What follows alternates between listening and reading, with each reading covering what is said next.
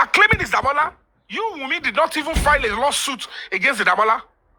Not even a single petition against the Damola. And I've been waiting for her to even drag me into this matter. 30 seconds left, drag me. I won't touch it. Emma drag me what other? I got to your how will they know before I'm and Safu Gokoni? And what we want giddy. But you have a petty down. But you have bomb before. What I'm going to do, I don't want to social media. I don't share TikTok. I think you're okay. You're family. In competition here, Fulani.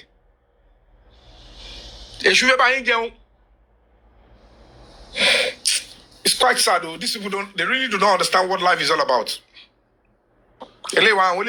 Also, Yomi Fabiyi said they need it in court.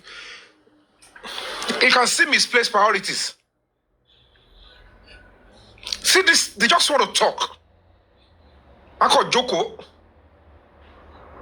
And they want to talk, they would think, I don't know, they have their likes, they are listening to them. They have their likes that they are trying to engage. Yomi Fabiyi said this, they should bring it out, you give them 200,000. I want to earn the beat one here, my gay. Why are you engaged? It was on social media. There is no way. Somebody must tell us what happened to Mohbad's neck. Exactly. Who knows what happened to the neck? What happened to the leg? What happened to the bleeding profusely? Our police should tell us, where did you see bleeding profusely? A whole commissioner of police will know what there is a small cut and bleeding profusely. And we have been able to play it down that Mohbad cannot bleed profusely from on the 10th to 12th. Medically, physically, biologically, it is not possible. Kolema die geniowo lati on the 10th, titi on the 12th. Koni to on lagidi, come on,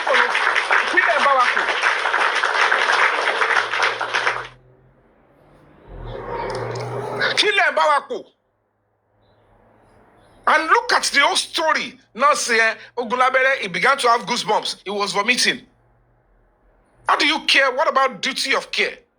You should know certainly that I don't have the medicine to do whatever to subside this. I don't have the antidote. The right message we must learn and pick from this is that, dear nurse, whether you are a quack or a professional, that house you are treating that patient is not where you should treat him.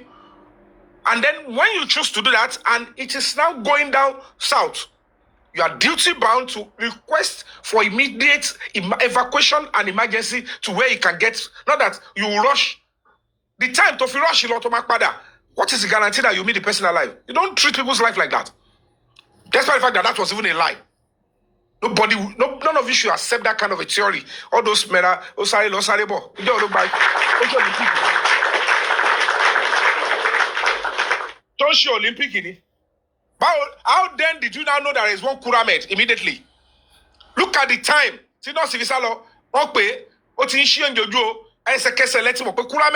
But when he was vomiting and he was having goosebumps, no idea of Kuramed. Who are you deceiving?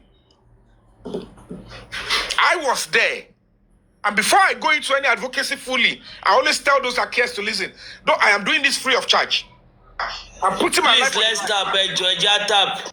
But I went there, I said, before I can draw my conclusion, I have heard from the other side, I've heard from this side, and Mohbad cannot speak for himself. I have to play that role, and let me go to that place. When everybody was talking, I was making move. I was not looking for the court order to get to this CCTV only.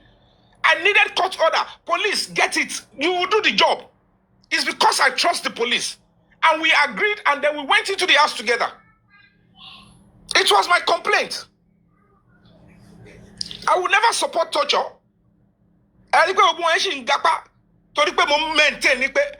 Irrespective of the fact that I'm complaining, I will never subscribe to torture.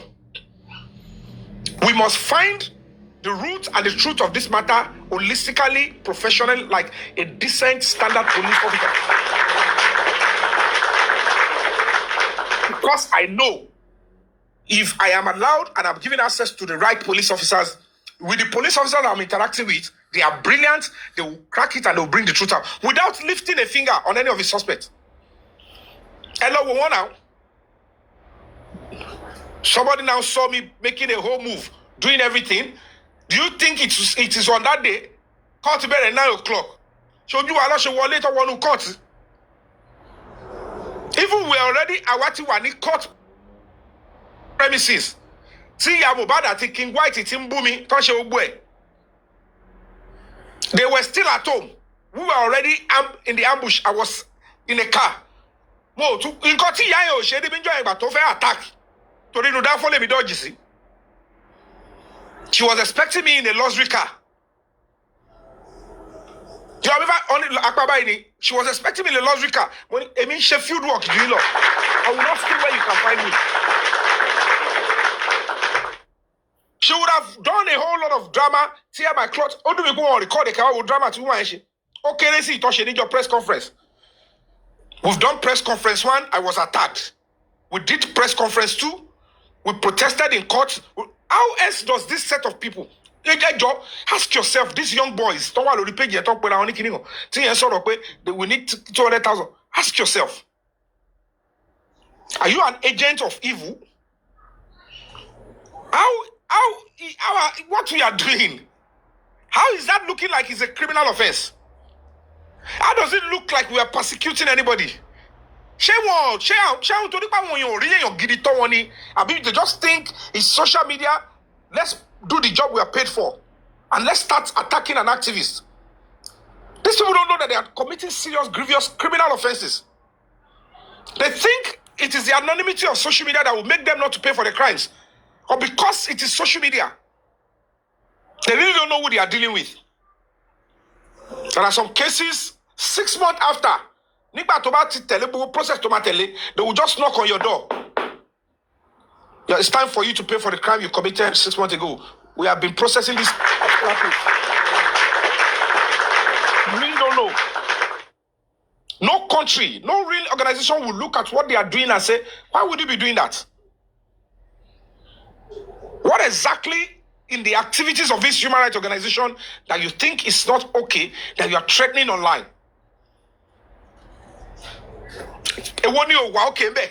She press conference, she protest, she why you caught to me.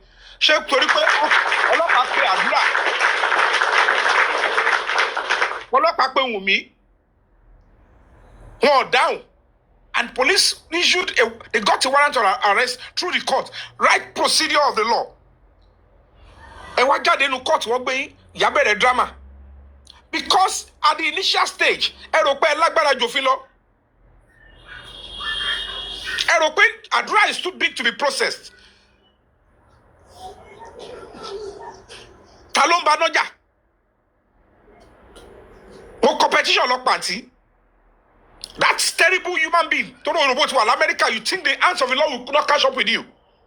You playing down on the petition, you ridicule a human rights organization. Me obey Shisheri. Gbogbo ntan so yo ti pose meji abo. Yomi ẹni kẹjọ ṣe kiri kan. Okay, no problem. Gbogbo conversation wo ti jọ ẹmẹrin abẹ́ márùn lọ. Olóòmọ̀ mi ò bá mi ṣe mo rí ẹ rí ni. Mélòó gọgọ lójú orí ẹ. I've never done anything with you. Oh, lójú ogun rí. O parọ́ o no ṣe sójà. O ṣe kọ́kọ́ rí ẹ kàn parọ́ fáwọn èèyàn bí olórí burúkú. Mo tún fún lápọ̀nlé pókè ojúlórójú ṣàánú ọmọ tó ti gbé yẹ ìgbóná tó ti tú àbúrò. Let's just cut her a slack. Tó bá ti ní mental disorder àbí ó ti wà bọ́ sí corner àbí kọ́kẹ́ máa ṣe dọ̀tí. I am doing something serious here. The fact that people are now doing it's a standard thing. Even it is better. The intelligent community, no matter the money they have, they still want let this public support this movement. That is when we will know that, okay, not only you.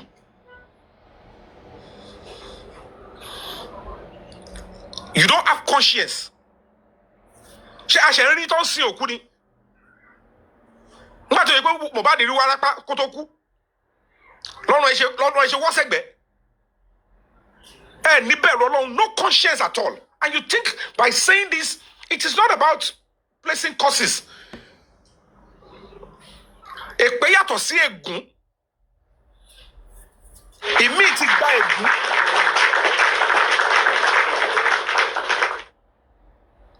Torí pé ogun ló máa ń ṣìyàn mú. Wọ́n ní èpè àti ègún kò kí ń ṣìyàn mú. Ègún tiẹ̀ ló wọ̀ sí jù. So it's not just about that people are donating. If you must know, if we must know, I'm just being careful. Normally on a good day, all the lies, kini kan ló sponsor, kini kan ló ṣe back. If there is a big person to sponsor, lè rí traces movement because wọ́n ti máa fi pariwo nǹkan tí mo ṣe.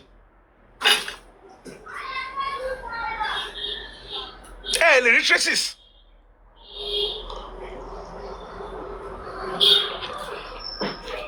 If some families really stand, talk about okay, they need an activist to come and do this for them. Some family will bring a whole lot of money and say, Yomi Fabiyi, we have a case here. We want you to please come and advocate for us.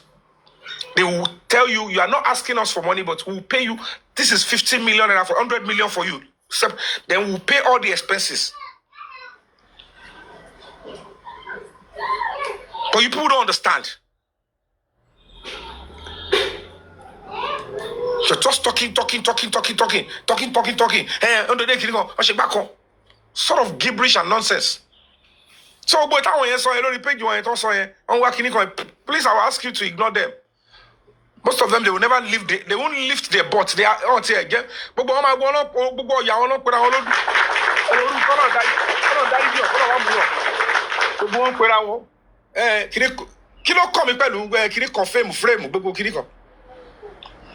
what are you famous for? The question.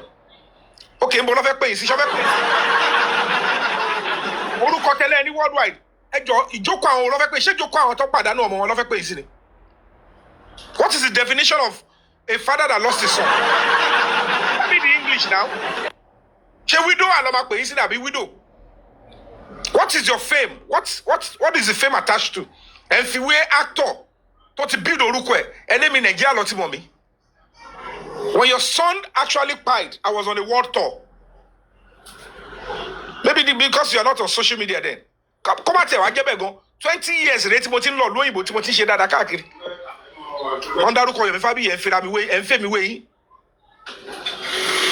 you don't know that your son got this level of prominence. But because celebrities, people that have name.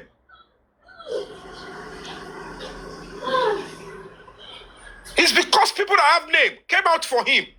Community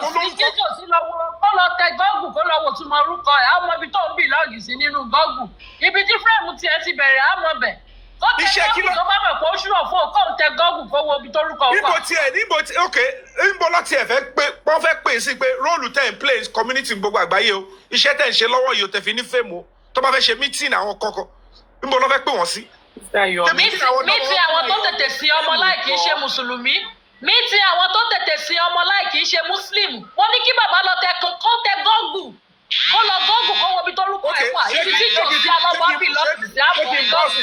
Take him bust the bubble gbogbo yín. Take him bust the bubble yín. Bust anything. For burying that boy before they actually did postmortem, the Baba has committed a serious criminal offense in Lagos State. Bring any lawyer, Kwaba me argue it.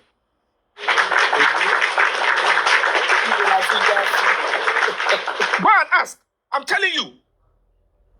Go and ask any lawyer. For burying Mohbad without a postmortem is a criminal offense in Lagos State. And if Baba claimed he buried, he asked about that means he's culpable now. You see, Peleo. My first political appointment was in 2003. How many years? 23 years ago. In Lagos State House of Assembly. I was PA and senior legislative aide to Honorable Mogori Ologbara.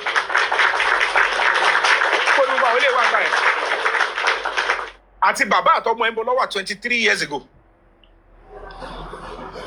When I have got my appointment at that's high level. I have built my name. I am using my name to help this particular case. I have nothing against Adura, Damola, Umi, nobody. I'm only doing what is right.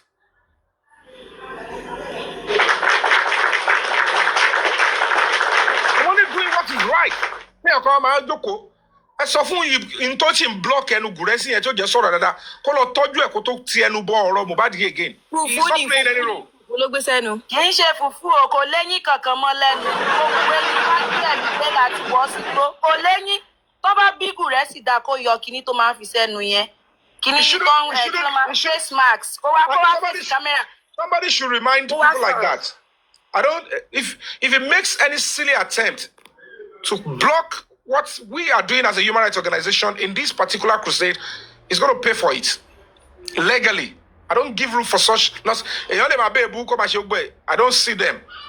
But if you make some terrible, serious, unnecessary, uncouth threat to my life, to my crusade, I don't care who you are, I'll come for you.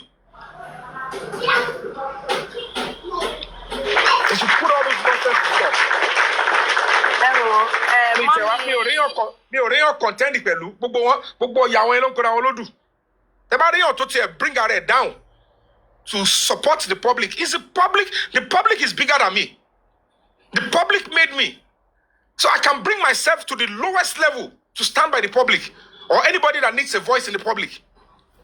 I am not going to be proud or say I'm this and that when it comes to the masses and the public. They are the king.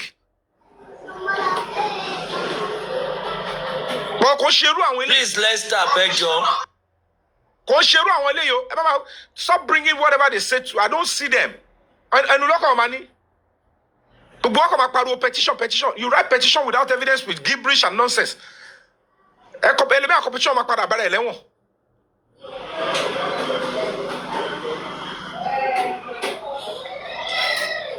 going to continue to forge ahead. We'll get justice for Mohbad. At this point now, there is no hiding place. We all need to come together.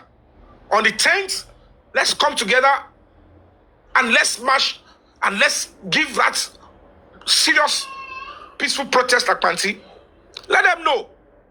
One of the suspects now confirmed that the shot that was sent to me is real. He sent it and the video, he did it. And then he said, I deleted. You cannot imagine one of their bloggers.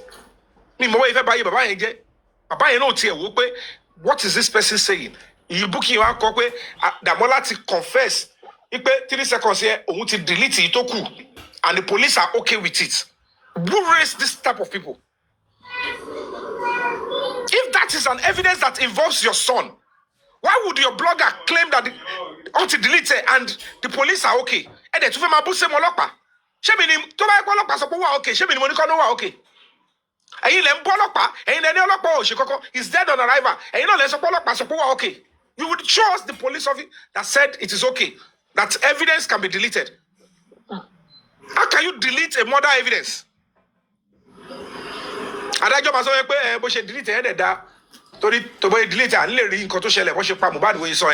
So you have not committed a crime. That's what the judge will tell. That's what the police officer will tell Dabola. No, it's good that you've deleted it. Or if you don't delete it, we would have done something with you. But now that you've deleted it, you are okay, go. Because they are ignorant and arrogant with it. How can you post online and you are a mother? And you are saying that somebody who was there when they carried Mohbad's body to hospital that was declared BID with broken neck could come out and tell you that what I purposely wrote out and sent a part video, then the main video, I have deleted it and police said it is okay, we are okay with it.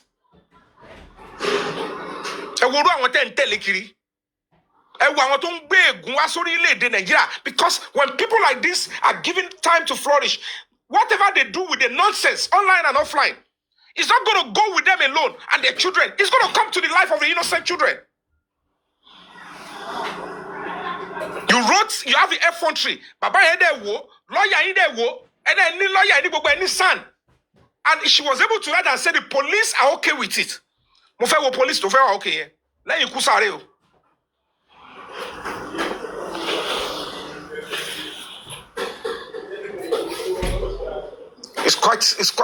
It's horrible doing this kind of thing on social media.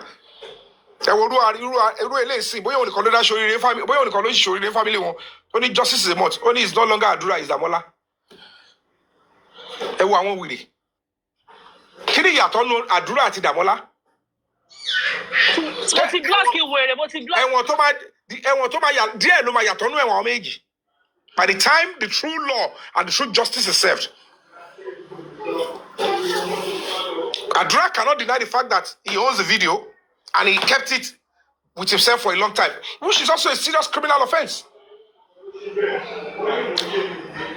They don't just want Adura to take ownership because, number one, it will be so callous that Adura is asking money to give such evidence. Number two, Adura will be direct witness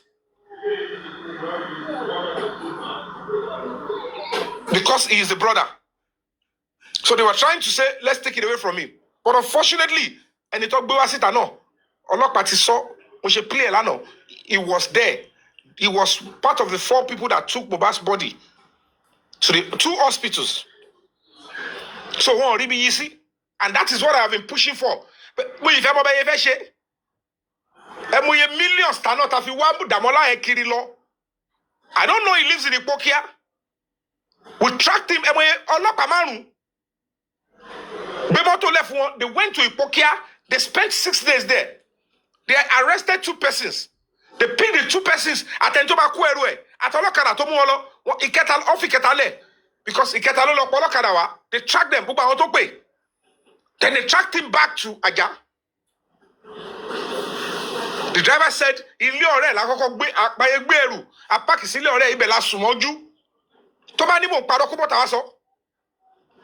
ìjọ tó kó ẹrù ẹ̀ kúrò ní Ìpókíà wọ́n dé Àjà ọ̀dọ̀ ọ̀rẹ́ ẹ̀ kan ló sùn mọ́jú pẹ̀lú ẹni tó bá kó ẹrù tó fi mọ́tò kó before they proceed to the next house. Ibẹ̀ ni driver yẹn ti sọnù tí ò mọ́lé yẹn mọ́. It was the help of the same Ogombo police station làwọn ọlọ́pàá lọ gbé and they trace him down to the estate and house. Do you know where we wà láti yàn ṣe ni? They tracked the Wumi down from Ibadan. From there, they were making arrangement to get her out.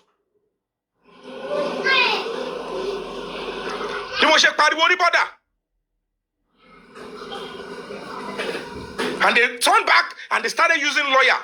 Go and write to the IG. Wọ́n bẹ̀rẹ̀ sí lo àwọn activists kankan. Wọ́n lo lawyer ńlá. Wọ́n lo ọlọ́pàá. Èèyàn tó wà ní ọlọ́pàá tó wà lókè. Do you know what I have been facing? Tọ́n lò láti sọ okay, they should quell what we are doing. Káwọn ọmọ kéékèèké kan wá rò pé nítorí àtijọ́ lo unusual or dirty, unnecessary, unrealistic trade because they think the future is not waiting for them and their children with the nonsense they are dealing with an innocent boy in the morgue. The only victim and the person I am fighting for is Mohbad. If the mother to Bisinu, tí ó wá justice, I can accuse anybody of not seeking justice. Don't bring anybody and overpraise anybody before me.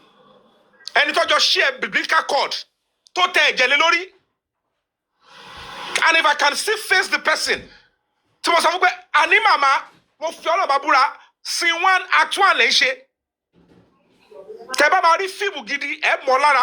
we are getting justice for Mohbad. I have never committed a crime doing that.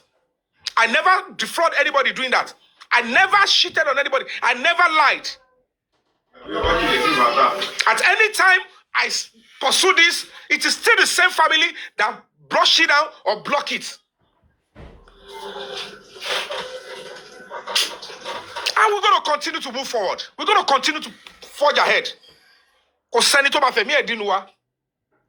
the truth and the real criminals will be brought to book. You call them alcohol commit a crime. But you will never stain the Nigerian police force. You will never bring that force down, and you will never bring Lagos State down. Because you are not for doing this nonsense. You are no longer a person. You are not a personal non-grata in Lagos State. You will never attack or destroy the reputation of the Attorney General and Commissioner for Justice. These people built their name. They built their career. They will never sacrifice it for people like, no, except you all fold your hands and you allow this to go. But if truly you are genuinely fighting for justice for Mohbad, we are following the right path. I will never ask anybody to do what is wrong. We will pursue it logically. and everybody throwing him or herself in the way of this justice, trust me, locally or internationally, they will pay. They will pay severely. Same blogger will come out and say, oh, it was DJ Bami. Yomi Fabiyi asked them to go and steal DJ Bami. Otuya, I am also getting sober. I'm throwing banana to the monkey beat here. Otuya, Otupadawa. Ah, he's one that don't believe him. Yomi Fabiyi, I call it Liverpool. Otuya, it's Adura. It's Adura that must you talk about. If you don't have anything to offer, can you just keep quiet? Who is doing competition with all of you? I mean bold to say it. To register justice for Mohbad. Lefe Makini. 101% of you could see to charge you me justice for Mohbad. I wanted to cancel my world tour. I posted my ticket. Go and check back. Go out to my post on Facebook and Instagram, where I have close to 1 million plus. I pasted. I said I am returning back to Nigeria to start justice for Mohbad, and we are going to be protesting heavily. Go and check.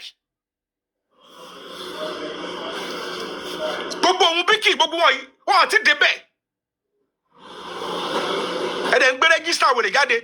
When did Yomi come? When I choose to put justice for Mohbad ahead of whatever I have. But if Yabo is doing it, good. That's a beautiful thing. If she takes over, no problem. Since I'm away. And I was pursuing because I am not after anything. But I'm supporting the way this something is going. Me, come up one share on TikTok, but I was reading papers, I was seeing everything. What is here? Come see Shebala Bala. Ebe sing be register jade. Igba ko lele ode. Ele lo get class captain. Ele teacher. Eje ka tap now. Eje tap. God bless you. Let's continue to cooperate and stand by one another. We are getting closer to justice for Mohbad. I told you, the remaining percentage is going to be bumpy. Because as it is now, this is the right pattern. Investigation law, responsible. And it is when we pursue it this way, Mohbad come and worry. If it touches on any other person that concerns your child, that is the reality of life. Because the only person that is seeking justice and saying, I want justice, is Mohbad. And if truly you give birth to Mohbad, Mohbad tó bá yẹ pé ilé bí ọmọ yìí, tó dẹ̀ ń béèrè pé mo fẹ́ ìdájọ́ òdodo, ẹ jìnnà sẹ́ni tó lè sọ pé kò ní rí. If you make an attempt with the whole drama you are doing, you will have not just God, you will have the graves and you have the ancestors to contend with. That means you are no longer his mother. Kosiba Yefeshe and no brace up. And no sorry okay pada. And the lama toro da give adura. Gbogbo o ki se. Uncle Yomi, ejo mo fo wa tomo jin lenu. Uncle Yomi mo fo wa tomo jin lenu ejo àwọn tí account NGO yẹn wà lọ́wọ́ ẹ. Ẹ jẹ́ kó máa bá post ẹ bẹ́ẹ̀ yẹn account NGO ẹ jẹ́ bá post account yẹn. Iṣẹ́ pọ̀ wájú tá fẹ́ ṣe. Ẹ jẹ́ Fire Force, are you there? You are here, please post the account number, please. Mama Mohbad, nobody hates you. Let the true justice be established. The police will investigate and treat everybody as a suspect. They will do forensic, they will do digital forensic, they will search everywhere, they will question people. Corona inquest is going to be a soft landing for whoever pipe Mohbad, because even I imagine to my one tea share advice gade. Eko bishop to my corona inquest the Connie Afello. I will not have to my ori TV lotimba judge soro. That is the same corona inquest. Eka azu boya or Tanaramani lower responsible. She unto soye, toko soye no. Let me fi dajo pe na the corona must be Naramani should be held responsible. Because all he would do is, I'm a witness here. I have right to choose how I'm going to speak here. But with police investigation, if you are a suspect, you are a suspect. And police were on the verge of getting an order to go and visit the cops. They were on the verge of bringing Wumi in. They were on the verge of doing phone forensics. This zone 2. All the orders have been taken. But contribution 10 support. Kí sọ̀tọ̀ fún ilé ni àti gba court order. Ọlọ́pàá àti mobile ó ti gba court order. They are willing and ready to go deep into it. Suddenly, I don't know what happened. They just about Mohbad lọ sí zone 2. The story to change padà. I know what happened, but I don't see command now. Ọlọ́pàá sọ lójú apá wọn ò ní jẹ́ kó wo TV, wọn ò ní wò. Nothing happened. I want interested in the video. That way, but what you lost the police command here. The woman came on TV, national TV, and said, ask Yomi Fabiyi, they asked him to come to command. How much do you think I am worth? She came on TV and said, they asked Yomi Fabiyi to come to command. They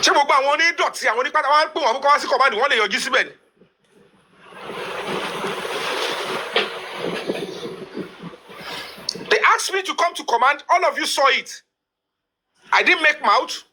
I didn't do anything. I gave the right response. I went to police command. So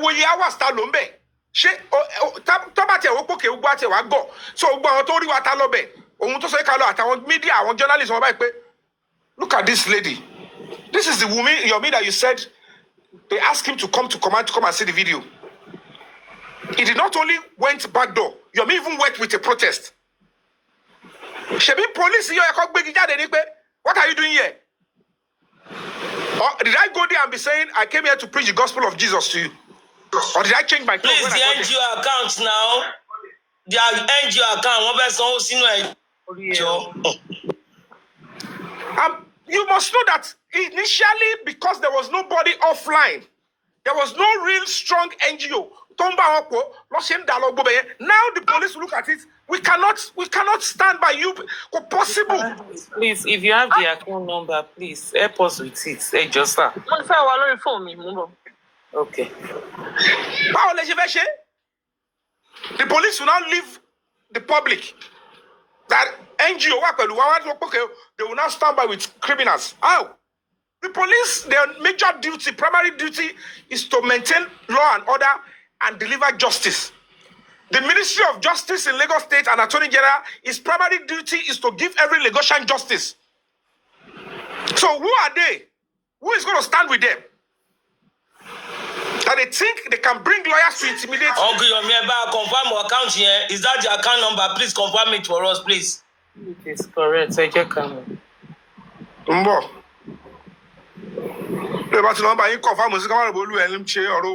Okay, Emma worry. We will wait for Perry's zone. Emma worry. Then Perry, please be fast with it, please. Continue, Mr. Yomi. I'm still looking for it on my phone, no. It's confirmed. It's okay. The account is okay, though. Okay. Only the account is okay. Go ahead, though. Emma Bass, owó gidi ni o. Àṣírí yóò ní tú ẹni gbọ́mọ sí o. Iṣẹ́ tí Yomi ń ṣe àwọn tí ò mọ̀ Ọlọ́run á jẹ́ kó yé wọn. At the end of the day, ẹni bá dẹ̀ ti gbèrè Ọlọ́run á gbé wọn ré lórúkọ Jésù. Kò ti ṣe pé fún mi àdúnkẹ́. So it's quite unfortunate. What paste the Sherry? No. Your own is not visible. Okay. Nobody's going to get justice, so they have no choice. Except the public and we as an NGO, we all back off. And we say, no, they can serve the young boy in justice. And it's because the members of the family want him to be served in justice. But if the public, because this is the fundamental law. In any case like this, criminal case like this, the prosecutor, the attorney general, the director of public prosecution must make sure that he preserved the rights of 3 major actors in cases like this. It is the law. The rights of the victim / complainant, the rights of the defendant / suspect, and the rights of the public. Go and ask any lawyer. If these 3 people, they have equal rights. And that is why we as public, our rights must be well protected in this. Sorry. She thought of me, show sister. Yes. Yeah. Okay. Yeah. All right. Okay, continue. So we need to stand together. This we are doing is for ourselves. It's for Adura to whatever is where Mohbad, wherever he is, to know that as a society we are not hypocrites. If we fail Mohbad, we are indirectly telling how they should treat us if any of us should be a victim of injustice. If any of our sons or daughters be a victim of injustice. That is how a society works. And that is how a society defines itself. That we as people, we have few amongst us that would love to toe the path of criminality. They will see the truth, they will see the light, they want to go through the darkness. We can't excuse them. We're not part of them.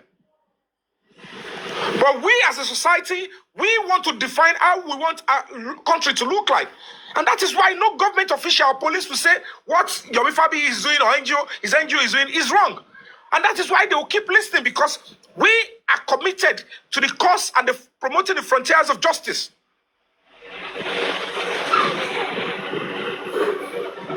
Ekowo, kini o ta se ti angle side one to fin antagonize wa.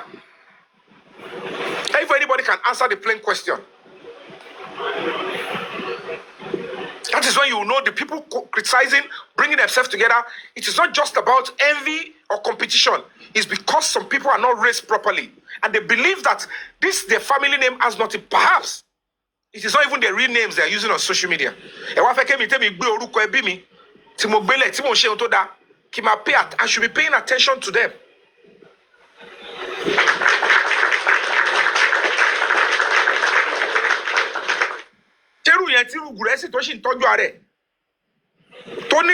Somebody that needs healing, issuing a serious threat.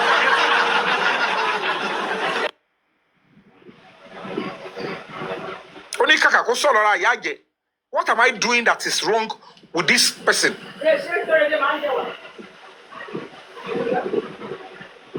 I said they made an attempt on my life. These are the same set of people that are trying to play it down. And Lokole, I am saying it. Mark my word. Those that wanted to make attempts then, I told you work is going on. You will realize that everything will come out. All of them, the role they played. And all of you will still come back and say, so it was real. You will come back.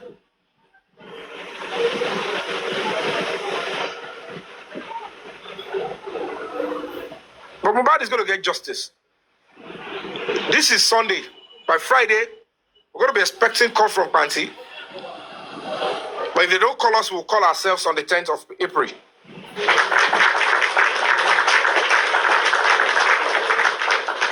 We'll call ourselves.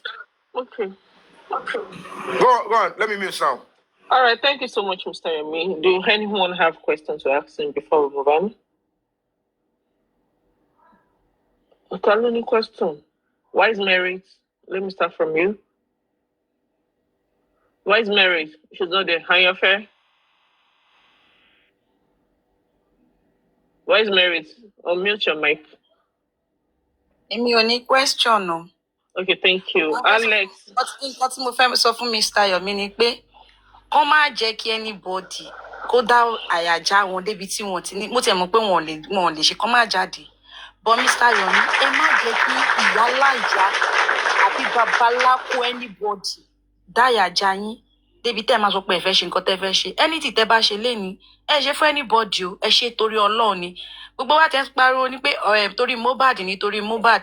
Torí èmi wo gbogbo ọ̀rọ̀ yìí ẹ, mo wò pé okay fine. Tí a bá tẹ̀ wá sọ pé nǹkan tí tó bá okay ká tẹ̀ wá gbà wípé Dàmọ́lá ló send kìíní yẹn. tí everybody dẹ̀ ń sọ pé àwọn wá justice at least why tí wọn ṣe jẹ́ ká ṣàmù nǹkan tó wà nínú ẹ̀ bóyá àwọn fúnra wọn ti rí wọn ti mọ nǹkan tó wà nínú ẹ̀ why are you hiding it away from public torí à ń pariwo pé Wùmí ni ò wá justice àwọn sáìdì Wùmí wọ́n ṣépè fún Mr. Yomi ẹ̀yin náà tẹ́ tún sọ pé ẹ tún wá justice fún Mohbad náà ẹ tún ṣe same thing ṣé ká sọ pé àtìlé ọ̀kan àtìlé kejì the same thing ni wọ́n ní ṣé ká sọ pé ẹ̀yin méjèèjì ẹ wá justice fún Mohbad ni. wọ́n ti ẹ̀ pọ̀ tó ẹsẹ̀ kọ́ lọ recruit sí fúra pé fúra pé báyìí ń ṣe gbọdọ̀ tí ẹ lè ní ṣe many things sẹ́mi ń tẹ̀sọ́ lọ. òun lè ṣe rí pé èyí tó ṣẹnu bí ìdí ọ̀bọ yẹn tó ní kàkà kó ràn lára ìyá àjẹ tèmi ó tún pele sí ó ti sòótọ́ fún yín. So whatever threat he is making anyway I won't say he's just a mere threat. ẹ má tẹ torí ẹni tí tẹ bá sọ wọn máa ní pé ṣe lẹ ń threat ẹ mọ́mí Anjọ́lọ́lù àkọ́kọ́ mo tẹ̀ fẹ́ tẹ̀ sọ. tó bá jẹ́ pé torí pé àwọn èèyàn sọ pé we are behind. hello wáìsì màá threaten ẹni tó ṣàárẹ̀ lọ́wọ́ n tó ń threaten ẹ̀ wà lára. ẹ̀wọ̀n kò léyìn o ó ní the go for me fún gbogbo eyín ẹ̀ o mọ́mí Anjọ́lọ́lù wa after life ẹgbà káàntì sílẹ̀ ká dáwọ́ fún Mr. Guresi kó lọ rẹ̀ eyín wọ́n ti ṣe rò pé ẹni ẹ̀ wọ ẹni òwò àtẹ̀yìn ìsàlàtẹ̀ Mohbad fún ní 40 research gbogbo eyín ìwèrè wọ́ sí gbó ara máa tàn ṣó easy kúkúrin ga gbogbo nǹkan tó ṣe bá tẹ. ó mọ ohun tóun ṣe tó fi kàgbákò yẹn ọ ní bọ́tà sọ́ọ̀nì. Mr. Yomi ẹ mọ nǹkan nìyẹn anybody tó bá ń bá justice bẹ̀rẹ̀ láti bẹ̀rẹ̀ ó yẹ kí gbogbo wa mọ orí èèyàn tí Mr. Guresi jẹ́ ó fún gbogbo nǹkan tó ń wá ní pé àtàtẹ bá ti praise bàbá Mohbad ẹ praise òun kò fẹ́ kí wọ́n sọ pé anybody ló lè ṣe imagine àwọn èèyàn sọ pé wọ́n fẹ́ protest torí nǹkan tó ń ṣẹlẹ̀ pé wọ́n fẹ́ kí Mohbad get justice ẹni tí ò léyìn ẹyọ kan lẹ́nu tó lè sọ̀rọ̀ sọ́lọ́pàá kọ́lọ́pàá gbọ́ dáadáa tó yẹ kó sì lè kó máa nọ́ọ̀sì ìgbà títí Mohbad fún ó tún wọ mọ́tò ó tún lọ sí station ó tún lọ wo nǹkan tó ń ṣẹlẹ̀ gbogbo nǹkan tó ń dùn báyìí I wish I'm Yomi o owó tó ń dẹ̀ ń dá yẹn náà bó ṣe mọ́tò gbogbo wọn wá panu ara wọn pọ̀ pé èló gan ni mi ò ní owó o mi ò tí mi bí mi tẹ̀ ní tí mo lè dá náà gbogbo yẹn ẹ̀ panu pọ̀ pé ṣé owó yìí ṣó tú ẹ̀mí Mohbad tó lọ sí àwọn àgbàlagbà àwọn rádaràda àwọn gadlétọ̀ àwọn jẹnẹrétọ̀ àwọn ìfámítìǹkà Wùmí kan tó yẹ kẹ́ fèsì mélòó irú wọ báyìí pọkiyọk àbí pọkiyọkì mélòó ló ti sọ fún Kúrẹ́sì ok pọkiyọ mélòó ló lánàá èmi lọ síbi bẹ̀ ní tèmi ò mo ní pé so ìdè pain tí Yomi bá ti jáde lẹ́ẹ̀kan gbogbo yẹn wá dà síta bíi pé wọ́n dáná lé yín lórí ẹ wá máa sunkún wọ́n fi ṣe yín ni tẹ́ bá fẹ́ justice ẹ̀yin gan kẹ́ wọlé náà you can't stop anybody from talking that's just it. And if you've heard me before and you felt that what I'm doing is not good, I don't care about it. God protection, hold on, let her finish. I understand. So, Mr. Yomi, ẹ jẹ́ kí kọríkọ fún yín. Ẹ̀yin comment section ṣe máa gbèrín àbí ẹ̀ ní gbèrín. Sister Perry, Sister Ayọ̀fẹ́, now our brother be this say. Now our brother be this say. Name na Yomi fabiyi. Now our brother be this say. Tó bá wù wá kọ́ lọ kú sómi. Now our brother be this say. Tó nǹkan tẹ̀mí mọ̀ nìyẹn tèmi o. Now our papa be this say. Yomi fabiyi dey go. Anyways, thank you so much. Odogu of his time. Odogu of our time. Why is it? I'm a bit like 10 sorry because Mohbad sí. Yomi máa bẹ́ṣẹ̀ rẹ lọ. Yomi máa bẹ́ṣẹ̀ rẹ lọ. Fabiyi máa bẹ́ṣẹ̀ rẹ lọ. Iṣẹ́ rẹ máa ẹni tí ò bá ti fẹ́ ṣe Yomi kó lọ kú dànù àrùn yàláyà bàbá anybody. Ẹ máa kú ní sẹ́ẹ̀. Wọ́n máa mọ̀ lára ẹ máa wò tí wọ́n máa mọ̀ lára. No bagger. Yomi Fabiyi wèrò lẹ́yìn yẹn o òun jọ la ìyá rẹ̀. Àwọn èèyàn wà ní bàbá. Wàhálà ẹ ti ṣe politics lọ. Ẹ ti ṣe politics dànù. Mr. Yomi please mute ẹ ní sùúrù kí ló ṣẹlẹ̀ ẹ máa kọrin náà àwọn èèyàn wà lórí on cue And do you have anything to say? Perry, Ogbe wa no ni. Sister Perry, ẹgbẹ́ sókè jẹ́ máa lọ comment section. Love our comment section. She's not there. Alex G, are you there? Yeah, I'm here. Okay, all right. Please unmute your mic. I want to ask Mr. Yomi something. Mr. Yomi? Please go ahead.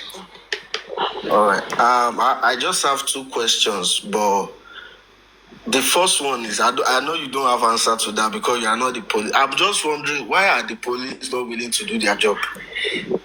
Because this whole thing is not even supposed to take any time. We have everything we need. Or let me say, they have everything they need to get the answer to this whole thing. And I'm just curious why. And the second one I want to ask you is, how many people has the police cleared as suspects from this case, sir? Because I just started following up this whole Mohbad case recently, and we the people, in a case like this, we the people would always win. Once the people are in one voice, shouting and crying for the same thing, the people will always win at the end of the day, no matter how long it takes. Okay, so, let me quickly answer that. You've asked your question. You've asked your question. Let me answer them. Number one, you asked that what will take the police to do their job. First and foremost, the grace that we are having now, let me explain it, and you must listen with open mind, is the fact that sorry, you have asked a question. Sorry, Mr. Yomi, you have asked a question. I have to drop it and bring another person. Thank you. No, wait. I might need to ask. No, wait. Don't bring him down. Okay. Let me quickly answer it. That the grace we are having now, my brother, is that the police are doing the right job based on the petition and my complaint that a certain individual, Adura Aloba, please, we are not tapping, no. Wanted to defraud me with homicide, confession, and evidence in the case of Mohbad. So basically, when I reported the matter at Panti, it was receiving a snail-pace investigation. So I reported to the higher command, and I can tell you for free, they started doing the job. And of course, in the course of that, it's going to take them a meticulous investigation to go into the matter from beginning. But they must start with Adura. And if Adura now points to another person, which he pointed to Damola, of course, they will now start with that, and then they will start going deep, which was what they were doing. Before, I don't know who did that, who did what, and they said, okay, you know what? Take the case back to Panti, where they are originally investigating Mohbad's matter. So now, that is that about that one. And the police in Panti, I can tell you for free that they are now, my own complaint and stuff, they are now investigating it discreetly. And before anybody could go back door, because they're beginning to send threats, that one bookie said the police are okay, that the suspect deleted homicide evidence. I want to see if the police are truly going to be okay with that, and they will ask me to go home or not. But the fact that I've been involved, because he in here, and that is where I prayed for. I said, God, for us to get justice from Mohbad, the way they have already planned this whole matter from beginning, it will need somebody who will be resilient, who can stand firm to be dragged into the matter. And God said, I will answer your prayer. Mohbad, I prayed to Mohbad. I said, if you want me to fight fully, these people are sneaky, they have money, they have everything. But make sure they drag me into this matter. And now that I'm already dragged in, there's nothing they can do.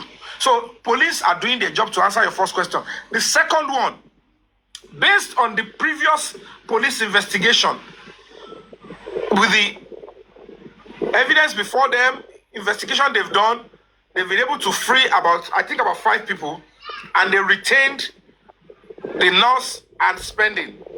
And if you ask me, in all sincerity, that the case is even going to court and those two people are retained for prosecution is beautiful and brilliant. That is how a government should do. Because at the end of the day, by the time the real truth of what actually happened to Mohbad comes up, you will realize effectively, most likely, it has no connection with all those people, except there is a new lead. But if what happened to Mohbad, which of course happened in that house, all those people that were freed, they were not in the house with Mohbad. So they did not practically know what happened. And they know that if it has to do with bleeding profusely and the broken neck, certainly it's those people in the house are the ones that can give account of what broke Mohbad's neck. And they are the ones that can point to whoever. Maybe if anybody came into the house to assist them, and that is when we'll be able to know who and who to be arrested again, if it will connect to those that were freed. So, to answer your question, 5 people, if I'm not mistaken, have been absolved and asked to go free, that they have no case to answer. But Spending and the nurse, they have serious case to answer, which, of course, the nurse is being charged, is going to be charged with negligence. The negligence will be attached to something. Because negligence that led to somebody losing his life means that she could be charged with first-degree murder, manslaughter, anything. But, of course, the treatment of that nurse is secondary to something. It is not just, it's not that court. Because that court was linked to Prime Boy and he has been set free. And that is what the government is saying. Now, Prime Boy, who is linked to that court, is no longer, he has no case to answer. But we don't have the evidence of what actually led to the bleeding profusely. And that is what we have in confession via Adura Aloba's TikTok to me. So now that Adura now said, oh, it was Damola, but Adura has the video. He had the video for over a year plus. So he is accessory after the fact, and certainly both him and Damola will have to tell us what happened to Mohbad and how he passed. And if they choose not to tell us, the fact that Damola said he actually deleted such a very vital one, they both will be charged with murder. They can't escape it. Because I don't know how they will explain to the judge that what would have bring clarity to who did this and that, you deliberately chose to delete it. You obstructing justice, you are tampering with evidence, and then you are a credible witness because you both of them, they took Mohbad's body with the rest of others to the hospital that they declared him both BID. So that's what we are and that's where we stand. So I want to believe I've answered your question, Alega. Yes, thank you so much, sir. Because I was just wondering, because you see, in a case like this, first of all, I think naturally is to check people that has something to benefit off his death, people with motive, you know, like probably record label, wife, brother, family, anybody to benefit. Because in abroad, we all know if someone, like maybe if you lose your spouse, they are going to check who is on the record to benefit from the death insurance. If it's the wife, then automatically she's a suspect, which it doesn't mean she did it, but they just have to clear her. You're correct. You're absolutely correct. Yeah. So, and I'm just wondering, since we could piece together, okay, who are the people with him for the past or for the last 24 hours of his life or 48 hours of his life? Also, people with motive, brother, wife, record label, blah, blah, blah. Then check, we look into them, you know, I mean, I believe if they just... Before they can extend it to people that can benefit, is because of the physical features that happened to the victim. If it is a case of he was attacked in his house, it is those in the house that can actually say, this is who came into the house, this is who was with him, this is this. But if they now conceal that, if they now say the nurse treated Mohbad based on these terrible injuries, which certainly is not... Please, you send the account number, and you can send the account number, send it.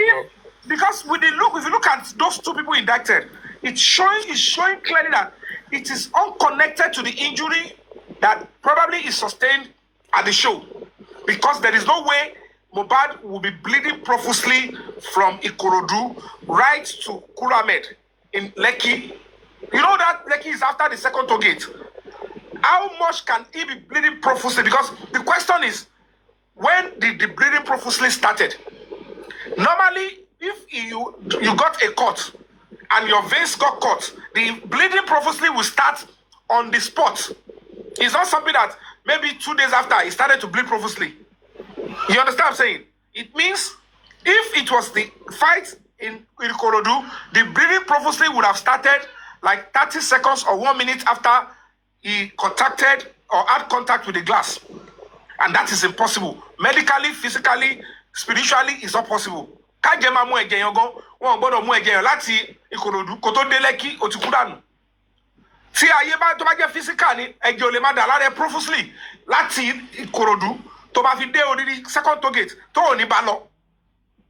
And báwo ló ṣe máa bleed profusely tẹ́ ẹ̀ ní gbé yà lọ́spítù? Irú kò sí bí mo wá di ṣe fẹ́ 8 hospital tó. Nurse wo ló máa ní kó ṣe máa pè kó máa bọ̀ kó máa treat òun when he is bleeding profusely. Can he say because I don't like hospital, I will have to wait for a nurse to come and meet me, and then I must stay in the motor, I must stay in Lele. Irú life will never live and to bebe. So it's non-negotiable. That one is not going to work, and that is why Prime Boy would have to be set free because it's not tenable, and nowhere Prime Boy was said to even exchange blowback. So at the end of the day, the government is telling you that straight language. That nurse, you know, it is not that hand. So if you choose not to speak the truth, you will be charged with murder because at the end of the day, you are telling us what you treated led to loss of life. And the Baba said, even my son did not die on the 12th. He died on the 11th. So the nurse asked questions to answer. And then you spending that invited the nurse. Baba said the 11th.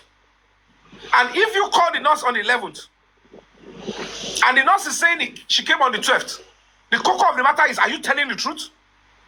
What did you call the nurse to come and do? What did you see happen to Mohbad? That means you were there because this spending was there on the 11th. So if anything happened to Mohbad on the 11th, which he required the nurse, that means you spending, you witnessed it, or you were part of it. So he doesn't know why he's being held back. So until all of them are pressured to speak the truth and say, if you continue to say you are scared, you are scared. Expire. Original new refresh prison. Our prison today one dancing only. What's our prison like? Prison is in worse. Okay, Mr. Yomi. Calm down. Gbogbo question baba yẹn ti pọ̀ jù, so I think because we have a lot. That's okay. Yes. Okay, now, yes. So yeah, please, Andy, can you drop Barack, please? Let's. No, my very question now. Oti bole, call me a question. No, multi drop and to bury. Oh, okay. Drop any, yes. Oh yeah, Andy. Let me be your man ní question kankan because ó ti sọ gbogbo nǹkan tó wà ńbẹ̀ already, and tí àdúrà ò tí escape because tí Dàmọ́lá bá fẹ́ take form kí àdúrà rántí pé fídíò tá à ń sọ yìí inú fóònù ẹ̀ ló wà kó tó sọ pé òun ta fóònù. That is number one. And secondly, níbo ni àdúrà ti rí fídíò yẹn? Níbo làdúrà ti rí fídíò yẹn? Ṣé èèyàn ló transfer fún ni àbóhùn fúnra ẹ̀ ni ló record ẹ̀? Ló record ẹ̀ fúnra ẹ̀. Ìtorí ẹ̀ anybody tó bá ń tìǹ pé Dàmọ́lá ti take 4 ó kàn yẹ pé Dàmọ́lá ó tún fi ẹ̀ṣẹ̀ kún ẹ̀ṣẹ̀ ẹ̀ ni. Àdúrà ò lọ sí anywhere. Ẹ pọ̀n Yomi Yọ́mà ẹ̀jẹ̀ pọ̀n àdúrà tó gbámú yẹn gbogbo alábá ẹ̀ gbámú òkú wọ́n ní kọ́kọ́ ló gbámú. Regarding to spending, there's no doubt spending is part of the script because àdúrà tó jẹ́ àbúrò Mohbad fi yé wa ní under oath ní corona inquest ní last year pé after 12 p.m. on Monday kò sí ẹ̀dá alààyè on this planet tó máa sọ pé òun tún rí. Níbo wá ní bẹ́ẹ̀ ni níbo wá ní spending ti rí tiẹ̀? Ṣé alààyè lórí ni àbókù ló ti rí? Spending ìwọ fúnra ẹ gan wọ́n ti rán aṣọ ẹ̀wọ̀n fún ẹ already. Now tí nínú ilé ó ní on the level lọmọ òun kú. Ìwọ Wùnmí lórí interview ẹ o sọ pé on the 12th. Now ẹ̀yin méjèèjì ẹ máa ṣì wá fojú balẹ̀ ẹjọ́ ẹ fẹ́ ẹ kọ̀. Because nígbà tó bá fagbó máa fagbó. This is where I want you to engage me, and I just want yes or no. The video that you pursued last year, tí wọ́n bàjẹ́, ta ló bàjẹ́? Mr. Muiwa. Okay, hold on, Mr. Muiwa. Good. Now, Mr. Muiwa yẹn, ta ló represent? Baba Mohbad, Mr. Joseph Aloba. Good, hold on. A mọ̀ pé àdúrà wà nínú ilé. Definitely, àdúrà máa ṣe kí ni ó máa appear nínú video yẹn, yes or no? Absolutely, 100%. Good. A mọ̀ pé wọ́n sọ pé blessing wá síbẹ̀ àbí bẹ́ẹ̀ kọ́. Definitely, blessing náà máa appear. Àbí bẹ́ẹ̀ kọ́, ìyá Mohbad a confirm pé ó débẹ̀ níjọ́ Monday. Ìyá Mohbad náà ṣe kí ni ó máa appear. Now, kí ni reason tó ṣe wá truncate video yẹn? Ẹbí Mohbad wo ló tún wà níbẹ̀ tí wọ́n ṣe wá truncate video yẹn? Because a ti mọ̀ pé àdúrà wà níbẹ̀, fine, inú ilé ẹ̀ ló ń gbé. A ti mọ̀ pé Mohbad débẹ̀ níjọ́ Monday, fine. A ti mọ̀ pé blessing náà wà níbẹ̀, kò gbé mẹ́wọ̀ọ́ tó wá síbẹ̀. Táwa ní ẹbí Mohbad tí wọ́n fi wá truncate video yẹn tí wọ́n fi jẹ́ kó jáde. Mr. Andy. We will leave that. Mr. Andy. Hold on, please. Only the investors are very important. Okay, go. When the police in Zone 2 contacted Iya Mohbad to request that Wunmi should honor their invitation, Iya Mohbad one speaker. Iya Mohbad was telling the police officer that, wala wow, Yomi fabiyi ti yawo sórí social media, orí òkè làwọn wà báyìí. Wọ́n dẹ̀ sọ pé wàhálà túnṣì máa wà. Àwa ní, but we need Wunmi. Ó ní kí lẹ fẹ́ fi Wunmi ṣe. Okay, ẹ mọ tó ṣẹlẹ̀, ẹ fi Wunmi lẹ̀, ẹ ṣe lọ mú Zomo yẹn. Ẹ fi Wunmi àtàdúrà lẹ̀, Zomo yẹn ni kẹ́ face. So why would Mama Mohbad want Zomo to be arrested if he is not connected to that video or was in the house on that day? So whoever to bá mọ̀ pé òun fẹ́ support pé kó má dárúkọ Zomo or he was not in that house should compel them, even as a father, to say whatever the case may be, video tá ń sọ yìí, ìjọ ẹ tẹ kọ́kọ́ fi yan mind kárí pé kò sí Zomo mẹ́. And let's see if Zomo was in the old house, àbí new house. And then you see why I can't even understand why the Baba will not say, if my son Adura confirmed that in the video, send in 3 seconds, see Yomi, Zomo was there. Whether it is the old house or the new house, it is important for you to show him. Any lawyer, you will be interested in saying, show him. So that it can be established that it is an old video. Content old video here and what actually transpired. But suddenly, the only thing I could get from the same camp, Baba, see, I don't want justice for Mohbad. He's saying that video is irrelevant. Zomo is an old video. Did Baba even know what happened in that video? And look at the end of the day, Zomo ati Wunmi wa jojade. Wunmi said, I was not fighting Mohbad. I was fighting Zomo. It was Mohbad that was recording.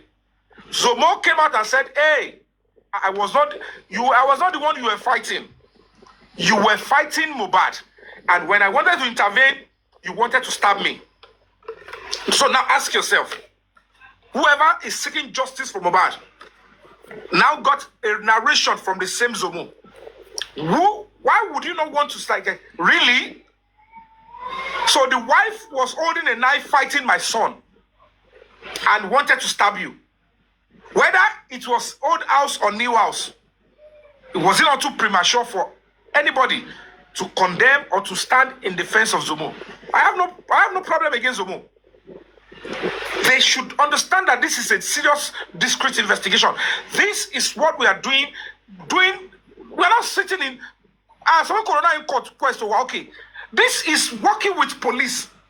Condemning this is condemning the police. And one other position. So add it to this one, Mr. Andy. Add it to it.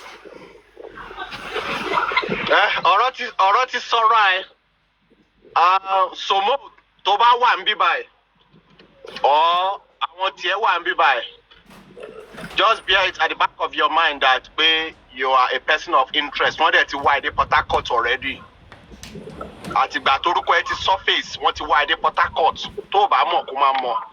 You understand? From Lekki to Port Harcourt. Yeah. Ó ní mò ń sọ fún gbogbo èèyàn kan máa gbọ́ báyìí. Wọ́n ti wá and ó sọ pé ò sí ní Bera Grand. Ó wà ń Bera Grand o, Somo. You understand? But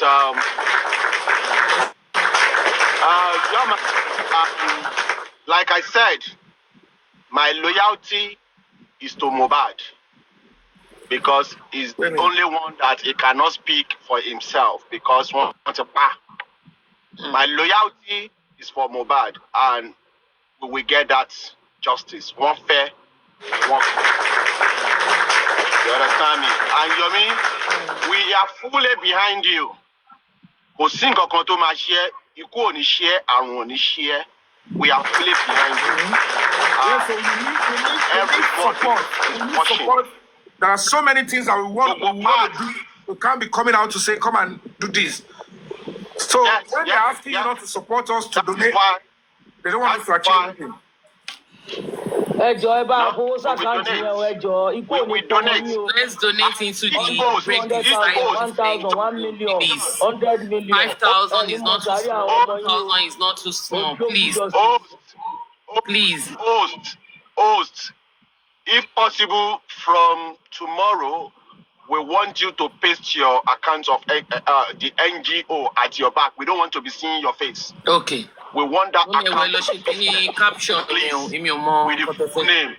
We are tired of seeing your face, Mommy Joy Oluwa. Perry. Okay, sir. Perry, please. So you have posted. Okay, sir. Okay, sir. I pasted it, We will keep pasting in. Yeah. No. All right, Andy, thank you. Are you done? Host ma fi ṣe background. Andy. Yeah, we will find somebody for her to please. Mr. Tunisco, let's have your submission. Mr. Tunisco. Barack one by before Mr. Tunisco. Andy, my drop me your wallet. No, don't drop Mr. Andy. No. I'm not worried. I need to money. You cannot drop him.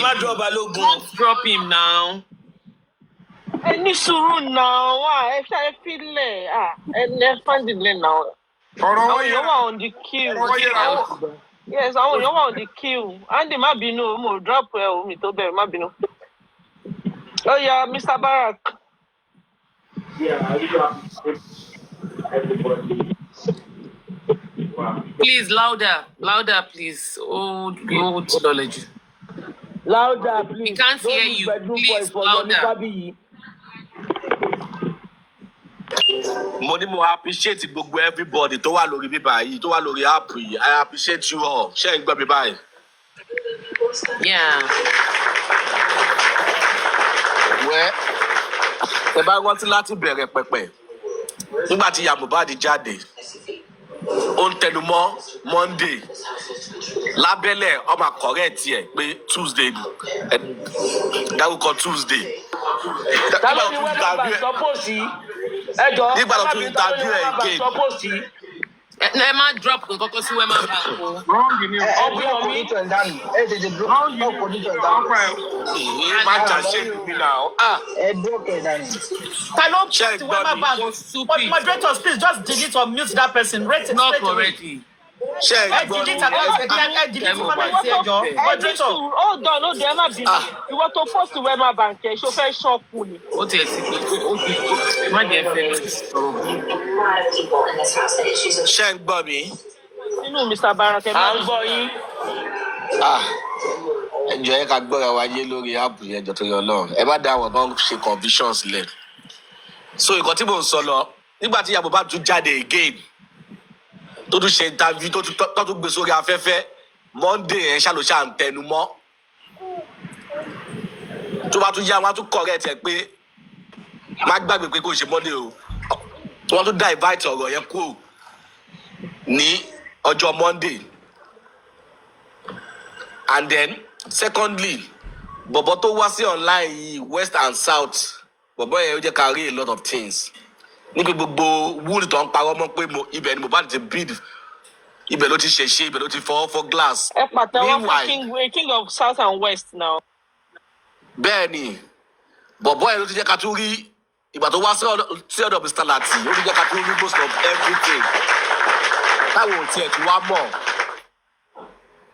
bí ìgbà tó zoom ọwọ́ Mohbad yẹn before kò tó lọ sí ṣògàn ọwọ́ yẹn ti ń dùn ọwọ́ yẹn ti wà ń bẹ́ ó ti wú síbẹ̀ ọwọ́ apáwọ́ ọmọwọ́ yẹn pé ọwọ́ yẹn nígbà tó fọ́ glass tó yẹ bá fọ́ glass tó yẹ bá fi ọwọ́ fọ́ glass ibi elbow ibi ọwọ́ orúnkún ọwọ́ níwájú ló ti máa ṣe kíni ló ti máa ṣèṣe ìwọ tó fọwọ́ fọ́ ilẹ̀kùn window glass tó lọ bọ́ sí ìsàlẹ̀ ibi elbow irọ́ ńlá nìyẹn gbogbo nǹkan bẹ́ẹ̀ kò materialize rárá ọkọ̀ fẹ́ fi gbogbo kìíní yẹn kẹwọ́ ni ọ̀bẹ yẹn tún sọ pé Mohbad ti kú ó ti kú láti jọ Monday ọ̀sùn tí òkú yẹn ti di Tuesday ni I will not argue with him all right he's 100% right gbogbo àwọn tó wà nílé yẹn wọ́n ti jókòó wọ́n ti ṣe debate àti analysis lórí irọ́ àti tó ṣe máa lọ nípa láti broadcast gbogbo kíní yẹn bọ́lọ́mọ láìmọ̀ wípé Ọlọ́run bẹ Mohbad náà kò jẹ́ ṣe kíni kò sùn ọmọ yẹn wá justice ó jẹ́ máa rí Ìyábọ̀ Òjó náà fi jáde wípé Mohbad die in the house not outside the house ní pé ṣé kábẹ́yà máa treat lọ sínú ilé ni òun náà ó sì bọ̀ wá sọ tẹnu ẹ̀ ṣe tèbó ṣìṣojú ẹ̀ ni tó fi wọ̀ pé Mohbad yẹn ó kú sí outside the house. Ìyábọ̀ is saying the truth. Farabalẹ̀ gbọ́ ni. Okay. She said she died in the house. It means that is the truth because òkú ni wọ́n gbé ní hospital. Bẹ́ẹ̀ni òkú ló gbé ní hospital tó wá pa wọ́n pé Mohbad lọ sí hospital ọ̀bọ̀ kan náà jáde nígbà yẹn ó ní òun rí Mohbad tó fẹsẹ̀ rìn òun fẹ́ bá ya fọ́tò ara wọn ló ń ṣe gbogbo kìíní yẹn hostage yẹn ni wọ́n fẹ́ fi convince gbogbo wa ni àdúrà àti kílókò Dàmọ́lá àwọn ní Mohbad kó sí nínú àgàgà Dàmọ́lá yẹn àbádúrà anybody tó bá ń wọ̀n tó bá chat Mr. Yomi mọ̀ pé Mohbad wọnú ìkànnì wọn ni tó fi ṣe kí ni tó fi text Mr. Yomi ní pé I have a video of how we push Mohbad from the staircase. ẹ máa làágùn jìnnà lóyún inú ara wa ọ̀fọ̀ àdúrà ló bá mi chat. But if they are bringing Dàmọ́lá èmi náà mọ̀ pé àdúrà ni mo mọ̀ Mr. Yomi mo mọ̀ pé àdúrà ni. kò yọ kọ́kọ́ náà méjì lẹ̀ when the real judgment will come down. nítorí pé kí ni tí wọ́n fẹ́ sáìnì kó lórí icloud wọ́n fẹ́ bọ́ sórí fóònù another phone ó máa indicate yẹ pé èèyàn kan fẹ́ lo kíní kan ẹ ó máa indicate ìyẹn kankan láì fún òfin wà ok so wá rí pé èèyàn fẹ́ lòdì èèyàn fẹ́ sáìnì sínú kíní ẹ ó lè tẹ block ó lè tẹ ṣe anything ìyẹn náà cancel ni kò sí lọ́sẹ̀ fẹ́ ṣe tó witness ti wà ó ti sọ pẹ̀lú ẹnu wọn ó yẹ ti ní evidence fídíò wà fídíò yẹn jẹ́ kèrè ó sì máa jáde gbogbo tó ń ṣe yìí òfútù fẹ́ tẹ̀ ní. ẹ bá wa táàpù ẹjọ ẹ bá post account number yẹn bá táàpù. I want to appreciate you Mr. Yomi you are doing a great job mo máa ń wo fíìmù yìí gan àgbàgbẹ́ tí ń tẹ̀lé yìí nígbà tí kéésì àbájẹ̀ṣà yẹn ni mo ti ń tẹ̀lé yìí ni mo pé ní eléyìí Ọlọ́run á fún yín ṣe ẹ ní fojú sunkún ọmọ gbogbo tó ń ṣe yìí níbi ibi kò ní jẹ́ ti yín lágbára Ọlọ́run a máa ṣe jálẹ̀ a jẹ máa yọ̀ a máa jó a máa yọ̀ àmín Jésù àmín. And then one more thing Mr. Yomi tí gbogbo kìíní bá ti parí tó bá ti di justice bẹ́ẹ̀ kẹ́ ṣe fíìmù yìí jáde a máa gbé sí number 1 Amagbesi number one kini yìí ó ní láti fi ṣe film láti ṣe kini láti fi enlighten láti fi call everybody láti fi how you ma all over the world about get investing. Ẹ má ti sọ yẹn sí ẹjọ́. Agbọ́dọ̀ láti sọ tó yẹ kini agbọ́dọ̀ kí o materialize Netflix ni lágbára náà máa gbé lọ sí zone 24 ẹ máa gbọ́ mi máa gbé lọ sí zone 24 ẹ máa gbọ́ mi sá máa gbé lọ sí zone 24 kọ́ gbé lọ sí zone 30 kìnìkan Amagi justice. Barak, Emma something. There are some idle individuals. These are the kind of things that they will just want to pick to keep. Though it's not affecting us, if we talk about it now, because whatever she said,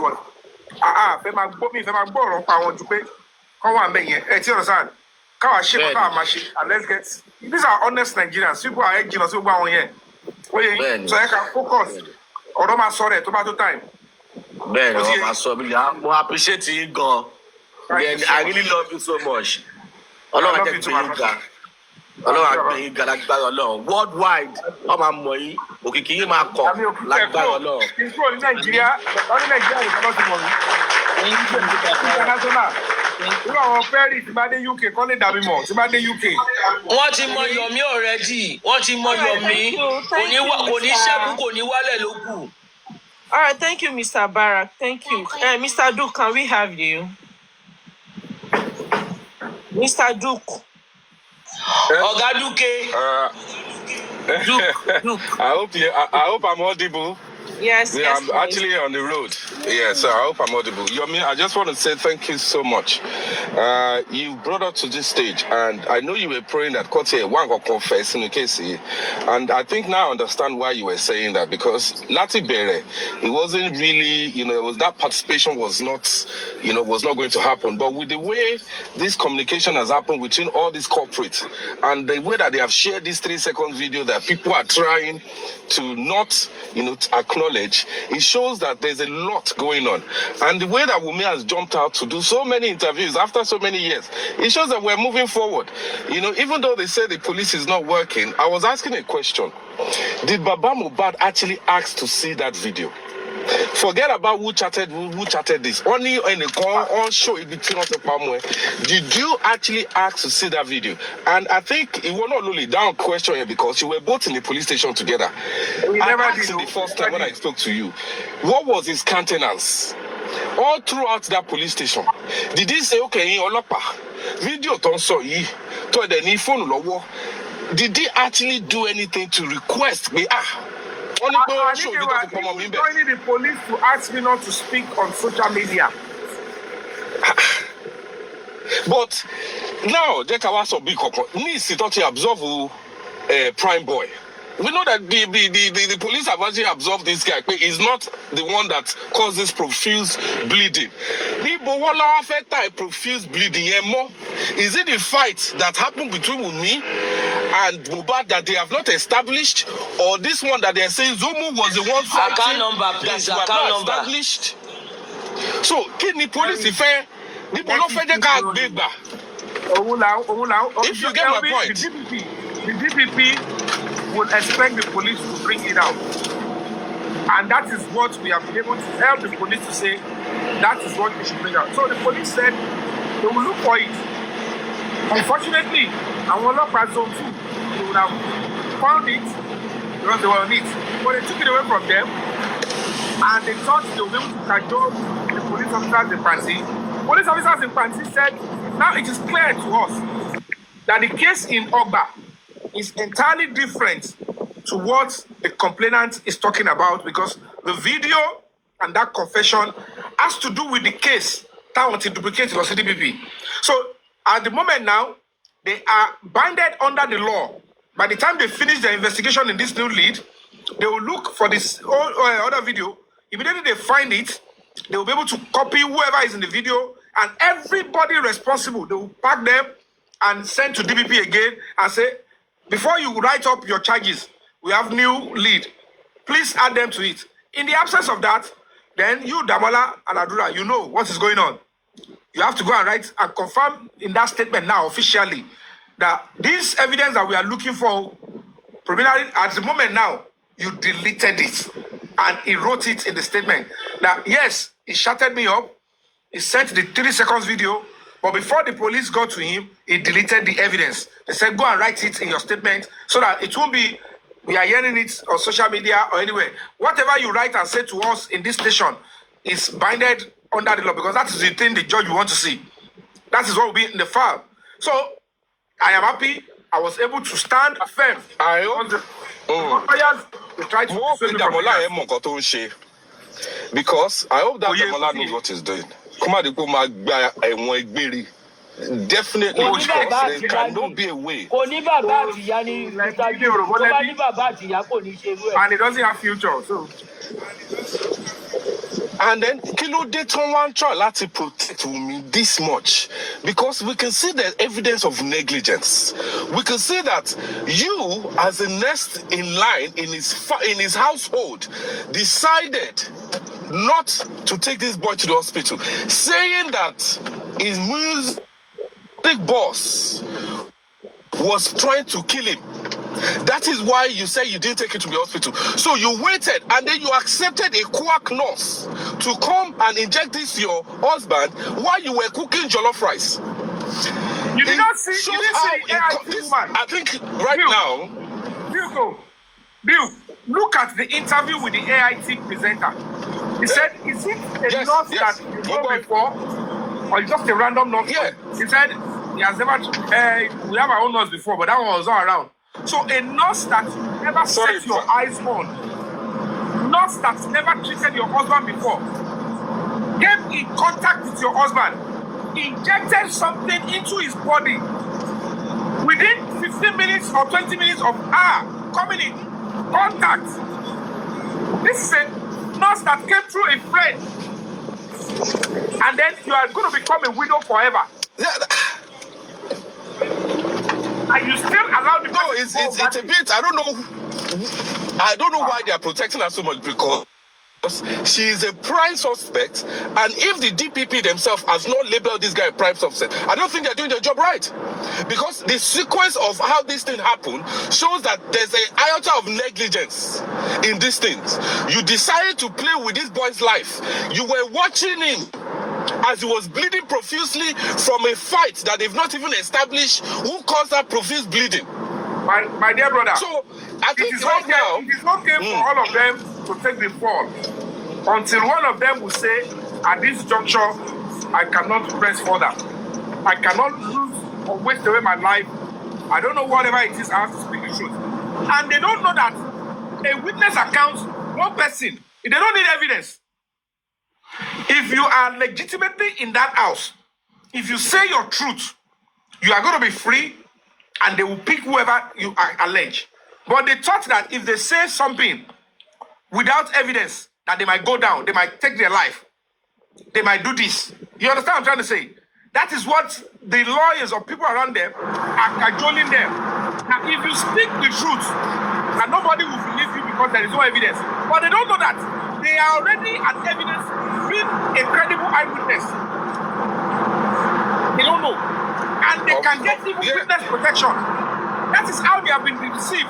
That never sold up or send it to my Bible to the evidence is pro. Agbára dé wà, wọ́n mọ̀ pé irọ́ ni. Pé wọ́n wà ń bẹ̀, wọ́n dẹ̀ ṣojú wọn. Kọ́ bá ti sọ pé nǹkan báyìí ló ṣẹlẹ̀. All they need to do is look for a neutral person to protect them. If they don't believe or trust the police that they want to say it to, and they will go with them, say your stuff, whatever it is, you'll be free. Nothing will happen to you. Maybe you have seen one or two persons go away. They will still be the ones to cry off in that place if you speak the truth. So there is a step they would have taken to speak that truth as a witness, and it will be secured.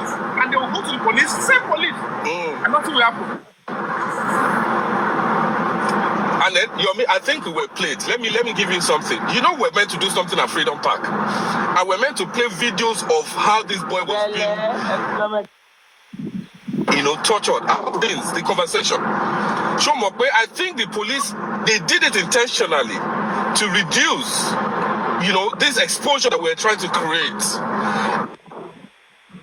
But of this conversation between Wumi and Mohbad. And I think we still have to go that route. It's not necessarily just matching alone. It's creating awareness about how this boy was treated. Even the picture of his neck being broken is alone to make people to come up and say, Kilo day. You understand? And until we start to go back to that thing, they misled us. Toxicology. I am praying that the toxicology speaks exactly the truth. Tell us the position of the body, everything. That will be useful during trial. Because the only way it can be useful is when the trial starts. Toxicology, because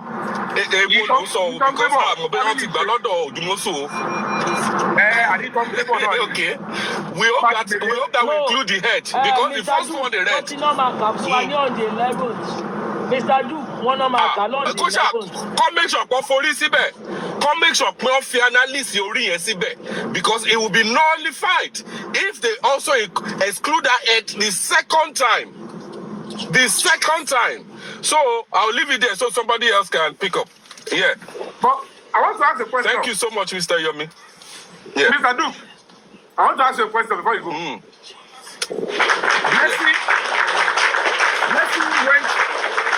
Blessing went to see the body, right? On behalf of the family. Blessing and Gurexi. And I told Gurexi if he has to be subpoenaed to come and tell us what he saw, they will subpoena him to the court. No, even without being subpoenaed. Normally on a good day, they should have been listed as a witness through Baba's lawyer. But are you sure? Yes. Are you sure that the testimony of this people, because if they saw broken leg, and injury, and at the end of the day,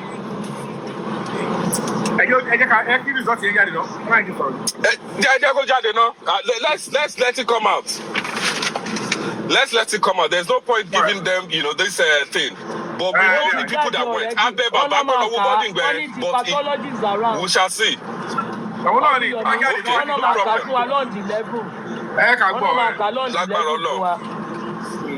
No problem. Thank you so much, Mr. Yomi. We'll continue to support you. God is with you. Mohbad's spirit is with you. At the end of the day, we're all looking for justice for a better Nigeria, not just to side anybody. Nobody cares about anybody's feelings right now. All we want to do is and let's look at it now. We have 15 people in the house.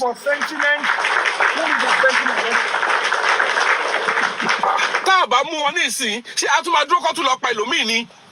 Taba mu wọn ní ìsìn àwọn ọmọ kéékèèké. Ṣé wọn làwọn Gùrẹ́sì yẹn ti threatening? Mọ́mí tẹ́ Bradley. Ṣé wọn lọ ti threatening yẹn? Thank you so much. Let me let anybody take over. Thank you so much, Thank you, my brother. Thank you so much, sir. God bless you. Mr. Tunisco, let's have you, please. Tunisco. Yeah, Mr. Yomi, Mr. Yomi, àwọn àwọn point kan tó fẹ́ mú jáde pẹ̀lú nǹkan tó ń disturb àwọn people. Ṣé bá rántí fídíò kan tẹ́ post sórí WhatsApp status tí mo reply sí. Fídíò yẹn kò tí àwọn èèyàn ò tí ì rí fídíò yẹn. Tí wọ́n ti convey tí bàbá gbogbo ara ẹ̀ sọ pé òun gbà pé 3-second video yẹn ó wà exist. Ó tún sọ pé tó bá yẹ pé àdúrà ni kí wọ́n gbé, tó bá jẹ́ pé Wùmí ni kí wọ́n gbé. Ṣé ẹ rántí fídíò yẹn? Ṣé bàbá àwọn èèyàn ò tí ì rí fídíò yẹn ni? Àwọn èèyàn ò tí ì rí. Mo wá ní péjì bàbá gan mi ò rí. Àwọn èèyàn ò tí ì rí. Ẹ jọba post ẹ̀ sórí péjì yín sà. Àwọn request ni àwọn èèyàn ò tí ì rí fídíò yẹn, àwọn èèyàn tó pọ̀ jù wọn ò tí ì rí. So fídíò yẹn wà lára nǹkan táwọn èèyàn mọ̀ ìpè. Ẹ tún rántí pé ní last week Friday bàbá yẹn ìgbà tẹ́ pàdé bàbá ní police station kí ni bàbá sọ fún yín pé àwọn ọlọ́pàá ó dà gbé sọ statement kan lórí live video yín pé bàbá sọ ó pèsè àwọn ọlọ́pàá ń jọ yẹn ṣé ẹ rántí ní last week. I can't remember that one. Okay. And secondly, ṣé àwọn pípì ẹ wá dúró àwọn lọ́ọ̀yà tí wọ́n ń lò nǹkan kan wà tó ń dùn bàbá yẹn ẹ wò tó jẹ́ ń change lọ́ọ̀yà níbo ni ta ló ń sponsor lọ́ọ̀yà yẹn àti ìṣèwádìí ó wà lára àwọn nǹkan tí bàbá yẹn ń parí pé wọ́n gbógun tì wọ́n àní lọ́ọ̀yà kan àwọn lọ́ọ̀yà kan ló wá represent àdúrà àti Dàmọ́lá ní pàǹtí. wọ́n tún jọ wọ́n ní káyọ̀ papọ̀ àtàdúrà àti Dàmọ́lá. Wùmí ló rọ̀ wọ̀. wọ́n jọ rẹ́rìn papọ̀. Wùmí ni. Àwọn tó ń sponsor lọ́ọ̀yà yẹn ló ń kálára báyìí sí kí ogun ti bu àwọn bìkọ́ àwọn ló dá kùtìkùtì ayé lẹ̀ fúnra ara wọn tí wọ́n fẹ́ fọwọ́ bo ẹ tí wọ́n ti pè ó pọ́ìntì kan tó àwọn fẹ́ gbé jáde ẹ wọ́n ti pé àwọn pípù yìí tí wọ́n ti fẹ́ bo 3 seconds video lẹ́ẹ̀ ní kóòtù tí kóòtù sọ fún wọn pé kó lọ sọ́ọ̀bù kéèsì àmúkébìlì àbí bẹ́ẹ̀ kọ́ ni. kò yé mi o.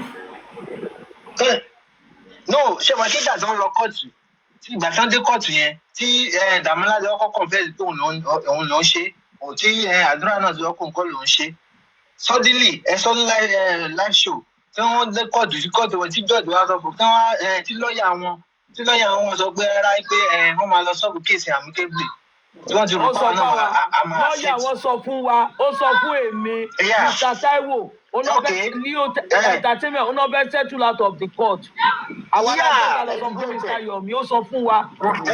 ẹ jẹ́ bá mi ládàárín yẹn dáadáa ṣé mo àwọn bíbí yẹn wọ́n ti fẹ́ lọ́wọ́ kò kíyìn.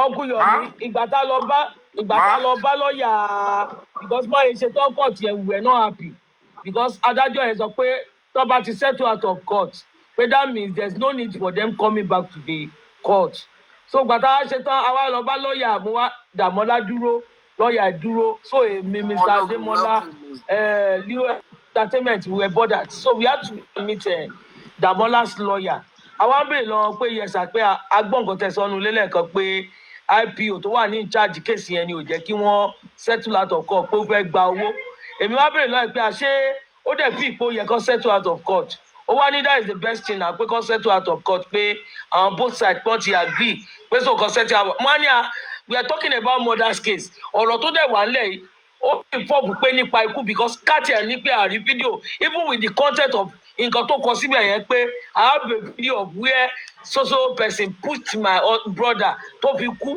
mo ní so definitely that one is only nǹkan táwọn ṣàfẹ́ ṣe ni pé they want to settle out of court ipe but IPO yẹn ló fẹ́ gba owó so we were so bothered ó ṣàn disturb àìmí kan kọjú sí Dàmọ́lá mo ní Dàmọ́lá mo láàánú ẹ̀ kàn ṣe mí mo ní within you ó mọ̀ pé rọ́ọ̀lù ń pa pé wọ́n kọ́ ló ṣáàtì Mr. Yomi mo ní bọ́kọ̀ dùn mí pé ogun ọjọ́ ọ̀la ẹ̀ ló fi ń ṣeré and that was how we left that place tàbí lọ sísàlẹ̀ lọ́jọ́ yẹn so àwa lọ bá lọ́ọ̀yà Dàmọ́lá pé. As it is, he has 5 count charges in Ogba Magistrate Court, and none of the charges has to do with his confession that he deleted the evidence. None of it has to do with the homicide confession in the chat. So all those ones is tied to the role he played. Nijoti Mobadeku, because he was there, he was part of the people that police said took Mohbad's body to the hospital. And if you took Mohbad's body to the hospital and they said, by the time you got to the hospital, he was declared brought in dead. Certainly, Dàmọ́lá, you will tell us what happened to Mohbad, how he died. So for you to delete that video that is connected to your own voluntary confession, if you know, if you know the confession is not true, and then the video is not connected to it, why did you delete it? So, they thought it is a joke. They thought it is going to just go away. Somebody has been deceiving them. But this time around,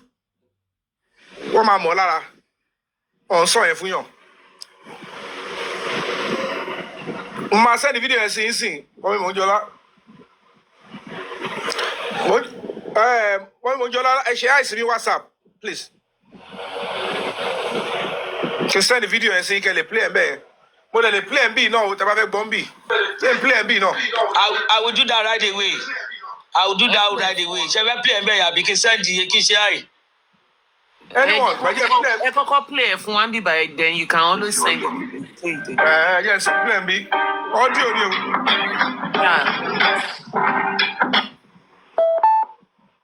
Egbo.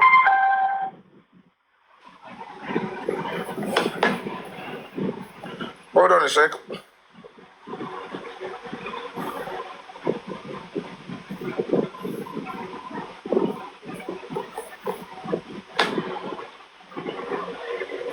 All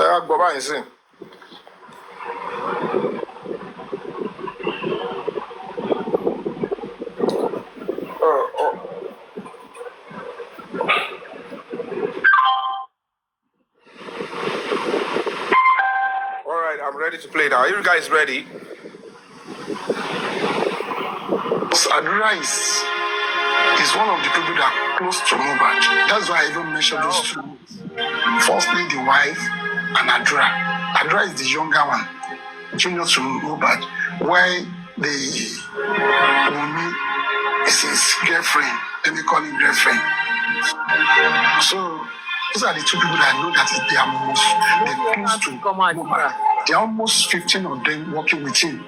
But those are the major people that I want to the Nigeria government to help me ask them what killed Mohbad. I said it. I even put it on paper that Adra needs to be questioned. It can't be folding hand and look like the whole thing to worse. This video that you people are seeing, without 3 seconds, it was recorded inside her house. Let us see the remaining. So by saying the remaining, we know exactly what is inside that video. Shall I make a replay? Yomi, replay.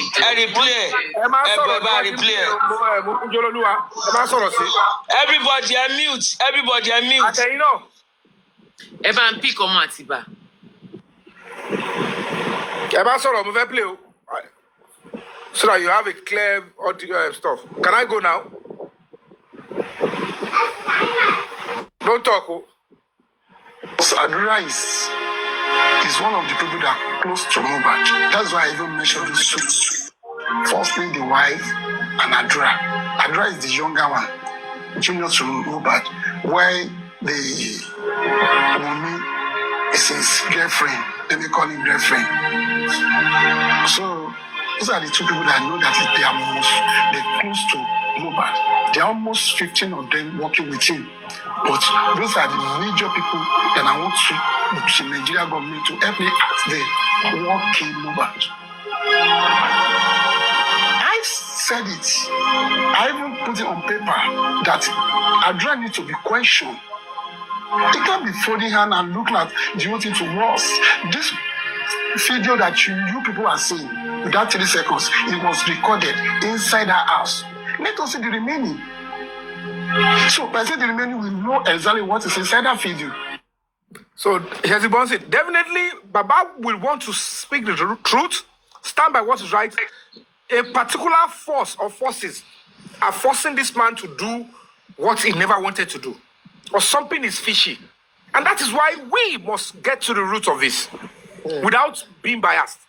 So Baba, Iyao, they should step aside and let us get everything out. Because without them, the police will work with a reasonable NGO and they will establish the truth. Because anything is again by standing with murderers. Especially when we are not sleeping on it. Do you understand? Yeah. I will send it. I will post it on my social media. You guys can see too. Thank you. Multi screen record. Me now, my download there. No matter. Send the video. Send it. My post here.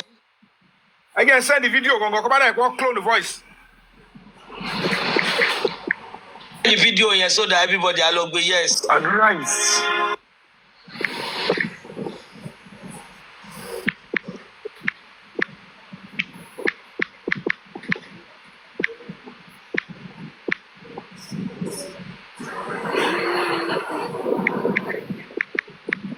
But 3 seconds video tí gbogbo yín downgrade náà lẹ padà tí wọ́n sọ pé need right. God is. Sammy Jojo, can we hear you? Sammy Jojo, ask your question. Yeah, Sammy Jojo. Sammy Jojo, are you there? Sammy Jojo is not there. Cocolette, let's have you, please. Sammy Jojo, to on mute. Okay. Sure. Okay. Good afternoon. One thing I just want to say is this. At the point where I asked for let Baba and Mama come together, let them fight for justice. Two supporting Baba blindly then said, Toba Sumo,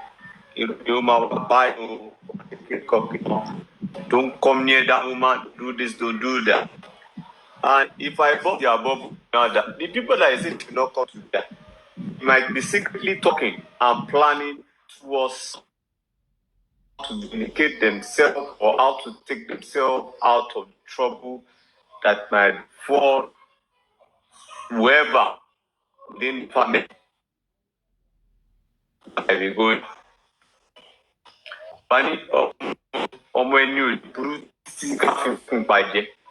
And father would definitely have a soft spot in his heart for his son.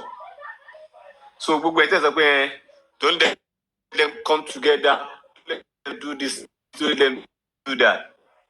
They are working together. One way or the own thing.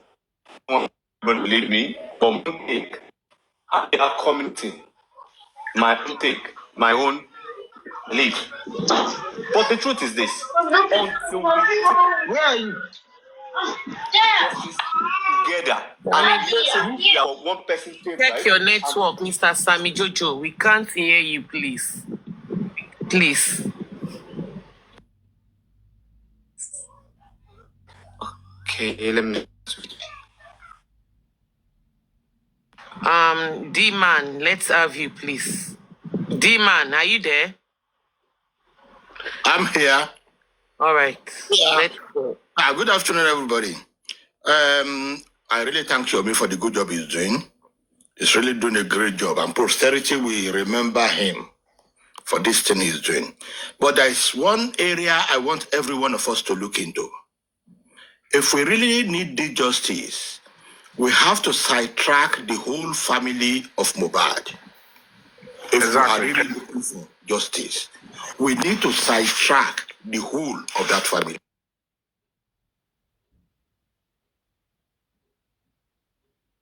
About Blessing throwing something into Mohbad's burial ground. She came out, she said she's the one that threw it. Pé boxer to war àti kọ̀ǹkọ̀ tí wọ́n fi wẹ̀ ló sọ sínú ẹ̀. That simply tells me pé Blessing was there nígbà tí wọ́n wẹ̀ òkú Mohbad. Kó tó lè rí boxer àti kọ̀ǹkọ̀ yẹn mú, she was present níbi tí wọ́n ti ń wẹ̀ òkú Mohbad. Ta ló wẹ̀ òkú yẹn? Then kí ni Blessing mọ̀ nípa ikú Mohbad? Ó gbọ́ ni orí ni o wọ́n sọ fún mi. Bóyá ó gbọ́ ni o, bóyá orí ni o, bóyá ó sọ fún kí ló mọ̀ nípa ikú Mohbad? Then kí ló sọ fún bàbá Mohbad? Bàbá Mohbad will never tell me now pé òun ò tiẹ̀ tí gbọ́ hint kankan pé nǹkan tó pa ọmọ yẹn nìyẹn. So I can see the hand of the family circulating around that thing. Tí wọ́n dẹ̀ fẹ́ cover. So if Yomi is doing a good job, but if we want to get to the root of this thing, ẹ jẹ́ ká sidetrack one family yẹn. No matter what happens, let them fight whatever they want to fight. Let us support Yomi to continue in his own right path. We will get to the justice. That's my submission.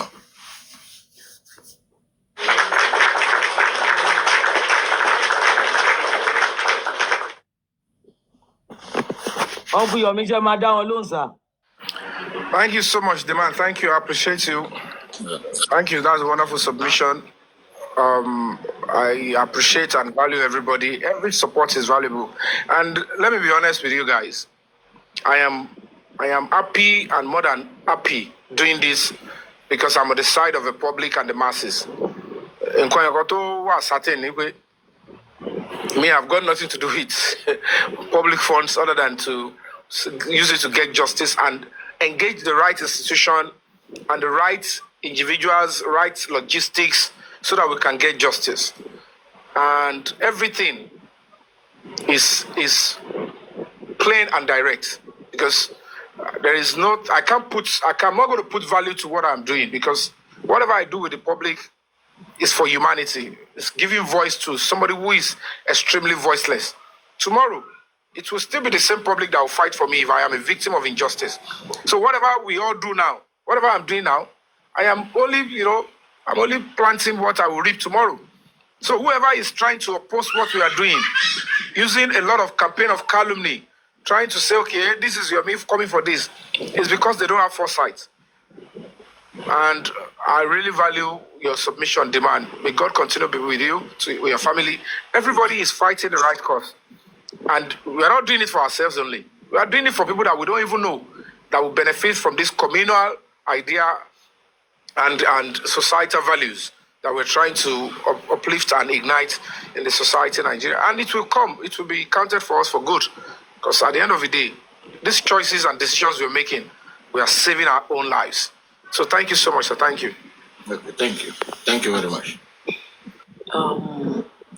Thank you, Mr. Diman. Thank you so much. Sister Tenny Omo Ologo, let's have you, ma. Firstly, happy Mother's Day, ma. Sister Tenny Omo Ologo, are you there, ma?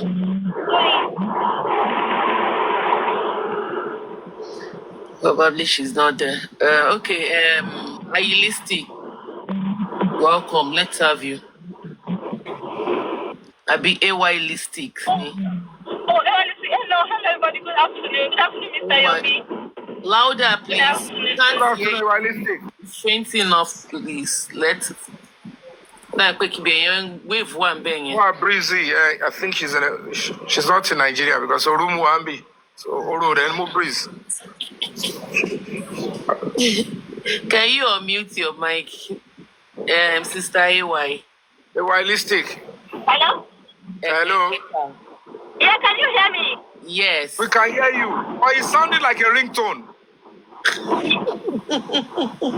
Oh, sorry. What are you feeling? Tunisco. Ẹ wo bí ẹni ìfẹ́lẹ́lẹ́ lílẹ̀ oríṣiríṣi mo ti ní láìfò rẹ̀ mo ti ní ọ̀tọ̀ yẹ pé ringtone ẹ̀ báyìí ó ní Ìyọ̀mí wo bó ṣe ń ṣọmọ èèyàn wọ́n ní ṣọmọ ẹranko ni máa rún ni ìbọn ọmọ èèyàn náà ni máa rún. Can you hear me now? A ní gbogbo ẹ̀ là ń gbá kí kò sóhun tá a gbọ́ rí evangelistic. Yes, sir. Good afternoon, everyone. Good afternoon, Mr. Yomi. Good afternoon. Yes, sir. Thank you so much. Thank you for all you do. I just want to let you know that we're in support of you. Yesterday, I was on your video. I saw a video on Instagram, and I saw my brother with you. I was like, what's going on? So Bala? Yeah, Bala. I want me son of a president in here. Yes. So I had to call him yesterday. I was like, oh my goodness, bro, you just need to help us. This Mr. Yomi is like, he's in the front line for justice for Mohbad. Like, you just have to help us. So he said he's going to give me a call back today. So we're going to talk more and just it's a wonderful soul. Yeah. God will help us. God will give us the justice, and we are here for you, Mr. Yomi. We will support you. You know, I hope that don't even let whatever is going on around you get to you. I know you don't even care. You know, all we are looking at now is justice for Mohbad. We don't care anybody that committed a crime, anybody that this affects. We don't care. It's all about justice. Nobody, the fact that you are the father, the mother, the brother, the sister doesn't give you the right to, anybody's life. Yeah, exactly. To have a hand in whatever took his life or to commit any crime against him. So if anybody's hand is found there, the person will be gone. So, we'll go down for it. Thank you so much for all you do, Mr. Yomi. I'll try all my best to, do all I can. God bless you, sir. Thank you so much. Thank you. I appreciate you. Thank you. Right, thank you so much. Sister Tenny Omologo, are you back, ma? Are you there? Sister Tenny? Abi Momo, what is funny? Yeah, okay, Sister Oyede Bisola, let's have you, Ejo. Hello, Ekason. Good afternoon. Good afternoon, ma. Hello, Ekason. How are you doing? Mommy Angela, Ekason. Ekason, ma. Quick one, ma, Ejo. Okay. Ekason. Very question, Mr. Yomi. Mr. Yomi, Ekason, sir. Ẹ kú iṣẹ́ o. Ọlọ́run bá mi dúró tì í. That obviously. Are you hearing me? Ṣé ń gbọ́ mi? Mo wà pẹ̀lú yín ìyá mi. Mr. Yomi, ẹ jọ̀ọ́ ẹ má bínú. Mo ní suggestion kan lọ́kàn mi ni. Pé tẹ bá ń lọ sí kinní ní ọjọ́ next coming station tẹ́ ń lọ yẹn. Mo fẹ́ ròyìn pé kẹ́ lè get àwọn fídíò kan dání nípa fídíò tí ẹ̀gbọ́n ohun mi sọ yẹn pé tẹ bá dé pàǹtì ọmọ àdẹjọ́ yẹn nù pé wà táwọn lọ́njọ́ sí àwọn gbé wáìnì lọ́ndẹ̀ dá kéèsì yẹn nù. So mo nídìí pé yẹ kẹ́ lè ní àwọn fídíò bẹ́ẹ̀ yẹn. Ó sọ bẹ́ẹ̀ recently. Do you have a video? I don't listen to her. I will check the video and I will send it to my mommy Angela. Ó sọ bẹ́ẹ̀ recently níjọ́ tí ó ń ké pé kọ́ lọ sí pàǹtí tó bá dé bẹ́ẹ̀ kọ́ lọ sí kóòtù kọ́ lọ ní. Uncle Yomi ó sọ bẹ́ẹ̀. So ẹ nídìí láti mú fídíò yẹn dání kẹ́ lè fi àtàkì àwọn police station yẹn níbẹ̀. Okay, ẹ sọ fún mọ́mí Anjola wọn bá yín gẹ̀ẹ́tì ẹ̀ láti lè jẹ́ kó yé wọn pé ó ní tá a bá gbé débí ẹ máa ń gba wine láti lè dẹjọ́ nù so ẹ ti understand nǹkan tí mo fẹ́ sọ náà nìyẹn. Uncle Yomi máa ṣí ẹ pẹ̀lú Sabisola send ẹ̀ sí mi. Irú tí Bukky yẹn sọ pé Dàmọ́lá yẹn sọ ó ní òun ti mọ̀ in advance pé Dàmọ́lá yẹn lòun ti delete ẹ̀ pọ́lọ́pàá dẹ̀ sọ pé àwọn wà okay pẹ̀lú ẹ̀ yẹn. At least I have to put it before the police officers and the deputy commissioner of police. So you accepted and agreed that deleting a homicide evidence is okay by you. Oh yeah, they would like, who said that? Then they will take it up. So, God bless you for you, sir. I need to get the video, yes, sir. God bless you for you, yes, sir. Would you be in, sir? All right, then. Thank you so much. Thank you. I'll work on that. Thank you. Bless you. God bless you. Sister Oyede, God bless you, ma. Queen Mama. Queen Mama.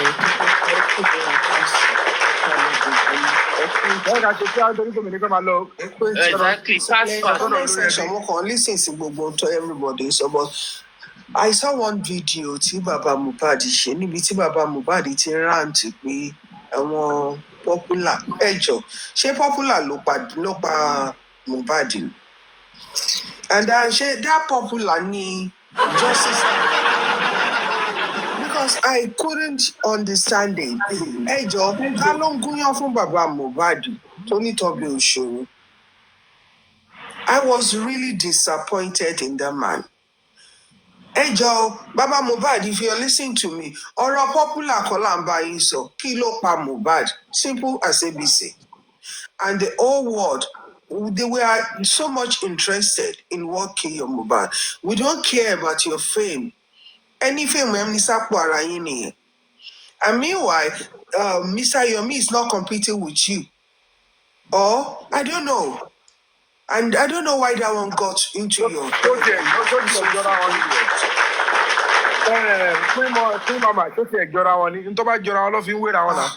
I was like, sorry, Baba Ikmesha.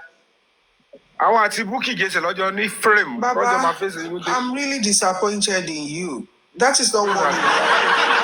Especially this time, this crucial time. Today, all what we all want. Lórí ọ̀rọ̀ Mohbad, àwọn ọmọ mi béèrè lọ́wọ́ mi pé nọ́mbà kíni Mohbad wà nínú àwọn ọmọ. Ṣé mo mọ̀ rí ni? Mi ò bẹ̀ mọ́ rí mi ò rí rí. Ṣùgbọ́n láti gbà tó mọ̀ láti it's like kí ló dé? Everybody land ṣé ò ní kan. Àwọn tó wà Nàìjíríà tó jọ́ rẹ̀ mi gan-an àwọn ti gbàgbé ẹ̀ mo ní kò ṣeé gbàgbé odidi ọmọ la pé. Ọmọ la pé. And Baba now come out. When you actually on this year corner and no lay, who going to Jalana tell Mulana the Dake, and it's country. Or just on my boy, innocent people's children. Miss Yomi, ọjọ́ tó máa sin ẹ̀rígbà tó gbé wọlé yìí pé bọ̀bọ̀ yìí ò dákẹ́ ó sunkún kiri orígun mẹ́rin àgbáyé ni gbogbo ayé ni ò sí mi wọ́n ti ń kú mi ò tí ì rírú tí Mohbad rí. Àwọn máa rí bẹ́ẹ̀. Ó wá ń sunkún kiri orígun mẹ́rin àgbáyé. Gbogbo èèyàn wá nísinmi lórí ikú ọmọ ẹyọ kan ṣoṣo. And the only thing Baba can offer us at this time, ó ní pé ẹjọ́ bàbá tó bá láwọn tó manage yín tó bá jẹ́ wèrè ni wọ́n ẹ̀yìn jẹ́ tí wọ́n dànù ẹ lọ́wọ́ àwọn èèyàn tó ní brain. ẹ má sọ̀rọ̀ kan máa gbọ́ kẹ́ tó bọ́ síta. ẹ wo bí báwo lẹ tẹ̀ ṣe máa sọ ẹni tọ́mọ ẹ kú. arọ́gánsì yẹn pọ̀ náà. àwọn náà lọ ní àwọn ò lè pè mí èmi ní kí n pa wọn. ẹ wo ṣẹ́ni wọ́n pè wàhálà yé yín nìyẹn bàbá ẹ pé that shows the kind of father you are. ó kú fún yín tọ́lọ́pàá ẹni ọlọ́pàá náà ló gbọ́dọ̀ pè yín ẹ̀yin kọ́ lè máa pọ̀ ọlọ́pàá it's no setting. ẹ̀yin kọ́ lè máa pọ̀ ọlọ́pàá ṣọ́yìn lè máa pọ̀ ọlọ́pàá ló máa pè yín. torí kí ni àwọn ọlọ́pàá ń ṣiṣẹ́ fún èmi náà tí mo wà ń bí náà mi ò tí wọn gbọ́dọ̀ lọ ti ń rò pé àwọn tiẹ̀ lórúkọ jù mí lọ bàbá ẹ̀mí orúkọ yọ débi mi kábàtì wàá sọ fábíyì tọ́ba sí Mohbad lẹ́nìí ìjọ ìlẹ̀ máa wọ̀ pé kò sí lọ́kàn kò fẹ́ ẹni tó ọ̀sẹ̀ tó ọ̀kọ̀ wà bẹ́ẹ̀. àwọn ní kòròfò ní. àwọn tá wá ń ṣe pé ẹjọ́ èpè tẹ́ ìṣe yẹn òun ló máa ń ní justice for Mohbad àbó òun ló wọnú ilé lọ pa Mohbad òun ló kọ́ Mohbad lọ́rùn òun ló kó poison sínú pósí fún Mohbad tí Mohbad fi ń sunkún. bàbá láwọn ti di superstar tó bá tiẹ̀ ń tọ́yàn ṣéyàn máa ń tanra ẹ̀ ni. láti jọ́sọ̀ ti ń dá owó àti ìyá Mohbad o àti bàbá Mohbad ẹ láwọn débi pé ẹ donate $1 sí break the silence ṣé mi jẹ́ ẹrù yìí tí mo rí káàkiri. ẹ ń gbowó lọ́wọ́ àwọn ilé ẹ̀ káàkiri Mr. Yomi o àtẹnigbà gé ewé ọlẹ́mi gba ẹ̀yin ò gbà tí yín ni. àwọn dẹ̀ gba $170 million wọ́n gba dọ́là àkáǹtì gift tó fún mi. so shameless. why do you go baby? Forget those other dating apps. why do you go àti ẹbí àti ìyàwó àti bàbá gbogbo yín ò lè níyín. bàbá yóò mọ̀ pé àwa táwọn justice àpọ̀jù àwọn tẹ́jọ́ wọn pátákó pa bí àṣà Yomi yẹn lọ. rájà fẹ̀rí sí mọ́ mi monjola bí mo ṣe láìkí bàbá tó ẹ ti jábọ̀ ìsàlẹ̀ mẹ́wàá ọlọ́run nìkan ló lè gbé bá ṣe tán pẹ̀lú yìí tá a bá rájà lẹ ń ṣe o bẹ́ẹ̀ bá ẹkùn yìí máa já sí wa lọ́wọ́ ni ẹ má wọ̀. bàbá tẹ́ bá mọ nǹkan tó kàn ẹ má wulẹ̀ wá sí orí social media á máa ka bòdòbòdò ẹ jókòó sínú ilé yín ilé ìtẹ̀sí lórí social media ti tó. àwọn awakú tó kọ ọmọ yín ẹ̀yin ṣe pé mọ́ ọmọ náà. ẹlọ́mọkún jùjù ẹ̀yin àwọn tí ló kún ọjọ́ mọ́ni ó yẹ kó gbẹ̀yìn náà ti sí pant. gift lórí social media. ìtọ́ ń dun bàbá yẹn gangan nìyẹn bùdá Yomi gift yẹn. ìyẹn gangan ni àtọwọ́ inú NGO. gbogbo ọ̀ràn yín gangan ló kọ́kọ́ wù mí owó tó dá fóun bíi $120 million òun ló kọ́kọ́ bẹ̀rẹ̀ sí ní gbowó lẹ́yìn náà tún kó wèrè bọ́ sí. Uncle Yomi wọ́n ní Wumi is trying to run away. Uncle Yomi wọ́n ní Wumi is trying to run away. ṣẹ́rí kò ní dá ẹni tó bá sọ pé kí Wumi má grant interview mọ́ ń tọ̀hún òní ṣe ń grant interview ló ń dùn má wá. Bàbá ìsáré rẹ níbọn lẹ́sẹ̀. I don't know for anybody báwo ló ṣe sọ́ngbà my lawyer say I should not say I don't owe nobody explanation wérí ẹ. ṣé mo yà àwọn first ladies tó máa ti wo gbogbo interview yẹn ẹ mo yà àwọn first ladies tó máa ti wo what is all this. ẹ mo yẹ first ladies tó máa ti wo. Uncle Yomi tẹ́ ẹ mọ tó tiẹ̀ wá sọ tó máa ń bí nínú ti bá rántí ó ní ó wá di pé ṣé báwo ló ṣe ń fi ìgbà ẹ̀ ṣé kí ló miss nípa Mohbad ó níbi tó bá wà báyìí ó ló máa máa sunkún tó bá ti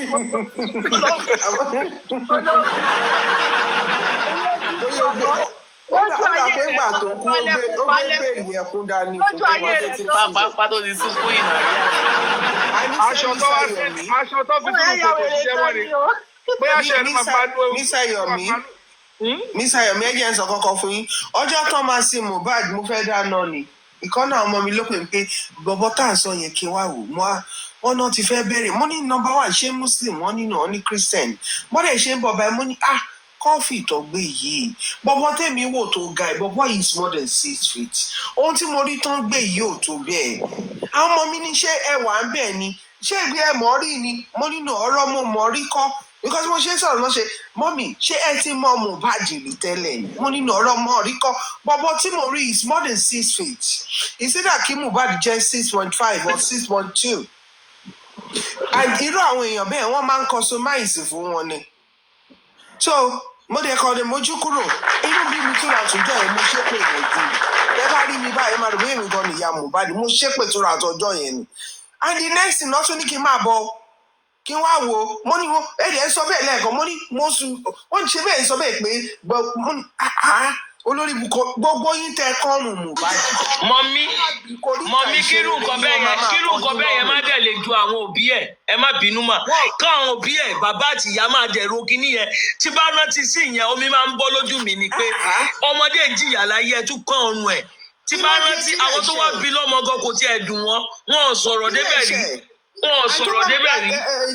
sísá kí ló ń bẹ̀ ṣẹ́ni tó bá máa pa àbúkadà wáyé bẹ̀ yẹn irú wọn lọ́rùn ò dúró lórí wọn mọ́.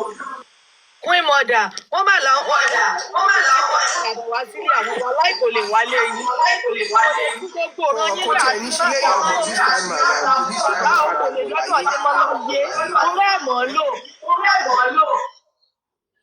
ẹ ń pariwo òṣì ìyàwó kí ló ṣọkọ ẹ ayé wo nobody have any explanation ayé wo society my lawyer say wèrè ẹ o ti wá hold explanation wá lójọ́ kiri bí ìbáka bó dẹ̀ ṣe èrò náà ló yí rẹ lẹ́sẹ̀ kò ní dá fáwọn tó bá ní ojúrò torí pé bọ́lá ti bẹ́tẹ̀ mi ò yí padà wọ́n ti bẹ́ẹ̀ rọ́gà àwọn ẹlẹ́kọ̀ọ́ lọ́mọ bóun ẹ lọ́sẹ̀ kò ní ṣe mọ́ ẹ lára kò sí bó ṣe lè ṣe òní àfi tó bá mọ́wọ́ tó bá mẹ́sẹ̀ òun ló máa yọ ṣùgbọ́n níwọ̀n ìgbà tó bá mọ wọn àti tó bá mọ tó rọ̀ òní bọ́nú ẹ̀ láṣẹ Elédùmarè. ẹ bá tàkẹ́ gift ó sì náà kí ló ṣẹlẹ̀ èmi ò fẹ́ gé wéjú o. obìnrin mọ́mí ẹ bá mi gbé lady olórí pàǹtí sìn ẹ bá mi pick lady Ebony. That is why all of us must troop out on the 10th to compel and beg her as a mother. Look at this picture. This is a broken neck. It has nothing to do with Posi. One come on stage the Posi to have call if you find excuse ni. On ti call ready. Ẹsẹ̀ náà rè ló ti kọ́ kí ló fa bandage. Everybody ẹ lọ wo post tẹni ọmọ ológo wà lọ́dọ̀ Monjola Olúwa náà nígbà tí wọ́n tó ń gbé Mohbad àwọn tó ń gbé sọ wípé àwọn ti kọ́rùn bọ̀bọ̀ iná àwọn Ọlọ́run ẹ̀ ní gbádùn ayé o Ọlọ́run ò ní fi. ṣé ọ́díò wọn bẹ́ẹ̀ àbí. You people are so wicked. ọ́díò ẹ jáde ń bẹ́ẹ̀ àbí. ọ̀rọ̀ yẹn ó jáde. a dẹ̀ máa tún máa post ẹ̀ a máa tún máa repost ẹ̀ ẹ kán ọrùn ẹ̀ dẹ̀ lọ síbẹ̀ ẹ wá mú pósí kékeré ẹ̀ fi sí ẹni tó ga kò ní dá fún yín ẹ̀ ní ráyé gbẹ̀yìn ìkẹyìn olórí ibú ẹ̀yìn ẹni ibi yìí. So we have to do that. We have to do everything we can because they might expect to pay any member of the family come complain nípa ọrùn Mohbad kan kiri kan ṣẹlẹ̀ nù kiri. Rí pé gbogbo family àti ọ̀tọ̀ àtòsí ló ń jù kan sínú sáré yẹn. Ẹ má kẹ́lẹ̀ gbogbo pull out tí wọ́n sì máa ṣọ.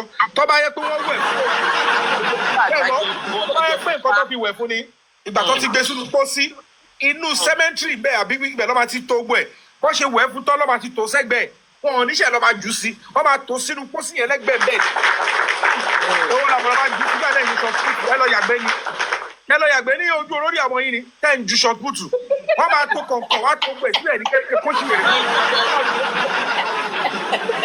ẹ wo so ẹ̀yin tèmi ẹ jẹ́ ń fún yín lámọ̀ràn o kẹ́nìbọ̀dì má kú fún ẹnìbọ̀dì o nítagbára yín bá ká òun ni kẹ́ ẹ ṣe torọ́ ní pé níjọ́ tí Mohbad kú wọ́n ní statement tó máa jáde lẹ́nu bàbá ń bẹ̀ ní pé sórí ibi tó bá yí ẹ̀ dé sórí tó padà láìpẹ́rẹ́ fámìlì náà ló sá ipe òun ọmọ kápẹ́ńtà òun ọmọ kò jẹ́ nǹkan kan òun fẹ́ jẹ́ nǹkan kan nínú ayé gbogbo everybody náà ló ń gbìyànjú pé kóun jẹ́ èèyàn ọmọ àtàpàtà dìde ni wà káwa náà tiẹ̀ jẹ́ èèyàn ká ran fámìlì wa lọ́wọ́ nígbà tó tún máa kú tí wọ́n ní wọ́n sọ nínú ikú rẹ̀ nìyẹn bàbá ẹ wá jẹ́ káwa sọ kinní kan fún yín o àwo ò jà fún yín o Mohbad wà ń jà fún ṣó ti yẹ yín Mohbad òun làwa ń jà fún torí pé ọmọ wa ni ẹ̀gbọ́n wa ni àbúrò wa ni ọmọ ìlú wa ni irú tó wá ṣe fún yẹn àwo ò fẹ́ kú ọ̀dọ́ àwo ò fẹ́ kú ọmọdé gbogbo àwọn olórí burúkú tẹ́ ẹ kọjọ tó ń sùn if you come for Baba you come for me àràjọ máa san pa yín ni torí àwo ò dúró fún yín. ẹ gba owó lọ́wọ́ wa ló kù àdàbí tó bá yẹ pé àná wàhálà wa fún yín ló kù àdàbí tó bá yẹ pé àná táìmù yín fún wa ló kù ẹ wàá mọ̀ọ́re kàkà kẹ́ wá jáde kẹ́ ẹ jẹ́ àgbàlagbà torí ẹ̀ pé ẹ̀yin nìkan ni bàbá tọmọ rẹ̀ kú tẹ́ ẹ bọ́ sí social media tẹ́ bẹ̀rẹ̀ sí ní sí TikTok tẹ́ ẹ̀ ṣe gbogbo ẹ̀ ṣé ẹ rí bàbá Timothy kìí ṣe inú ilé náà tí ń lọ fún un lábọ̀ ẹ tún wá jáde nìyẹn ẹ mú ẹnu yín kẹ́ ẹ gbé dákẹ́ Wùmí sọ statement kan pé bàbá tẹ̀ ń wò yìí tẹ́ bá rí bàbá yẹn máa sọ kò pa ní ṣe ọ̀rọ̀ yín dàbí ká mú òkò ká sọ pa yín báyìí ẹ wá jáde tí ẹ bá gbé tiẹ̀ wá tí bí bá gbé tiẹ̀ wá tẹ́ bá jágbàlagbà torí ẹ̀ pé ẹ ní wò pé ọ̀rọ̀ ọmọ yín náà ni gbogbo wọn ń jà fún ẹ wá jókòó rí burúkú kálí ẹ̀ náà sí òfò lẹ́ẹ̀ ní kí Yọ̀mí wá bá yín mo rò pé wọ́n ń dín chinchin lórí yín bàbá lọ́ba sẹ́rí àpá àti ìgbé o torí iṣẹ́ aráwà tẹ̀ ń wo yìí èmi gẹ́gẹ́ bí ẹnìkan wọ́n búlì mi lórí òkú ọmọ yín wọ́n gbé fọ́tò mi kò sí tó ń ṣe fún mi tán lórí òkú ọmọ yín ẹ wá jókòó wèrè sí ti rúùmù yín ẹ lọ sẹ́lẹ̀ ẹ ní kí Yọ̀mí wá bá yín bá ní táyì tá a bá ṣe tán pẹ̀lú yín ẹ rí pé gbogbo wa ti ń gbójú jáde lẹ́yọ kọ̀ọ̀kan a máa díìpù gàmà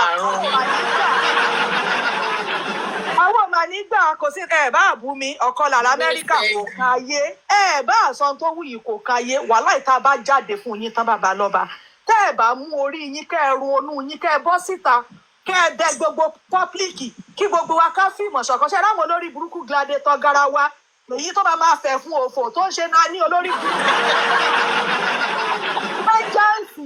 vengeance daycare tó yẹ pé daycare ló ń ṣe kí n gbọ́ bá ṣe máa ń kú lábẹ́ àdú tó ń ṣe daycare tóun wá ń ba ayé yín jẹ́ tó ní bàbá ẹnìkan sọ pé nínú èpè nínú àdúrà odidi pásítọ̀ ẹ̀ wá chúùsì èpè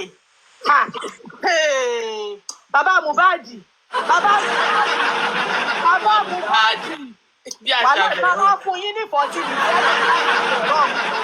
gbogbo ayé a máa gbá yín ní etí rìsẹ́ẹ̀tì bírèènì yín tí ò pé òun ó máa padà rìsẹ́ẹ̀tì ní sẹ́ẹ̀ nílẹ̀ bá wa kò lọ àtúbà tí ń ṣe pé bóyá orí yín ò ṣiṣẹ́ wọ́n lẹ ti ń ṣe 2 sub ẹ ti ń ṣe 1 sub ẹ sọ yí pé gbà tí mo ní nígbà tí Mohbad wà láyé ẹ̀yin ò gba 500,000 lọ́wọ́ Mohbad rí ṣùgbọ́n gbà tí Mohbad ti kú báyẹn ti ń cash out ẹ wá ń sunkún kí ẹ ń pariwo Yọ̀mí ṣó lórí burúkú nìyẹn lè jọ́pọ̀ yẹ kí inú yín máa dùn pé Yọ̀mí anybody jáde gbogbo òlu jáde ẹ wá ní wọ́n fi òkú ọmọ yín gba gift sẹ́yìn òfòkú ọmọ yín gbà pátá ṣe é fi gba gift ṣé ẹ fi gba mọ́tò. bàbá ti mú bọ̀ bí ìyá Paul Grace. ẹ fi gba mọ́tò tẹ́ ẹ rà ṣé kì í ṣe torí Mohbad náà fi fún yín ní mọ́tò ni 170 million tá a dá níbo ló wà gbogbo dọ́là tí ìyá láìtọ̀nù àti gbogbo àwọn ọ̀rẹ́ ìyá láìtọ̀nù dá sí dọ́là àkáǹtì níbo ló wà bàbá lọ́ba. a tún wá fi yín lé àfihín yá mú ọmọ ẹ tún wá gbé ẹnu olórí burúkú yín dákẹ́ irú yín lẹ wá fẹ́ yàkàyàkà wa bàbá àpò yín lọ ẹ rí blọ́gà yín tó kẹ́yìn síta bí ẹran sunsun tó yẹ pé kò rówó ṣe yín nígbà òkú Mohbad. sí gbádùn gan wọ́n tún ránṣọ fún ọ̀rẹ́ mi wọ́n ṣe photo shoot. wọ́n tún raṣọ sí lọ́rùn wọ́n bókì méjì. wọ́n tún ṣe photo shoot búkì kejì ń fún yín lówó oúnjẹ àwọn ń fowó àbúṣàbù lálejò búkì kejì mú ṣùtì bàbá Mohbad ẹ̀dá gbóhùn ẹnu mi ẹ̀rí pàmò ìlú òkè ni mí. ẹni bẹ́ẹ̀ fẹ́ tó bẹ́ẹ̀. àwọn ò ní gbà fún yín o wàláhì ní gbà tẹ́ ẹ bá lórí yí a máa jẹ́ kó yé wa pé àwọn ọmọ kò gbọ́n kankan gan wà ní koro sẹ́ẹ̀. ṣó tí yẹn iṣẹ́ wá ní ẹjẹ́ kí n sọ fún mi. aláwọ̀ ti adé tán àti ìyá ayé tí sẹ́wọ̀n ti àwọn wèrè tí ò lọ́jọ́ ọ̀la tẹ́ ẹ kó jọ ìyá tí wọ́n ní ọkọ̀ kan. àti Paul Grace oní ìsìsọnu. Paul Grace àbẹ̀wò níjẹ yóò fojú lọ́bọ̀ ìyẹn ti fún bàbá ní bọ́ọ̀bù. ìyẹn ti bàjẹ́ tí ń gbé àwọn ọmọ tẹ́ ẹ bí ṣépè tó dẹ̀ lóhùn nífẹ̀ẹ́ yín tí ń ṣépè ńláńlá tó mú àwọn ọmọ tiẹ̀ tó gbé pamọ́ tó ń bù yín lépè ńláńlá. ṣó lọ́mọ ni. burúkú tẹ́ ẹjọ́ ń ṣe bàbá Mohbad tẹ́ ẹ bá jáde kẹ́ ẹ dẹ gbogbo pọ́pílìkì kẹ́ ẹ hùwà gidi tí ọ̀rẹ́ mi má gbàgbé gùrẹ́sì o. gùrẹ́gùrẹ́ òun ó tún padà wọlé apá tó bí apá ajá. gbẹ̀dẹ́nu ló ti wá gùrẹ́gùrì ó padà wọlé apá sórí tí Mohbad bá fún ìwọ ní bá ìwọ tí ìfọ́sì gùrẹ́sì ẹnu ẹ tó wọ̀ yẹn gbogbo bọ́dì ààrẹ máa padà para lọ. ọmọ àti bàbá pa mí náà. ọmọ gbélé wòran because ìkàlẹ̀ yín pípù yìí àti wá mú ìwọ ọ̀bọ mo láìkì tí yọ ẹ̀gùn ní ṣe fún ọ kó ṣe bá ọ gbójú ọ̀bọ tó. Alamura Saki. bẹ́ẹ̀ gangan lójú rẹ̀ ṣe rí mú ìwọ ọ̀bọ ẹ̀yin ìkan olórí burúkú yìí ẹ mú CCTV ẹ bàjẹ́ fún wa ká mọ̀ bàárẹ̀ yìí tẹ́ ẹ wọlé níjọ́ Monday ṣé ẹ rí àwa tá ìwo yìí àwọn ò mọ̀ ní gbà ẹ̀gbọ́n tí Mohbad wí Mohbad ní ọmọ kan bíi 1 million. Bẹ́ẹ̀ni. Bá pa mí lè pa gbogbo ẹbí ṣé èrò pé bí rádaràda yín ló ń sọ ni àwa yìí ló ń sọ. àwa tó ń sọ àwa tó ń sọ ládé Ọlọ́run á gbé òdógún tiwa jáde. Yomi ìjà kò gbọ́dọ̀ ṣe Yomi ọ̀rẹ́ mi bá mi sọ fún wọn. gbọ́dọ̀ ṣe yàrá ìbáríkà ọmọ ológun wọn fẹ́ kú. Àṣàbí ọ̀rẹ́ mi ó dán ọmọ ológo tó ti ń rògo lẹ́yìn wá lẹ́yìn superstar bí kò fẹ́ bá mi dáa fún yín ni. ní fírémù ìtọ́. Yomi lọ́wọ́ Yomi gángan lògo tó wọ ní òkè òun gángan lògo tó ń sọ. Ọmọ tó sọ. Àwọn tí a yẹ gbọ́ àwọn sípàtọ̀ àwọn tọ́tọ́ torí burúkú yóò lógo Yomi lọ́wọ́. Odógún jẹ́ fọ ẹ̀. Odógún ti wá tẹ́ ẹ bá wá pé wàhálà bàbá mi bá show some love to Yomi. Ẹ bá wa show love comment section. Àwa standard kó obìnrin rere là wá. Adúró ti Yomi. Adúró ti nínú ẹ̀mí. Ó ti yẹ yín kó máa ró lórí yín adúró tì nínú ara. A tún fowó dúró tì. Torí pé obìnrin gidi là wá. Àwọn ọkùnrin tó dúró tì ọkùnrin àlùbáríkà ni wọ́n. Obìnrin tó dúró tì ẹ tún fi tibí dúró tì mí. Bẹ́ẹ̀ni. Ẹ̀yin oní pátákùtà. Ẹ bá dúró síta ẹ ṣòfò. Ẹ bá rẹ̀ fẹ́ rìkọ́dù kankan ẹ fẹ́ fi ṣe kinní kan fún Yomi. Káyé Yomi gbájà rẹ̀ ni. Ó ń gbájà rẹ̀ ni. Ẹ bá dúró síta ẹ ṣòfò. Èmi ò lè bọ́ṣọ ṣe. Ẹ ṣòfò bò. Yomi ní sẹ́ẹ̀. Ẹ jẹ́ kí n sọ̀rọ̀ kan fún wa mo fẹ́ tẹ̀. Kẹ́rí tí Wùmí ṣe gbogbo wa kàn ń dájú sọ́dọ̀ Wùmí torí pé ìyàwó òfò ni òun gangan ló yẹ kó jáde but ọ̀rọ̀ yìí ó dìpù kí èèyàn tó láyà kó tó máa ṣe tó ń ṣe yẹn nǹkan kan bẹ́ẹ̀ tó so mọ́ gbogbo wọn tó yẹ pé if Wùmí is going down they are all going down together. Yes, because téèyàn bá jẹ kó mú ẹ̀gún àrá kó pè mí kò lè máa hùwà tí Wùmí wù yẹn jẹ́ ká gbàgbé gbogbo ayé mà ní kò bá kí n ṣe á máa pọ̀ pa gbogbo ayé mà ló ń bèrè ikú tó pa Mohbad táìmù yẹn ni Wùmí máa ra mọ́tò tó máa sí ṣọ́ọ̀bù tó máa live life tó máa lọ sí pàtì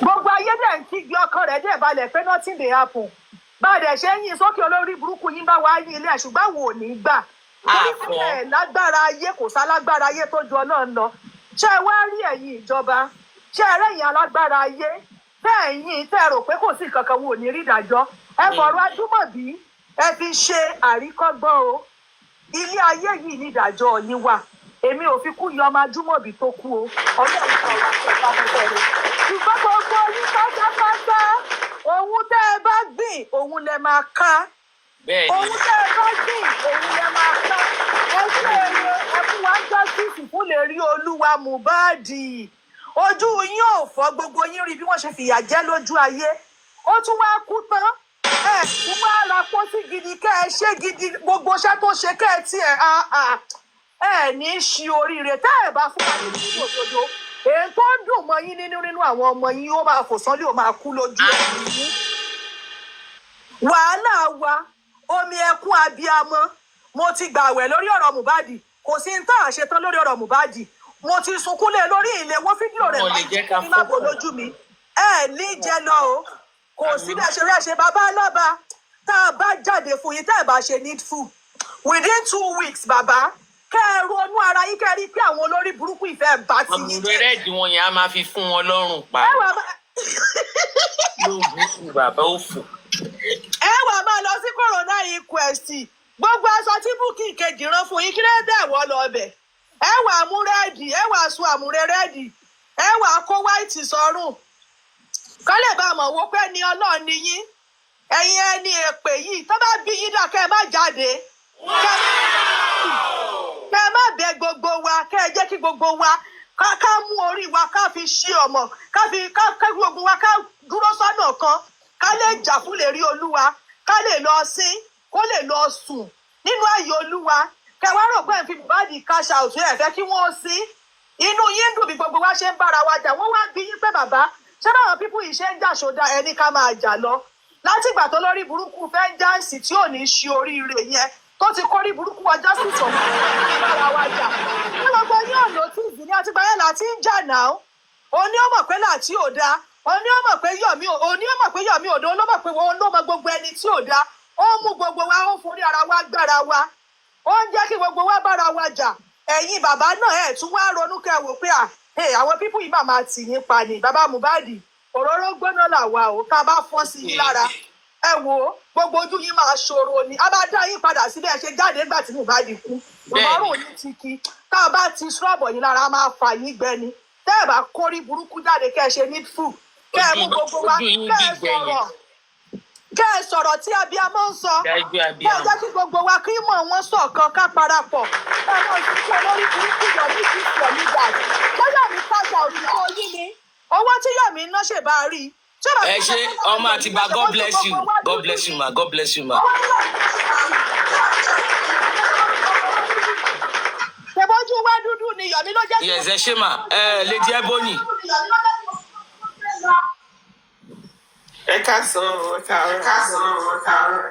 God bless you ma. Good afternoon ma. Sunday to everybody. I say happy Mother's Day. Same to you.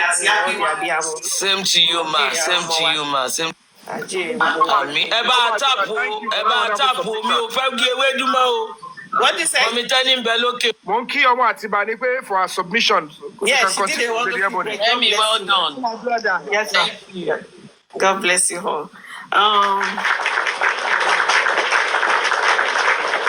Wọ́n kọ́ fẹ́ dúpẹ́ lọ́wọ́ all the true justice fighters. God bless you all. I see Sister Tenny is here.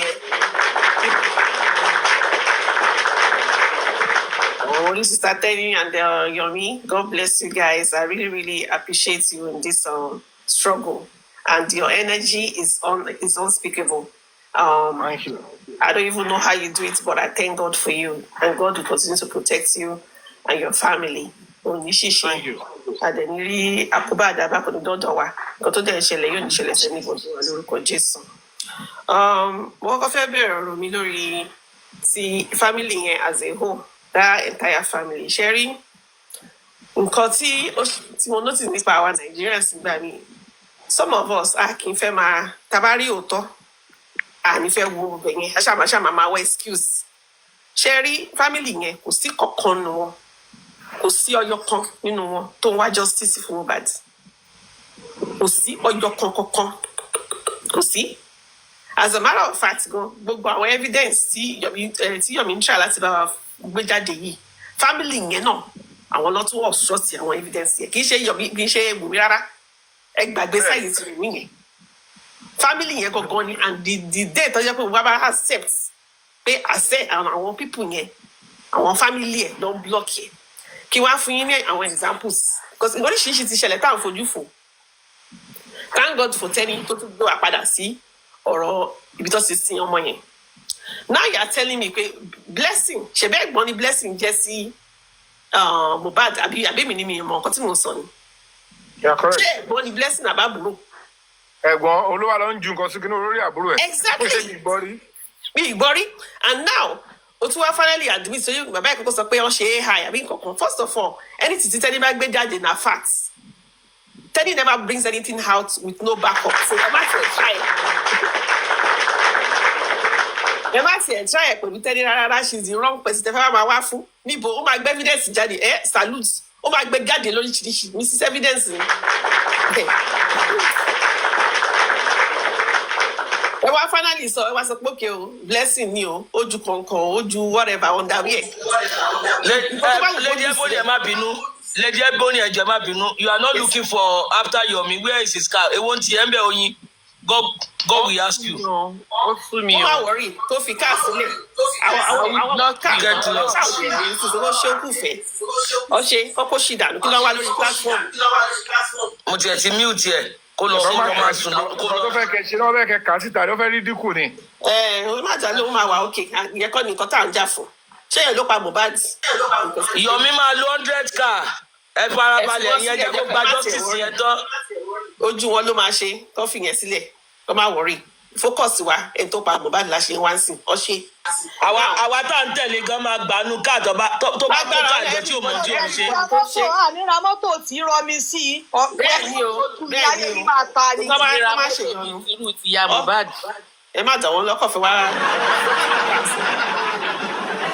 Now back to what I'm saying pé okay now ògbà tó yá ó ṣàṣọ pé òun ló ń ju kankan àbí underwear àbí bra whatever tó lóun lù síbẹ̀ òun ló mọ̀ kó tó ń ju kiri. Number 1 kò yẹ kó sí ń bẹ̀ yẹn. Number 1 kò yẹ kí blessing wà ń bẹ̀ yẹn. Ṣẹ́rí àbúrò mi ó kú the same time tí Mohbad kú ni. Okay and ìgbà tá a lọ síbẹ̀ ìjọ yẹn bó ṣe fẹ́ máa gbé sínú kòtò báyìí àbúrò ló jẹ́ sáwà we have to leave that place. We have to leave that place kó tó gbé sínú kòtò rárá. That's number 1.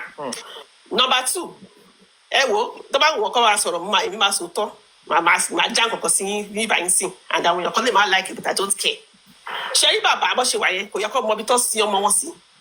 It's forbidden. Bàbá àti ìyá mi bí mo ṣe ń bá yín sọ̀rọ̀ yìí. ẹ sálì àdúrà tó máa ń gbà Lady B tó máa ń gbàdúrà pé ẹ ò ní mọ sàárì ọmọ ẹ ṣe àdúrà yẹn nìyẹn lẹ Yorùbá. God bless you ma ẹ ṣe ma bí mo ṣe ń bá yín sọ̀rọ̀ up to today bàbá àti ìyá mi mọ ibi tí a sin àbúrò wa sí mọ bẹ̀ mọ àdírẹ́sì mọ anything because it's forbidden. Exactly. So now let's now question ourselves pé kí ló dé tí bàbá ṣe lọ mọ ibi tó ń sin ọmọ ẹ̀ sí nǹkan kan mi ti wà bẹ́ẹ̀ nìyẹn. Àtẹni tó ju bra àti underwear àti whatever tó lóun jù síbẹ̀ that means orí ẹ̀ ó ti rí àbúrò ẹ̀ pé ọkàn ọ̀run ẹ̀ sínú pósí nìyẹn that's what you are telling me. Yes ó sọ fún mi pé orí gbogbo nǹkan tó ṣẹlẹ̀ ń bẹ̀ abájọ tó ṣiṣẹ́ pé pàtó ní kó lọ wo tọ́lọ́ ní pé kó lọ wo kíní tó padà dé tóun àti gùrẹ́gùrẹ́ tó sọ pé àwọn ò rí nǹkan kan ó lè rí nǹkan kan because ẹjọ́ ṣiṣẹ́ yẹn ni. Nobody can tell me then Darosha náà ṣùgbọ́n ẹ̀gbọ́n náà ni Darosha jẹ́ sí Mohbad àbí oye mo máa ríre báyìí ìyá náà tún ju ìyá náà fi style àrínú fídíò ó bẹ̀rẹ̀ sí fi style ju yẹ̀pẹ̀ sínú pósí I mean ó yẹ ká ti fi mọ̀ pé kọ̀ọ̀kan mi wà láàrin àwọn family yẹn tó ń height. Exactly. So it's very obvious so ẹ má jẹ́ ká bá bẹ̀rẹ̀ Mr. Ebony. Yes ma'am. Yẹ kán gbé Mohbad rárá sí anywhere tó yẹ pé ojú bàbá yẹn máa tó. Exactly. Cemetery ló yẹ kán lọ sí not even. Not even bàbá àti ìyá ẹ̀ not even bàbá àti ìyá ẹ̀ àtẹni tó bá jù lọ àwọn tó bá jù lọ yẹ kán débẹ̀. God bless you. Kò yẹ kó wà ní any vicinity around any property landed property. Bẹ́ẹ̀ni bó ṣe ń ṣe nìyẹn. I lost my baby mi ò lè tọ́ka sí pé bọ́nà sídìí ni. Ọlọ́run tẹ̀ ní jẹ́ ká. Mi ò lè sọ pé bí báyìí so that is rule èèyàn ní mọ̀sárì ọmọ náà ń gbàdúrà láyé. Bẹ́ẹ̀ni o àdẹ̀kúkú ní ìmọ̀ lórúkọ Jésù ìgbọ̀kan ni wa ò ní mọ̀ àní irú eléyìí. Ṣé wá rí ìyẹn alone ó ti make it obvious sí wa. Ṣé rí àwa Yorùbá ń gbà mí ó máa ń sún mi pé mo ti ṣe jẹ́ Yorùbá a máa ń fojú fo nǹkan. Ìgbà yẹn gbogbo ló yẹ kójú wá sí là pé ẹ wá èwo ni bàbá yìí kí ni bàbá yìí bá ká ó tún yá sí ó ti bẹ̀rẹ̀ sí ń gbé máìkì mo lọ́ọ́ àwọn náà fẹ́ di MC torí kò yé mi máìkì tó bẹ̀rẹ̀ sí ń gbé lẹ́nu ọjọ́ mẹ́ta yìí kò yé mi ṣé rí gbogbo nọ́ńsẹ̀nsì tó ń ṣe yẹn obvious that none of them ó ti jọ pa nǹkan kò ní ṣẹ́ rí ẹ̀jẹ̀ tó wá jà yín sí kọ̀ọ̀kan lẹ́yìn tèmi mọ̀ tí mo analyse fúnra ni. Baba is not looking for justice for his son. Baba is looking for justice for the property. Tó máa share láàrin wọn àti ìyàwó Mohbad àbí girlfriend yẹn. Nǹkan tó bá wá sórí bíbá yìí nìyẹn. Àwa la bá nǹkan míì wá. Nǹkan táwọn bá wá ni. Bó ṣe máa share ogún.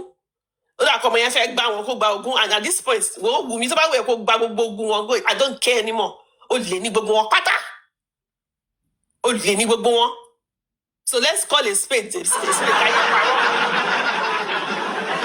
So tó bá wù kó gbé gbogbo nǹkan wọn deserve ẹ anyway deserve ẹ because ṣe bàbá ìyá náà ṣe ẹ jẹ́ kí wá sọ fún yín ṣé rí even tó bá ṣe máa ń bú ìyá Mohbad ṣé mọ̀ pé ìyá Mohbad ṣì dájú bàbá lọ ẹ mọ̀ wáì ó sì máa ń sọ pé Monday ń gbà yẹn ó sì máa ń sọ Monday ó sì máa ń sọ pé ó tún dé òun rí lórí Túndé ìyá yẹn fi style sọ̀rọ̀ tiẹ̀ ṣé wá rí bàbá yẹn kò sí kan tó sọ rí irọ́ lọ́pàá pátá ṣé nísìnyí over 18 months náà ó tán 18 months nísìnyí ṣé bàbá sọ pé àwọn ọmọ kan tó ṣẹlẹ̀ ni ọmọ náà ẹ wá bẹ̀rẹ̀ sí blame pé kí ló dé tí àdúrà ò sọ̀rọ̀ ṣé tó bá yẹ pé yìí náà tó bá yẹ pé bàbá ti tèmi náà ni bàbá Mohbad èmi náà ni bá sọ̀rọ̀ mọ́ because àwọn pípín yẹn ti mọ̀ pé alábọ̀dé ni bàbá wọn òun náà ṣe wá bá wọn sọ̀rọ̀ mọ́ because all the pon pretend for public ni now òótọ́ ni mo sọ ló bá gbọ́ kọ́kọ́ fọ̀ mí ẹ̀ mọ̀ kí èmi kúkú mẹ́ anybody rí so ẹsẹ̀ èké ni now kò sí wàá fẹ́ padà sí ọ̀rọ̀ tó sọ pé wọ́n láti Èkìtì yẹn Èkìtì náà lèmi náà ti wá torí bẹ́ẹ̀ mo ṣe mọ àwọn rules kan bàbá ìyá brother and sister they're not supposed to be there tó bá tó ń sin ọmọ yẹn bàbá bó ṣe wà yẹn wọ́n ti mọ ibi tó sin ọmọ wọn sí which is èèwọ̀ ni ẹ wá lẹ wà ní third house ẹ bá wà ní sixth house kò yẹ kẹ́ ẹ mọ bẹ̀ rárá kò sí ìfẹ́ èyí kọ́kọ́ ló yẹ kẹ́ ẹ̀yin àwọn kọ́lọ́ yẹ kọ́ tọ́ka sí ibi tó máa sin ọmọ yẹn sí it's not him it's forbidden so mo gbé yẹn sẹ́gbẹ̀ẹ́ ká wá lọ sórí fídíò 3 seconds fídíò yìí àná ńgbà tí mo wà lórí ọjọ́ sátẹ́ náà la wà náà tí ó ti bẹ̀rẹ̀ sí ń ṣe mọ́ kíní lórí ọ̀rọ̀ Zomo kò ṣe Zomo yìí ẹ wá Yomi aláti wọ́ọ̀dì Zomo bóde torí gbàtọ́ bẹ̀rẹ̀ sí ń gbá fídíò jáde ṣé rí nǹkan tó yẹ God bless àwọn tó máa ń gbé fídíò yìí jáde sister Tenny number 1 tó bá bá gbé àwọn old videos yẹn jáde ìgbà tí nẹ́yìn mọ́nì tó ń play lórí platform mo gbọ́ tó sọ tíyàn kan sọ pé Zomo so Zomo wà ń bẹ̀ ọ̀dẹ̀ sọ pé ò sí ń bẹ̀ Zomo ó wà ní gbẹgbẹ tó lọ sí Mohbad ó wà ń bẹ̀ now ẹ tí wọ́n jẹ́ ká question àwa pé kí ló dé sí bàbá ṣe túbọ̀ ká ẹ ṣe máa tẹ́bá ti jẹ́ ká wá question ara wa pé kí ló dé sí bàbá ṣe bóde ní ìdájí òru lọ́jọ́ yẹn pẹ̀lú Madam Manchester tó bẹ̀rẹ̀ sí sọ pé Zomo ò sí bẹ́ẹ̀ o ọmọ pásítọ̀ ní o kò sí bẹ́ẹ̀ o kìnìkan o wọ́n tó túyá ó tún padà jáde sí sọ pé the chat is true kìnìkan ẹ wá ẹ jẹ́ ká bẹ̀rẹ̀ sí máa wọ́ ìdí Zomo bọ́ síta because àtúgbọ́ lánàá sí pé láti bẹ̀rẹ̀ gan lọ sọ pé lọ́ní ìwà ti bíntín mo ti ń tẹnu mọ́ bíntín yẹn náà tẹ́lẹ̀ pé bó ṣe ń ṣe ọ̀rẹ́ ẹ wò ẹ má jẹ́ ká gbàgbé sáìdì yẹn náà kí bíntín kó bọ́ síta kó wá sọ fún wa kí ló pa àwọn àti Zomo pọ̀ because wọ́n ní pé Zomo yẹn ọlọ́ ti pẹ́ tó ti dáwó fún ọ whatever story yẹn tiẹ̀ tí ì yé wa kí bíntín bọ́ síta kó wá bá wa explanate bẹ̀yẹ̀ bọ̀kan tó fẹ́ mi jáde ni pé Zomo is one of the suspects as well and they need to start dragging them. That's that one. Ṣẹ́wárí ó ní nǹkan kan tí Perkins sọ lálẹ́ àná tí mo fi pé ọmọdé yìí very smart boy pé ọ̀rọ̀ yẹn make sense. Yomi, this is what Perkins was saying. Perkins ní pé ká ṣe billboards, right? Ká wá fi chat tádúrà send sí ẹ̀yìn ká gbé sí orí billboard ká jẹ́ kí gbogbo àgbáyé rí nǹkan tó send sí ẹ kí gbogbo àgbáyé mọ nǹkan tó sọ pé ó ṣẹlẹ̀ nílé they push my brother and he hit head on the floor pé ká bẹ̀rẹ̀ sí máa polongo ẹ̀ síta so that they cannot hide it if they want they cannot destroy that one as well. Mo dẹ̀ wò pé that is a very very good idea tọmọ yẹn come up pẹ̀lú lálẹ́ àná yẹn and I will want us to work on it. We know we have to pay to buy the billboard but I think we need more exposure. Yeah, so you know, all this, it's a good one. Are you with me? It's a good one. And it's very strong. To my party, she before on the 10th, Tafe she protesting. Post account number NGO, Yes, we will look for the billboard that is very close to Panti. Yes. Somewhere.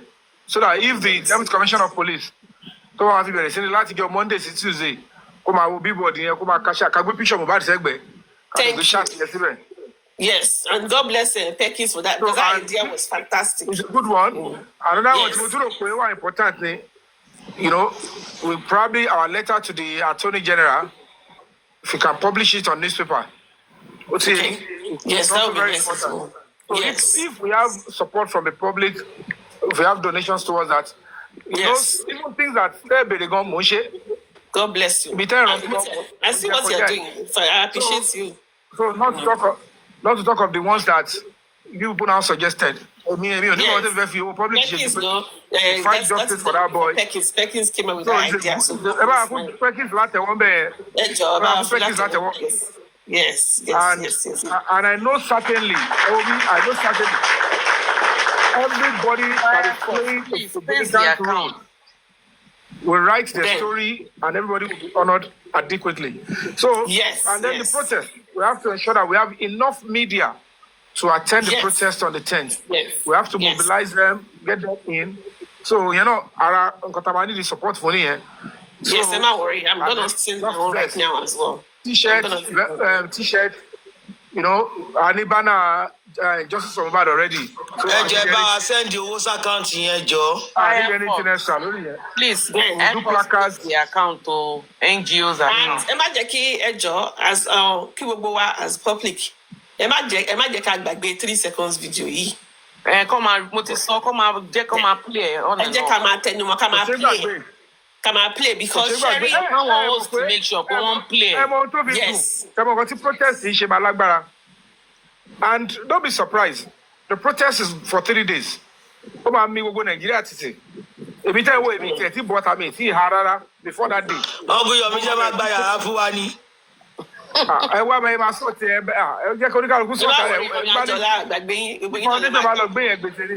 Because you guys are actually the fighters. No, God bless you. Mobilize let's sacrifice genuinely. About you day one.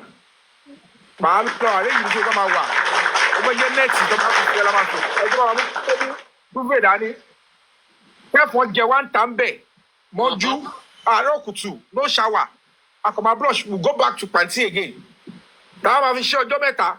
Sebi da mala ti bota so pe ohun ti delete homicide evidence. Ki Panty wa sọ fún wa boye fe danu pe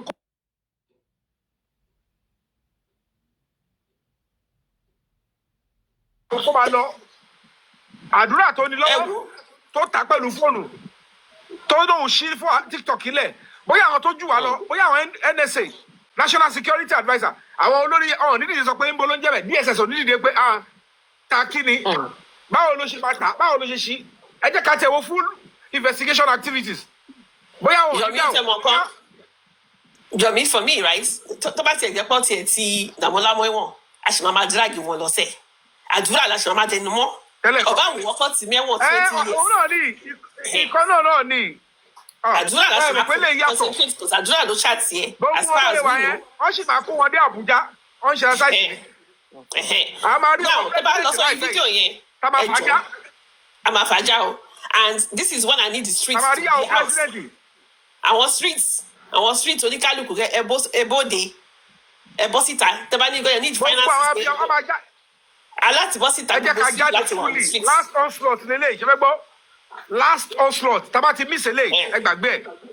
Tábà ti miss ilé. And Yomi má jẹ́ kí anybody bẹ́ẹ̀ nínú má jẹ́ káwọn police yẹn bẹ́ẹ̀ sọ máa bẹ̀ẹ́ létà pé ká má ṣe protest yìí. It's time. It's high time. It's over 18 months now. It's high time. So they cannot be telling us ohun tó lè ṣe kàbá ṣe ni pé kàn sọ fún wa pé àwọn ti rí fídíò. Kọ́ gbé síta tọ́ba ti gbé síta they cannot be stopping us anymore. Àti try àti kìnìún àti wùmí kọ́ ṣe normal till lórí wọn. It's simple as that. Even our street got this through, only through because I was even surprised. But by now, Yaki Street got it bought it now. So at Inisuruto, so they should not be stopping anybody. If they're not gonna get that video from them, they should not stop us from doing what we have to do. Because we are not doing it just for mobile, we're doing it for all the other children as well. And if I tell me talk me you invite me to police command, special CP special squad 1. One baby sọ pé Damola delete the video. Wọ́n kàn náà lọ síbẹ̀ ara ni. And by law, by reasonable logic, arrest Damola, the first thing that you would demand, the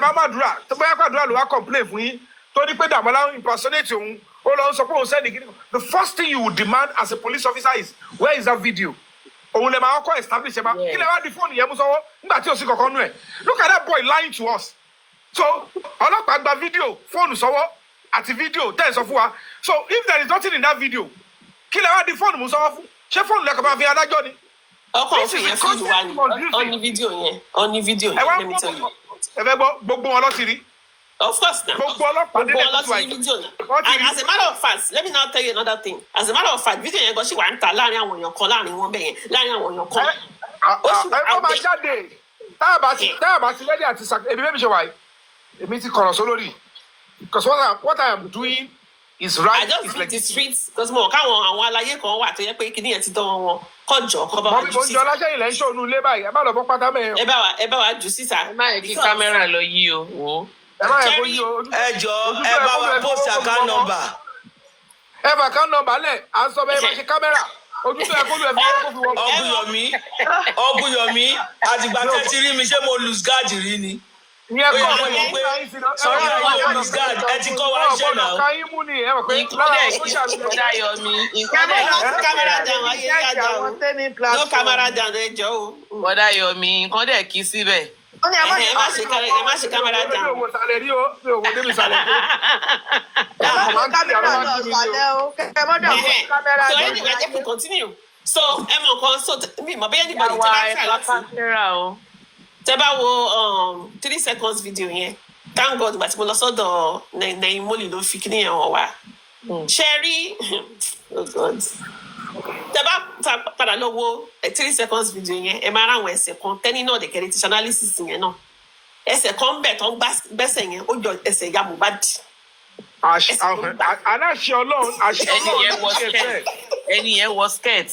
Ọwọ́ skirt ọwọ́ gba skirt báyìí. Àwọn skirt yẹn rí àwọn sunray skirt sọnù. Àwọn sunray skirt àwọn yẹn wípé yẹn rí. nígbà tó ní kọ́ kó everybody ṣé wọ́n mọ tó sọ ní. Màmá ní kọ́ kó gbogbo àwọn. Exactly. wọ́n nígbà tí mo bá di ìdílé sáà kò sẹ́ni kọ́ni tó lè forí ko mọ́ báyìí. I need video yẹn ó sọ pé 10 years ago. ẹjọ́ tí kì bá dẹ̀ ti ṣe ìyá Mohbad ló wà ń bẹ̀ tí kì bá ti ṣe ìyá Mohbad á jẹ́ pé Kàrímọ́ nítorí tẹ́ bá rí ìdíwé tí Kàrímọ́ ṣe ń sunkún pé níjọ́ tí wọ́n mú àdúrà tẹ́ bá rí ìdíwé tí ṣe ń sun ẹ̀wọ̀n Kàrímọ́ mọ̀ nípa kéèsì yìí Kàrímọ́ náà mọ̀ ó ti wà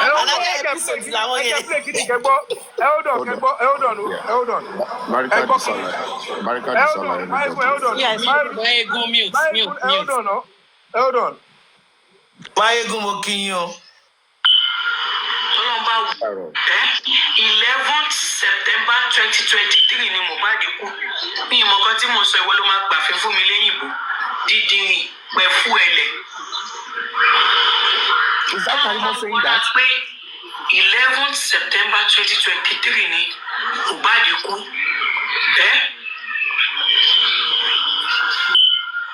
Ọlọ́run bá wọ láì a máa rí justice yẹn. Ẹ ti gbọ́ bẹ́yẹn ẹ wá gbélé náà ẹ wá wọlé yìí o. Ṣé gbọ́ bẹ́yẹn abẹ́ ti kiri play? A ti gbọ́ ẹ play mi. But let me just give you a clue. Darusha is spending money. Adura sent that chat out. Wọ́n ti ń gbé wa lórí ẹ̀ ẹ jẹ́ ká gbọ́ wọ́n ti ń gbé wa débẹ̀ wọ́n ń gbé wa débẹ̀. Ẹ wo bí mo fẹ́ gbé yín débẹ̀ báyìí mo fẹ́ gbé yín débẹ̀ gidi ẹ ó dàn kẹ́kọ̀ọ́ ẹ fi ara balẹ̀.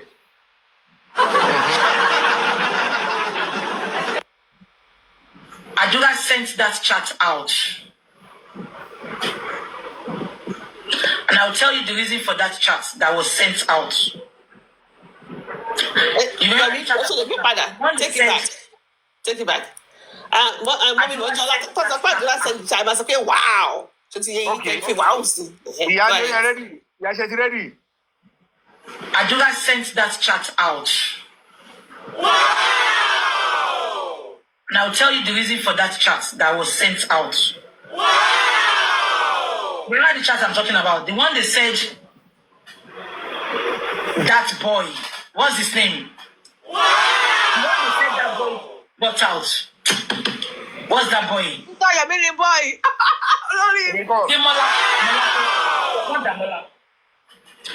Adura put that chat out there, and I'll tell you the reason. It's gonna get to, but let me just give you a clue.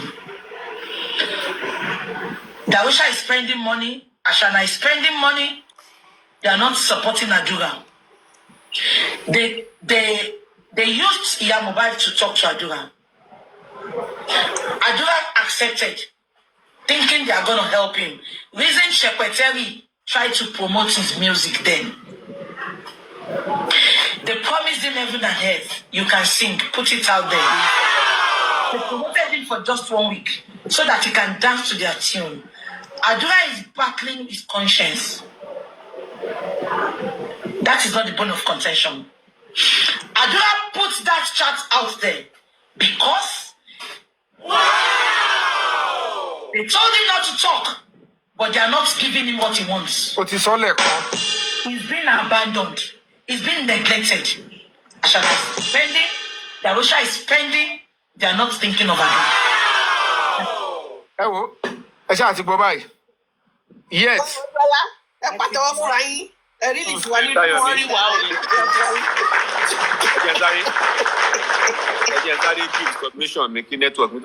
Bọ́dá Yomi, èèyàn kan ní ọ̀kẹ́ tún voice kìíní ọ̀pọ̀ yẹn play.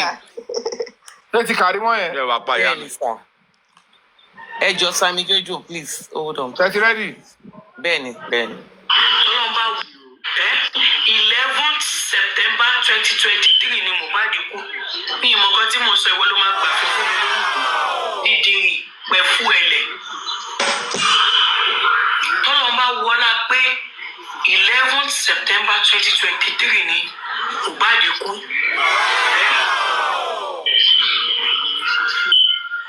Tọ́lọ́mbà wọlá ẹ̀ àmàlí justice yẹn. If you get there, I've played it. Yes. Thank you, sir. Oh, yeah, Sami, you may speak. They send the gift now. Okay, but tap kilo shele now. Ẹ̀yin tiwa kilo shele. Break the silence in really odogun right. Mommy o ní Sunday wọ́n fẹ́ ro ẹ̀fọ́. Ẹ kú ọdún o. Ẹ má sẹ́ndì gèwédú sí ìyàwó ayé ọdún ni. Ẹ̀wọ̀n ọdún ni o, bàbá Mohbad ti ní ẹ má gbàgbé ewédú mọ́ o. Ó ti ní tẹ̀ bá ti fi sọ bẹ́ẹ̀ fáwọn èèyàn jẹ, ẹ má gbàgbé ewédú mọ́ o. Sami Jojo yá dùn. Ẹ kú ọdún tí ẹ wà pa. Èmi wá ṣe púpọ̀ ẹ̀ lágbára. Àmín Ọlọ́run. Mr. Yomi, I'll continue to say this. 33 seconds video yẹn, ẹ̀yin máa gbé yín ní dáadáa. Ẹ gbọ́dọ̀ fi gbà kan, ẹ gbọ́dọ̀ fi ìṣẹ́jú kan, ẹ gbọ́dọ̀ fi wákàtí kan, kẹ́ fi gbé yín kúrò lórí ẹ̀. Ẹ máa gbé yín lé. Èmi tí mo dẹ̀ ń sọ ti tèmi yé mi. Ẹ máa gbé yín lé. Sami Jojo bọ́dá Yomi nìkan kọ́ kí gbogbo host pátápátá kọ́ máa play ẹ̀ ní every show. Ẹ mọ̀ kan. Kẹ̀rí reason àwọn kan ò ní follow. Thank you, Betty. Will not follow this 3 seconds video. And it's simple. You know why? You know why they would do that? It's because they know that video truly exists and they don't want the truth. Gbogbo nǹkan tó máa fi silent òótọ́. Tó máa fi silent òótọ́. And they will continue to do everything they can to water that 3 seconds video down. And the truth is this, that video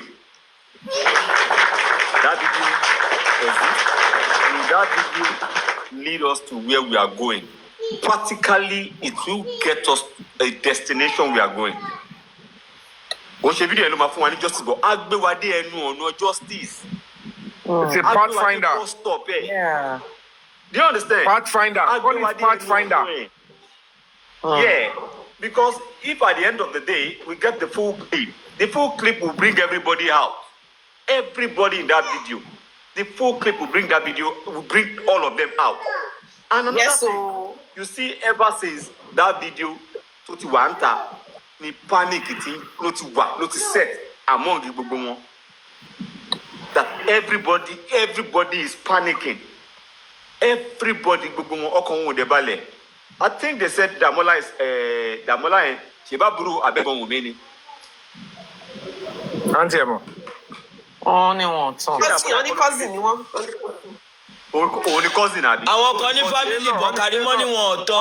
Àwọn kan ní boyfriend yìí. Ọmọ Angela wọn máa gbọ́ sí yẹn cousin wọn.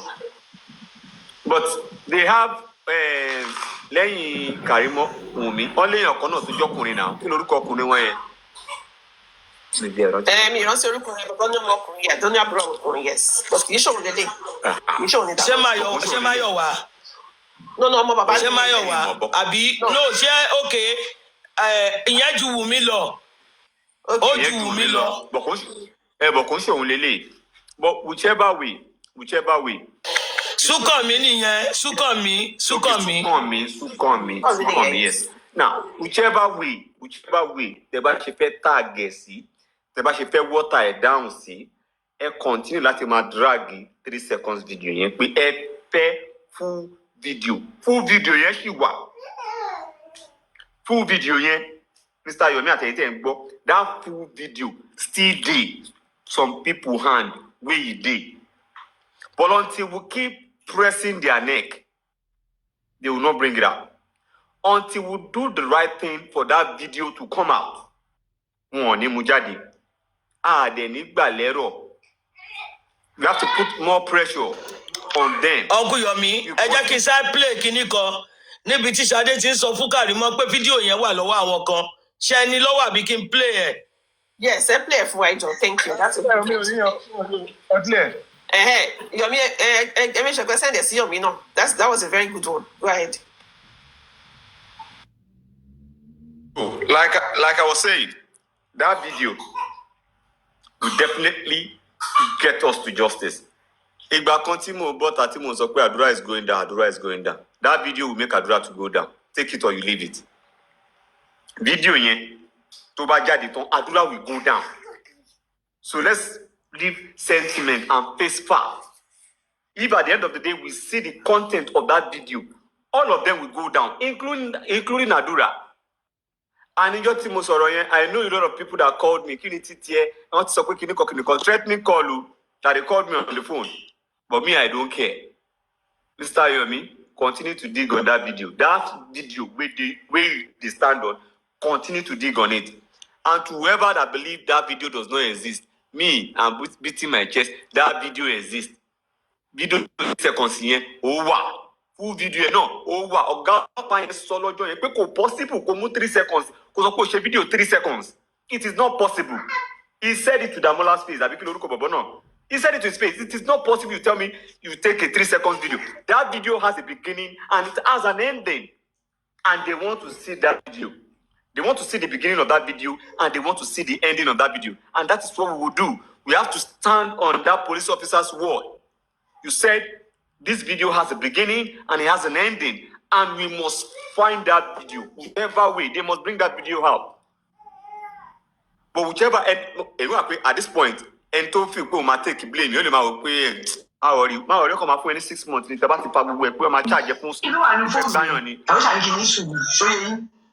But ìgbà yẹn ló dé ní ọdẹ lọ́wọ́ pẹ̀lú ọkọ̀ report ní station.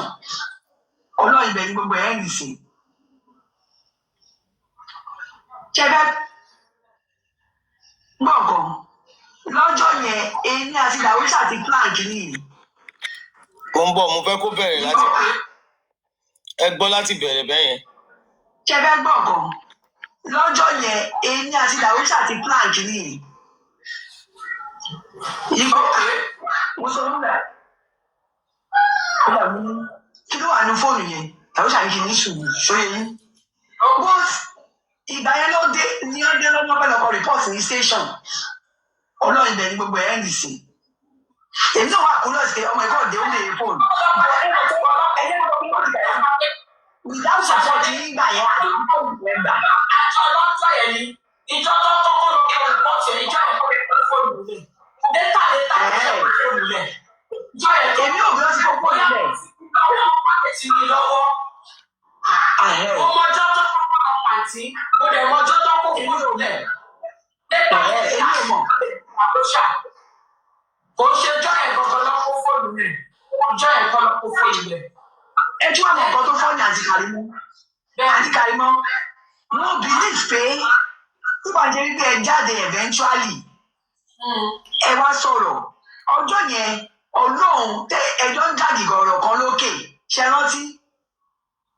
Káfí gòkè wá. Kó tó di pé ìjà ẹ̀yìn àti mọ́ sí àti òun náà.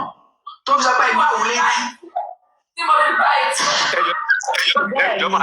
Ṣadé ló sọ̀rọ̀ yẹn àbí? Lọ́jọ́ yẹn. Ṣadé ló sọ̀rọ̀ Ṣadé. Àwọn òbúrẹ́ ẹ̀kọ́ tó wà nínú fóònù yẹn lẹ rí i. Torí lára àwọn nǹkan tó wà nínú fóònù yẹn mo mọ̀ pé tẹ̀yìn bọ́ bá rí i. Wọ́n ti ń gbọ́ pé àǹtí Kàrímọ́ náà èèyàn tí kò kí ń gba irọ́ ni. Ọlọ́run mo rò pé ẹ mọ̀ nípa nǹkan tó wà nínú fóònù yẹn. Èmi ò mọ̀ Nǹkan pọ̀ nínú fóònù yẹn gan-an. Ọ̀pọ̀ nínú ẹ̀. Tí bá parí fóònù ni justice ti máa wà. Torí gbogbo bí mo bá ṣe máa ń ṣe nǹkan yẹn ó máa ń ṣèwé. Ọmọ tó bá ṣe ẹsẹ̀ náà kan ní dákúrúkọ. Èmi náà mọ̀ ó ń ṣẹ̀jẹ̀ ìṣẹ́yàn. Èèyàn méjì gan-an ni. Ẹni yẹn dẹ̀ ní lọ́wọ́. Ó ní lọ́wọ́. Bọ̀ ìkan nínú àwọn tó ní yẹn lọ́wọ́ àti Kàrímọ́ wọ́n ti bá ẹ̀bẹ̀. Wọ́n ti bá ẹ̀bẹ̀. Bẹ́ẹ̀ ni mo sọ fún yín. Nígbà àwọn ọmọọṣẹ́ tiẹ̀ ní àgbẹ̀bí ẹ̀.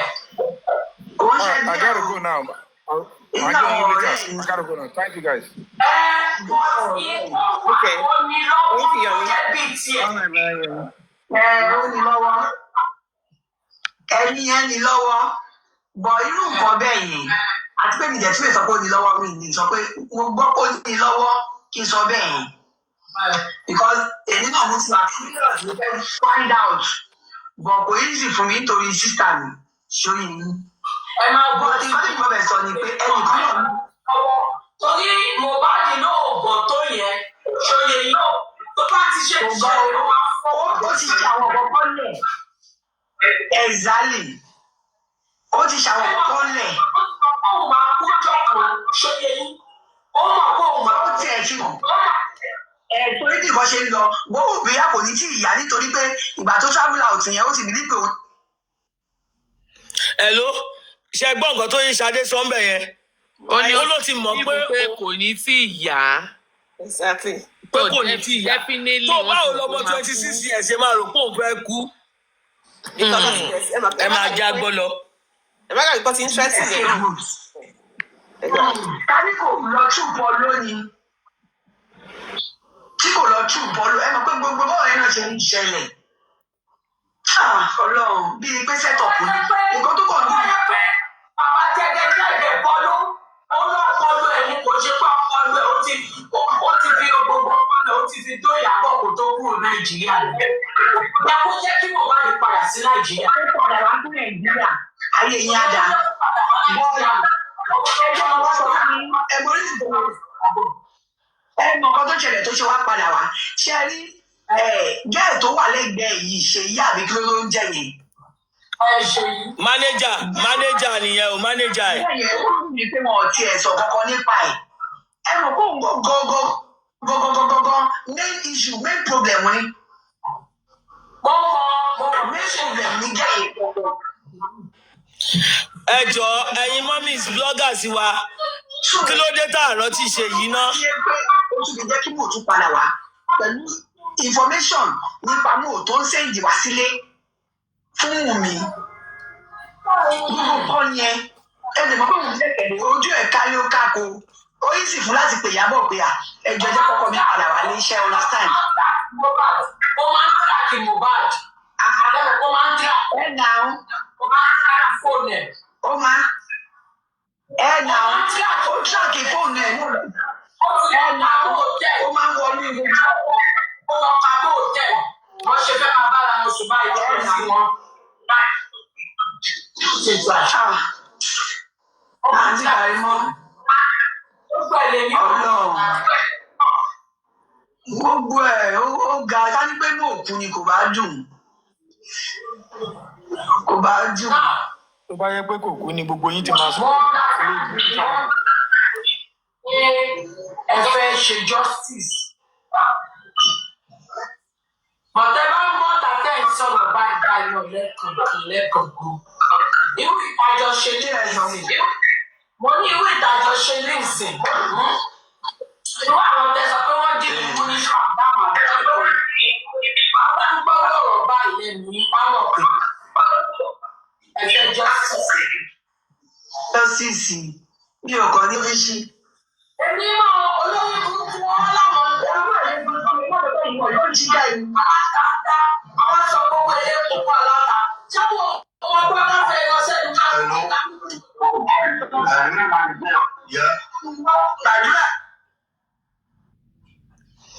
Ìyá ẹ ṣe gan ni.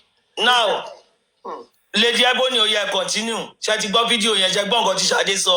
Sam Jojo, ṣé everybody ti gbọ́? Àbí kí n replay lẹ́ẹ̀kan sí ni. Àti gbọ́ loud and clear.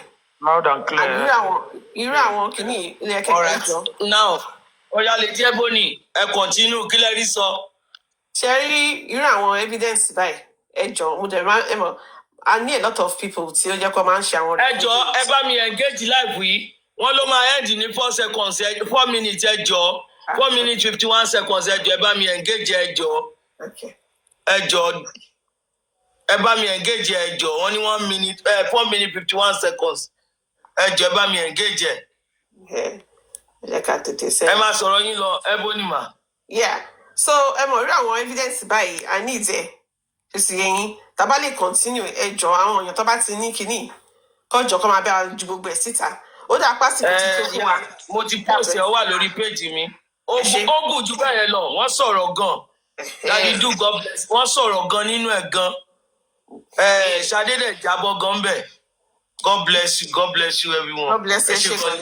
Thank you everybody. So Emma, this ibi tá a dé ń sìn inú mi dùn pé a ṣì ní at least èmi lè ka at least 3 or 4 people tó yẹ pé they are good all work for justice. Just yẹn a ṣì lè beat àwọn tó ń block ṣé by now ó yẹ ká ti mọ àwọn tó really fẹ́ justice àtàwọn tó fẹ́ justice so ká má wulẹ̀ máa waste time ara wa mọ́.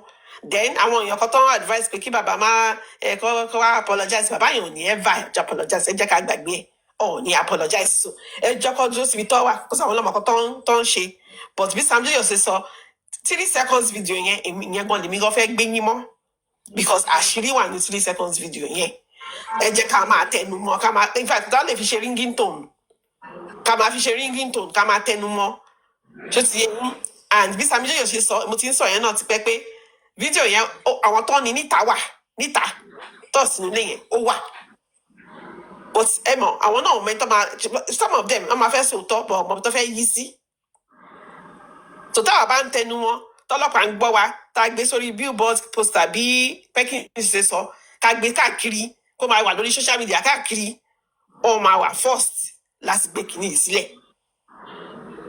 gbogbo wọn nu family yẹn. Tí Bella bá ní Bella ò lè fi sílẹ̀ kẹ́ mú làlà. Bella tí ó ti sòdodo nù. Yeah, I can hear you. Go ahead. Ẹjọ́. Yeah. Mo nothing kankan, mo dẹ̀ fọ́ sìn, and I want you to go across the platform. Maybe all that can come together. I would love for Mohbad's picture kó wà ní billboard, one major billboard lẹ́kọ̀ọ́, kò yẹ yín. To let Lagosians and Nigerians to know that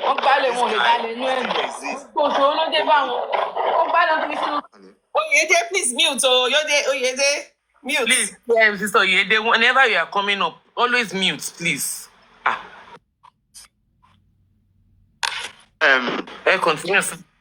To all the platforms support justice, to all the platforms supporting justice, I want to debunk them, which is the kí wọ́n ṣe ẹmọ billboard tó máa ń wà lẹ́kọ̀ọ́ tó máa ń pè tó máa ń wà gbàgàdàgbàgàdà yẹn bóyá ní Lẹ́kì ni o bóyá ní kí lórúkọ bíbẹ̀ yìí Abiola garden yẹn those projects come together and win. Tàbí bẹ́gà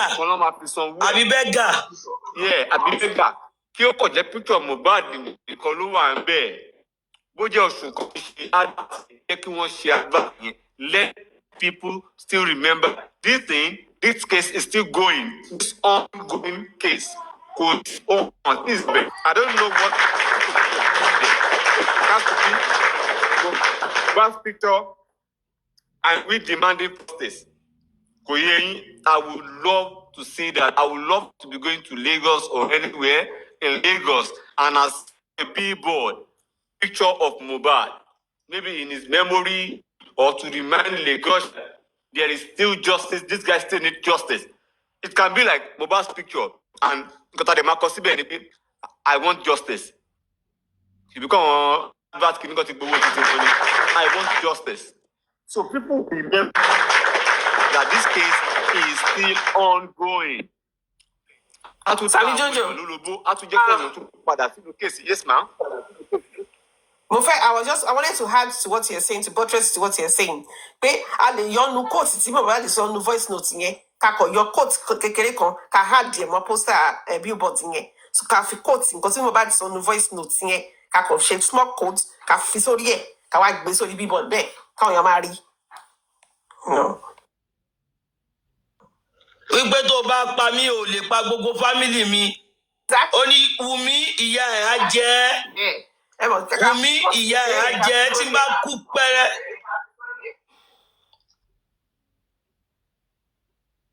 But yeah, go ahead, Sam Jojo.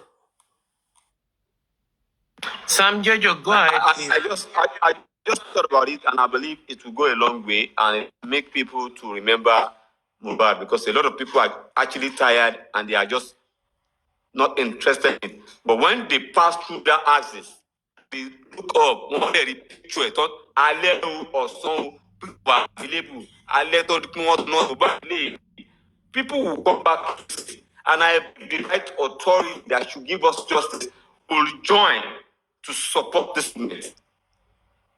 Just let people to be reawakened and let them know we are demanding for justice. Even could just say, if you want, it will go a long way. It will go a long way. So I want the every other platform to come together and support this. Support Conjure all for Mohbad. And it's all about justice for him. It's a very good suggestion, no. Sammy Jojo, I love that. My wish kí n máa rí gan. Each time tí bá ti dé bẹ́gà kí n gbójú sókè. Ìlérí Olúwa lélẹ̀. Ilẹ̀ ń jẹ̀yàn o. Ilẹ̀ ń jẹ̀yàn. But all is well. Mọ̀mí Tẹ́ni ọmọ ológo. Àbúrò Tẹ́ni látẹ̀. Mọ̀mí Tẹ́ni mà. Mr. Tẹ́ni. Àbọ̀sùn ni. Wọ́n ti ń pè wọ́n látàárọ̀. Mr. Tẹ́ni. Bóyá wọ́n ti sùn. Sátẹ́ni wọ́n ti sùn ni. Wọ́n máa lọ school lẹ́yìn. Today is their own new week. Oh, okay. Mr. Isaac lẹni fún wa kọ́ máa tìgbà tó wá sọ̀rọ̀. Ẹ káàsán gbogbo ilé. Ẹ káàsán sá. Everyday tábà ti jẹ́ ká máa ọlọ́mà fún wa lẹ́bí alọ́ba àtẹ̀bí Ògúnbànjọ. Àmín o. Bí méjèèjì. It's a very terrible. Adébánjọ, Abógúnbànjọ ni. Whatever they call it, I don't know. Both family, or she family to jẹ́ pé ó yẹ kí èèyàn kankan wá láti ìdílé méjèèjì. And then it's a very good warning for people that they still have a grown-up child. Tán lọ́mọ kéékèèké. Kán má kojú àwọn méjèèjì yẹn. Kán má ṣe léyà. Because ègún ti wà ní family yẹn méjèèjì yẹn. And it's an everlasting ègún. Ó ti wà ní ìdílé yẹn. Because mi ò rí bí èèyàn ṣe wà. Bọ́n ṣe treat ọmọ yẹn.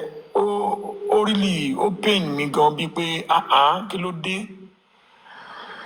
Nǹkan tó ń ṣẹlẹ̀ sí Mohbad ó ń ṣẹlẹ̀ sí most of ìdílé kan Nàìjíríà most ìdílé Nàìjíríà, but I pay attention to something. Ibi tí most of àwọn ìdílé ibi tó bá ti rí jẹ ibẹ̀ lọ́mọ̀. Èèyàn tó ń jẹ lọ́wọ́ ẹ̀ sínsìn ẹni yẹn náà máa ń focus lé lórí. But ẹni ò bá sí mọ́, they will move on. Most family in Nigeria, they do it. One that brainwash most of the young kids. Pé tí ó bá bímọ mẹ́rin tí ìyá ẹ̀ bímọ mẹ́rin àbí márùn-ún sí tó jẹ́ pé ẹyọkan ló succeed, wọ́n ti believe pé all the load of the rest, it should be on you, the one that succeed, kó wà lórí ẹ̀. Kìíní yẹn ń fa nǹkan burúkú sí most of èèyàn lórí. There was a day mo contribute ọ̀rọ̀ kan lórí that is Mr. Lati. Pé the way tán fi ń gbé bùkátà lórí àwọn ọmọ, àwọn parent ní Nàìjíríà, the way tán fi ń gbé bùkátà lórí wọn kò dáa. In the Western world here, kì í ṣe pé náà àwọn ọmọ yẹn náà wọ́n support òbí wọn, but if you like, you know what to do to your parent. Kì í ṣe pé òbí ẹ bímọ márùn-ún sìn, orí ẹ̀ náà fẹ́ gbé your siblings, their bùkátà is on top of your head. Kìíní yẹn ó weigh many people down in that country. Tó jẹ́ pé kò ń jẹ́ kéèyàn lè ṣoríire tó yẹ kó ti ṣoríire. Nǹkan tó weigh ọmọ Mohbad mo sọ fún yín is part of it. Because nǹkan tó ṣẹlẹ̀ sí bọ̀bọ̀ yìí ni pé ó gbé bùkátà family lé orí nígbà tó wà live tó bá jẹ́ pé ó face live ara ẹ̀ nìkan ni ó lè máa rí kú wèrè tó kú yẹn náà ó lè máa rí kú. Because irú Wùmí yẹn pé ìyàwó mi ìyàwó wèrè wo as a young boy tí n bá ti wo bí bọ̀bọ̀ yẹn ṣe kú tí n bá ti wo kinní yẹn ó máa ń fún mi ní pé life is trying to enjoy ara ẹ love ara ẹ more than anybody love yourself first before you love anyone in the entire family love yourself first because tó bá yẹ kó love ara ẹ first nǹkan tó ṣẹlẹ̀ sí ó lè má ṣẹlẹ̀ sí so ẹ jẹ́ ká máa kọ́ àwọn ọmọ wa náà ní ìfẹ́ yẹn pé kán love ara wọn ju any other person kán love ara wọn ju òbí ara wọn lọ because téèyàn bá kú lẹ́yìn òbí èèyàn ìyá èèyàn bàbá èèyàn ó máa move on nǹkan tó ṣẹlẹ̀ sí bòbọ́ yìí ṣé bàbá òun wà kò ń dé mo wo fídíò kan bàbá wo agbádá ó dé gígèlè kí náà pé cap in the distance tó ń ṣe gẹ̀ǹgẹ̀gẹ̀ǹgẹ̀ tó bá fẹ́ wá sí online ló máa wọ aṣọ funfun tó máa ṣépè lọ́nline online ò ṣe wo agbádá tó ń wọ̀ lọ pàtí yẹn ò ṣe wọ̀ lọ kó wá sí online kó wá máa ṣépè bẹ́yẹn wàá wọ aṣọ sẹ̀lẹ̀ wàá wọ̀ wá sí online wàá wá máa ṣépè. So kini yẹn ó dùn mí gan fún bọ̀bọ̀ èmi ò mọ̀ I don't know this guy from nowhere but bí àwọn family yẹn the both family bọ́n ṣe treat ẹ̀ wọ́n treat ẹ̀ bí I'm very sure tó bá jẹ́ pé òkú máa ń rẹ́yìn ni ó yẹ kó máa fún gbogbo àtàbàbà àti ìyá àti ó yẹ kó máa fún 114 kò sí kankan nú wọn tó nífẹ̀ẹ́ bọ̀bọ̀ ẹ̀ dénúdénú wọ́n nífẹ̀ẹ́ bíi pé nǹkan tó fẹ́ rí gbà ń di kíní náà ṣe ń ná nífẹ̀ẹ́ tó bá jẹ́ pé ẹ jẹ́ kí n sọ let me just even put this into public tó bá jẹ́ pé public support bàbá support anybody àfi kíní ilẹ̀ wọ́n ti máa tí ọmọ yìí ò bá ní ìkankan tó lè generate owó tí owó wà involve this case for don die down long time ago tí public even though bí public ṣe support everybody wọn tí bọ̀bọ̀ yìí ò ní ìkankan tó lè offer family yẹn wọ́n á ti sòtọ́rọ̀ torí pé ìkankan wà ń di kíní bọ̀bọ̀ yìí ó ní ìkan tó lè offer àwọn family yìí ìkan tó short gbogbo ẹnu wọn up nìyẹn because selfish interest ti wà lọ́rọ̀ bọ̀bọ̀ yìí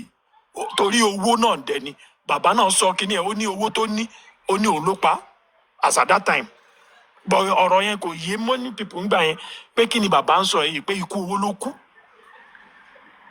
that man understand ó mọ nǹkan tó pa ọmọ yìí láti lẹ̀ ọjọ́ tí àṣírí bá dẹ̀ ti máa tú a lot of public wọ́n máa wà disappointed lórí ọlọ́ba because that man know a lot kò lè sọ pé òun ò mọ ọjọ́ tí Mohbad kú ṣèbó ti sọ jáde pé on the level ló kú wáyé tí ò fi sọ fún wa from get go pé kó tẹnu tó bá jẹ́ pé irú ọjọ́ tí bọ̀bọ̀ yẹn ti kú ló ti sọ̀rọ̀ yẹn pé on the level ló kú àní ṣe gbogbo wàhálà tá à ń ṣe gbogbo àṣírí wọn ti máa tú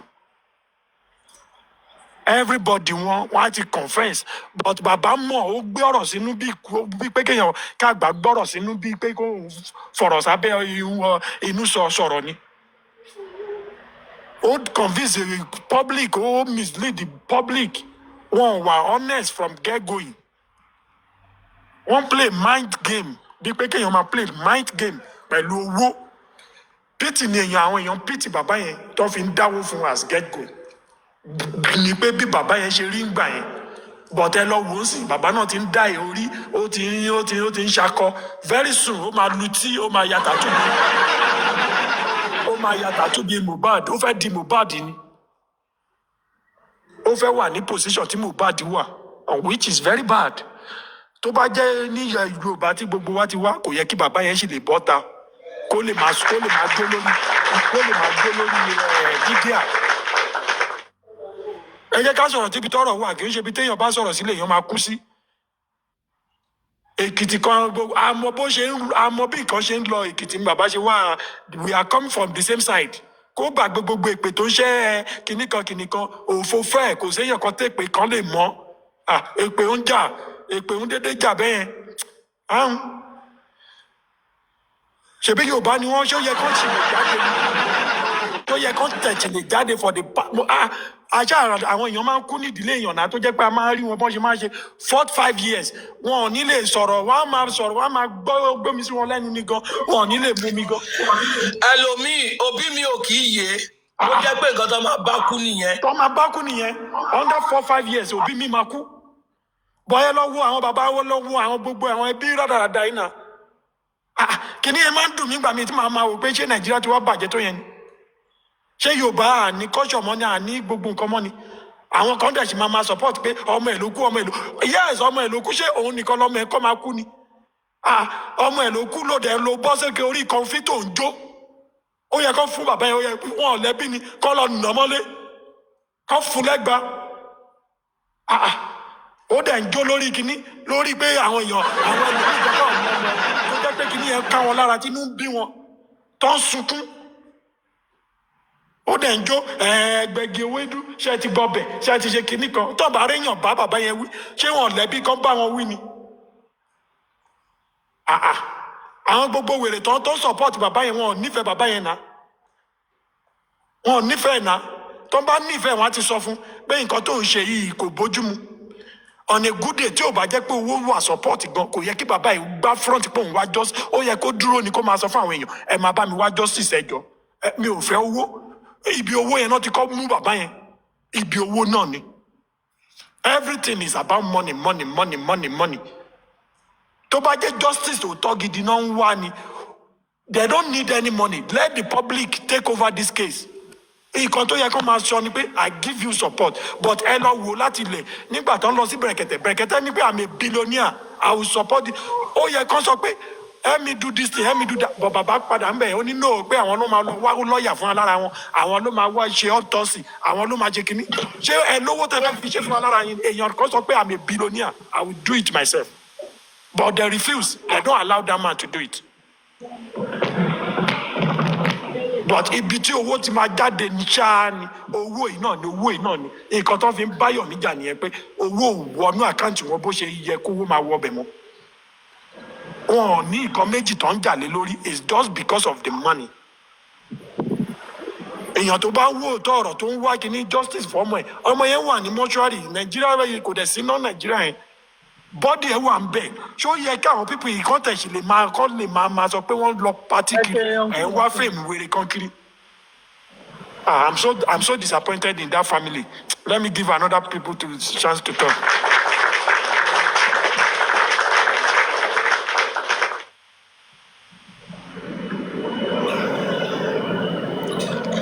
God bless you, sir.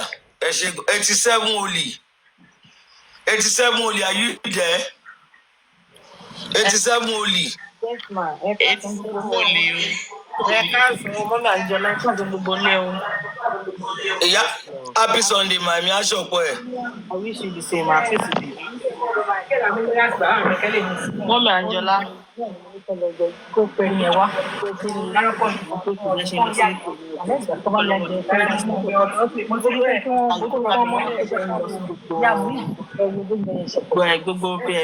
Gbogbo bí tí Mr. Yomi ti máa ń ṣe wọ́n ti máa ń ṣe gbogbo. Sandra, mute. Ẹ ṣé mo dúpẹ́ o ojú òní tí yín wà ní fún ilé ìgbà fúnra wa mo dúpẹ́ gan ni mà. Ìyá mọ́mì Àǹjọ́lá èèyàn ni yín o àfẹ́ èrò èèyàn la fẹ́ tó máa sọ pé èèyàn mọ́mì Àǹjọ́lá is one of them. Ẹ ṣé bí. Kò dẹ̀ ní wá sún yín kò ní rẹ̀ yín ẹ fọmọ́lẹ̀ ẹ fi ọjà yín lẹ̀ ẹ dìde láti Ìbàdàn ẹ kò ròyìn lójú ẹ ti jí láti dájí ẹ kò yá ni ibi tí wọn sọ pé ọ̀rọ̀ justice for Mohbad gbogbo ara lẹ máa fi débẹ̀ ẹ ṣé gan ni màmú mo dúpẹ́ máa o Ọlọ́run àtọ́jú yín àtọ́jú àwọn ọmọ.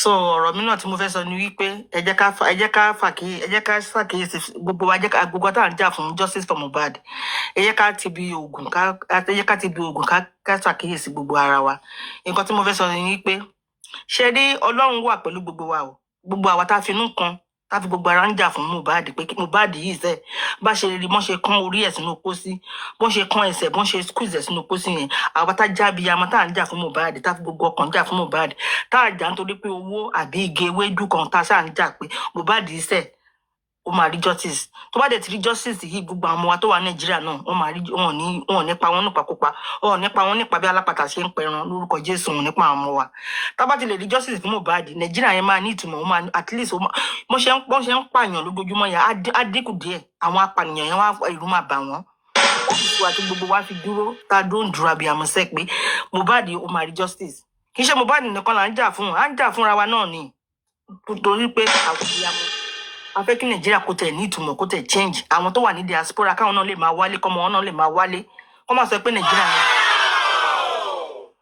Nàìjíríà is a dead zone it is a dead zone it's a dead zone it's a dead zone èrò àwọn náà fẹ́ wálé ẹ̀rù ń bà wọ́n ni pé tó máa pààyàn Nàìjíríà pàgbé ni lágbára Ọlọ́run ní pamọ́ lápàgbé Mohbad máa rí justice àti fẹ́ẹ̀ débẹ̀ báyẹn ní ọ̀nà láwà yìí ọlọ́dẹ máa sílẹ̀ kò yẹ fún wa so mo fẹ́ pè yín ṣàkíyèsí ní ẹ̀yin abiyamọ tòótọ́ ẹ̀yin abiyamọ àgbálá ayé Mohbad ń jà fúnra ẹ̀ o Ọlọ́run dẹ̀ ń jà fún Mohbad tẹ́ bá rántí ní last year ẹ jọ̀ọ́ mo kàn fẹ́ rí wà ní díẹ̀ sẹ́yìn ni ẹ má bínú ẹ jọ̀ọ́ ẹ fún mi láyè ẹ jọ̀ọ́ tẹ́ bá rántí pé Mohbad jà gbogbo àwọn tó ń ti bàbá Mohbad no problem ma okay ma gbogbo àwọn sẹ́mi pé gbogbo náà kọ́lá máa ní the same faculty or the same thinkness ibi tẹ́yìn bá think lọ sí olùmíà think lọ síbí so ibi tẹ́mi jókòó sí torí ìgbà míì kì í lè sùn máa rò pé ṣé nǹkan mi wà nínú ikú Mohbad yìí ni àmọ́yé àwọn èèyàn tó ti kú àmọ́yé àwọn gọ́fìnà tó ti kú àmọ́yé àwọn president àmọ́yé àwọn gọ́fìnà tó ti kú káàkiri àgbáláyé àmọ́yé àwọn ọmọ ológo tó ti kú Mohbad ṣe wá jẹ́ kókó ṣe wá jẹ́ wàhálà ó ṣe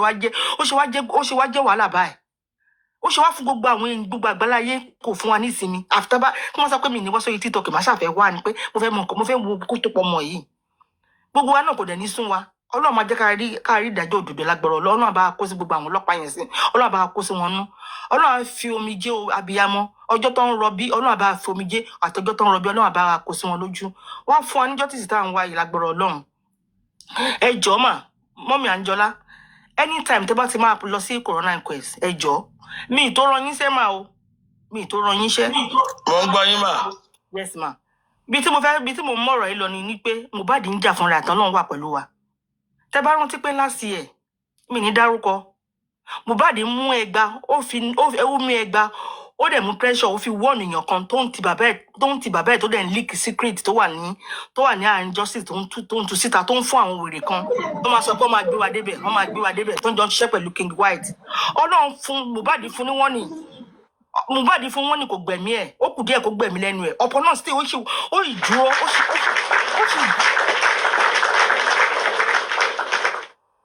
àdúrà tó ń lẹ ládùúrà pé kó má mẹ́mí ẹ̀ lọ Mohbad ṣàṣọ pé òun fún ẹ ní wọ́ọ̀nì kìíní ló fún yín wọ́ọ̀nì kejì kò ní yé o mi ìgbàdúrà pé bọ̀tí mo kàn ń sọ fún ni kó máa gbọ́lẹ̀ wà lórí ìlú torí àwọn alápàtà tó máa ń tó ọ̀rọ̀ pa tó máa ń palápà àwọn alápàtà TikTok tó máa ń creep ọ̀rọ̀ tó máa ń scream ọ̀rọ̀ tó máa ń scream gbogbo ẹ̀ ó lè wà pẹ̀lú wa kó máa gbọ́ o Mohbad ti fún ẹ ní wọ́ọ̀nì o the second one tó máa fún ẹ ò ní yé kó ò ní yé gbogbo àwọn àgbáláyé gbogbo abiyamọ àgbáláyé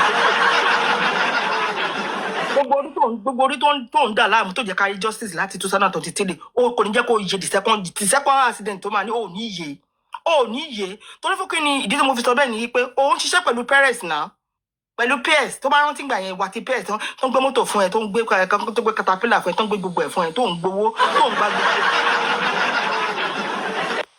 Mohbad dìde wá fọwọ́ rẹ́rán pé ó ṣàfẹ́ kan ó fẹ́ kán rí justice fáwọn ó fẹ́ kán rí justice fóun Mohbad ní wọ́ọ̀nù ẹ ò gbọ́ Mohbad bẹ́ẹ̀ sọ̀rọ̀ lójú àlá ò gbọ́ àfìgbà tó fún ẹ ní pressure àfìgbà tó ń wọ́ ẹ lábẹ́ trailer ọ̀pọ̀ náà sí òkò wá fẹ́ jáwọ́ ó kò wá ń tì ìwọ náà ló ń ti bàbá yẹn tí bàbá yẹn tó bá ń tan ring light sórí bàbá yẹn ń sìn báyìí tó bá bàbá yẹn bá fẹ́ sọ̀rọ̀ àwọn tó máa ń wà lọ́dọ̀ bàbá yẹn tó yẹ pé bàbá yẹn máa wojú wọn ẹ̀yin lẹ ń ti bàbá yìí ẹ̀yin lẹ ń sọ bàbá yẹn pé bàbá máa jó lọmọ owó ẹ̀yìn ẹ̀yin náà lẹ máa ti bàbá yìí sẹ́nu tírélà ẹ fi bàbá yìí lẹ̀ ẹ fi lọ́rùn lẹ̀ ọmọ ẹ ti ní pé ká ẹ fi bàbá òun lọ́rùn lẹ̀ ẹ fi lọ́rùn lẹ̀ ẹ̀yin lẹ ń ṣiṣẹ́ fún bàbá Liam tó bá ti ṣiṣẹ́ fún bàbá Liam tó bá ti gbowó lọ́dọ̀ bàbá Liam ẹ̀ tí wọ́n sọ́dọ̀ bàbá Mohbad ẹ̀ tí wọ́n gbowó lọ́wọ́ bàbá Mohbad gbogbo yín bàbá Mohbad ń sanwó fún náà ó wà lára nǹkan tó yẹ kí gbogbo ní òfin láìkì Yomi torí pé owó tẹ́ kó máa wọlé sínú àkáǹtì àpapín tẹ́ máa ń gbà gbogbo tó máa wọ sínú gun fraud tẹ́ ń pè ní gun form tẹ́ ń pè ní gun form gun fraud tẹ́ ń gbowó sí àti wema àti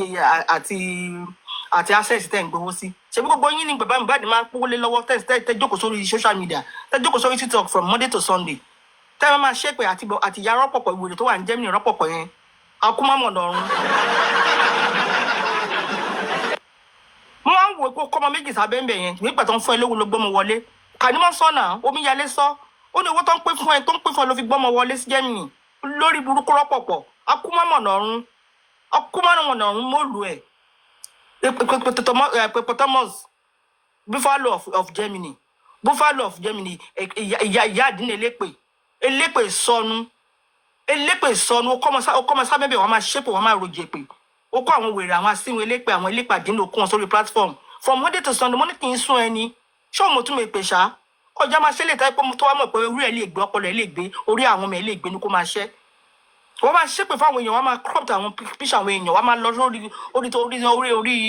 orí inbox àwọn èèyàn wọ́n máa gbé fọ́tò wọn síta wọ́n máa ròjè pé lé wọn lórí àwọn wèrè tó kó sábẹ́ àwọn ajá tó kó sábẹ́ tó fokò sí lọ́rùn tẹ́yìn tó ń fún lówó tó tẹ́jọ́ ń kú 20,000 tó wọ́n náírà tó ń kún àpagbé tẹ́jọ́ ń pọ̀ tó ń gbà lọ́wọ́ ẹ̀ tí gbogbo yín tẹ́ ń gbowó èpè ẹgbẹ́ gbogbo ẹ bímọ ni. tíǹkì mi ìfẹ́ géwédú o. ṣé ẹgbẹ́ gbogbo ẹ bímọ ni ṣebí gbogbo yín náà lẹ́ ń gbàgé ewédú tí bàbá Mohbad ń sọ igi ewédú kì í ṣe owó Mohbad náà kì í ṣe owó Mohbad volunteer ni gbogbo àwọn èèyàn ló ń fún yàn ní ewédú it's just a volunteer. nobody bàbá owó Mohbad kan ló ń fún yàn náà bàbá Mohbad mọ̀ nǹkan tó ń jẹ́ kán fún yàn gift ni kò í ṣe owó bàbá Mohbad o bàbá Mohbad ẹ correct ẹ bọ́ta kẹ correct ara yín kì í ṣe owó Mohbad o àwọn tó ń lọ́wọ́ Mohbad. àwọn chief of tó náwó fún Mohbad yín lọ yín àwọn ìlọrí TikTok yín àwọn dàrósà àwọn ìyàwó yín ìtàláwà àwọn bàbá yín là ń fẹ́ Wùmí àwọn tó náwó ọmọ yín nìyẹn àwọn ẹbẹlẹsìmẹdà àwọn naramali àwọn tó ń stream orin àwọn ọmọ yín nìyẹn bàbá so àwọn tó ń tì yín ẹjẹ kan fún yín good analysis wípé owó Mohbad kì í ṣe gift tó ń fún yàn lórí TikTok anybody ló ń fẹ́ anybody ló ní gift ẹ má sọ pé igi eléwédú bàbá ṣé àwọn tó ń tì yín bẹ bàbá wọn máa tó yọgi lẹ́sẹ̀ yín bàbá wọn ti ń dáwó fún yín lẹfí ń bọ́ta lẹfí ń sọ̀rọ̀ bàbá ẹ wo nǹkan tí ọmọ ìlú yín sọ ìyá Èkìtì ìyá yẹn ń sọ̀rọ̀ mo dẹ̀ omi bọ́ lójú mi pé ìyá yẹn ń sọ̀rọ̀ ẹ wá ìyá yẹn kẹ wá nọ́mbà kẹ pé ìyá yẹn kí ìyá yẹn kó sit yín down kó sọ òtítọ́ ọ̀rọ̀ fún yín ẹ lọ wá ìyá Èkìtì ẹ pé KH radio ẹni kó fún yín nọ́mbà ìyá Èkìtì kó lè fún yín ní correct good analysis lórí ọ̀rọ̀ ọmọ yín ṣé bí Yorùbá ní Odidi Èkìtì má for that matter ọmọ yín kú bàbá ẹ wá ní ẹ̀ ń wá frame ókè kábẹ́tà nìyẹn àmọ́ nǹkan tó ń jẹ́ frame bẹ́ẹ̀ frame picture Mohbad lẹ́ ń wá àmọ́ ilé tẹ̀sán pé ẹ̀ ń wá káàkiri. táwọn pé ẹ̀yìn àti Yomi artist ni Yomi artist ni Yomi dẹ̀ jẹ́ woman right so kì í ṣe kábẹ́tà ni Yomi so Yomi ò ní ìdí frame ẹ̀yìn lẹ́sọ̀ pé ní ìdí frame by frame tẹ́lẹ̀ fi ṣe picture Mohbad lẹ́ ń wá o torí frame kan ló ń pè àwọn tó ń tì yín lẹ́yìn wọn kọ́ yín ní English yẹn dáadáa ni. bàbá kì í ṣe frame ló ń pè fame so ẹ̀ ń wò kìkì ẹ fẹ́ fò kìkì Mohbad ẹ fẹ́ fi kìkì kú ọmọ yín má ẹ fẹ́ nù kìkì kú ọmọ yín bàbá.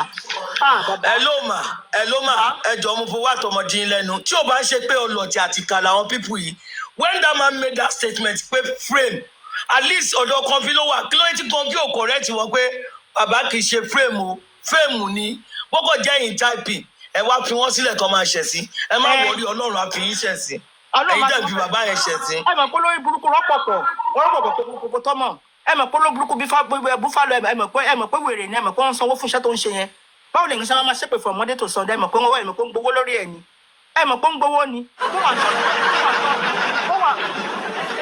níbùdó ọgbà ní Sunday sí bó wà ṣọ́ọ̀ṣì ó yìí máa ṣépè ó yìí máa wá nǹkan tó máa gbé jáde tó máa ṣépè ẹ mọ̀ pé ń gbowó tó bá gbowó kò lè máa ṣe gbogbo nǹkan tó ń ṣe yẹn náà ó dẹ̀ rí bàbá yẹn tó sọ pé frame ó dẹ̀ lè correct ẹ ó dẹ̀ rẹ́rìn bàbá yẹn náà ń dẹ̀ ń béèrè kọ́ṣọ́ lọ́wọ́ wá rẹ́rìn àwọn ajá tó sẹ́yìn àwọn ajá yẹn ló wá ń sa bàbá yẹn ẹ̀yìn náà yẹ kẹ́ ti mọ̀ pé no since is believing pé ọmọ yìí ń ṣiṣẹ́ fún bàbá yìí ó yẹ kẹ́yìn náà kẹ́ ti mọ̀ bàbá tó yẹ kó máa sùn bàbá tó ọmọ ẹ kú bàbá tó yẹ kó bàbá tó I'm sorry to say bàbá tó bàbá yẹn bá ní ìrònú ọmọ ẹ kú Yorùbá Èkìtì for that matter ọmọ ẹ kú òun yan falafala káàkiri òun wá gbádà òun ṣèǹjẹ aṣọ òun dé fìlà ní kó má wọṣọ o but kì í ṣe pé tó bá pèsè pàtí wàhálà kó fẹ́ lọ ọ̀rọ̀ bàbá yìí ò dùn ó ti sọ from the beginning ó ní Mohbad ó lóun gbọgbọ lórin ó ní Mohbad òun ṣe lórin ó lóun lòun kọ́ Mohbad lórin fún wa ò kí ṣe bàbá yẹn bọ́mọ yẹn ó bọ́mọ yẹn fàgàǹgbàgà. Sorry, ẹ jọ̀ọ́ ma, ẹ má bínú ma, sorry for interjecting. Ẹ jọ̀ọ́, we have a celebrant in the house, please. Adema like láti celebrate so quick one ma. Ẹ bá wa. Okay, mo fẹ́ round up. Yes. Mo fẹ́ jẹ́ kí n round up. so nǹkan tèmi àkíyèsí mo fẹ́ pè ní sinimá mọ́mì Anjola ẹ̀jọ̀. Àṣàbí ẹ̀jọ̀ jẹ́ kémi náà sọ̀rọ̀. Ẹ̀jọ̀ mà tẹ́ bá ti lọ sí corona quest ẹ̀jọ̀ mà. Wo ló tún fẹ́ sọ? Mọ́mì Anjola ẹ̀jọ̀ tẹ́ bá ti lọ sí corona quest the next time ẹ̀jọ̀ ẹ bá mi ya picture ẹ̀ńtà gbé jáde lábẹ́ trailer tẹ́ bá ká paste pẹ̀lú PS ẹ̀ wá rí PS àwọn méjèèjì pé èṣù láàlú làwọn méjèèjì jẹ́ kí wọ́n jọra wọn tẹ́ bá rí PS tẹ́ bá rójú ẹ̀ pé rí pé ẹnu ẹ̀ dàbí ọ̀rọ̀ kùnú ẹnu ẹ̀ pàkókò. wọ́n ti jọra wọn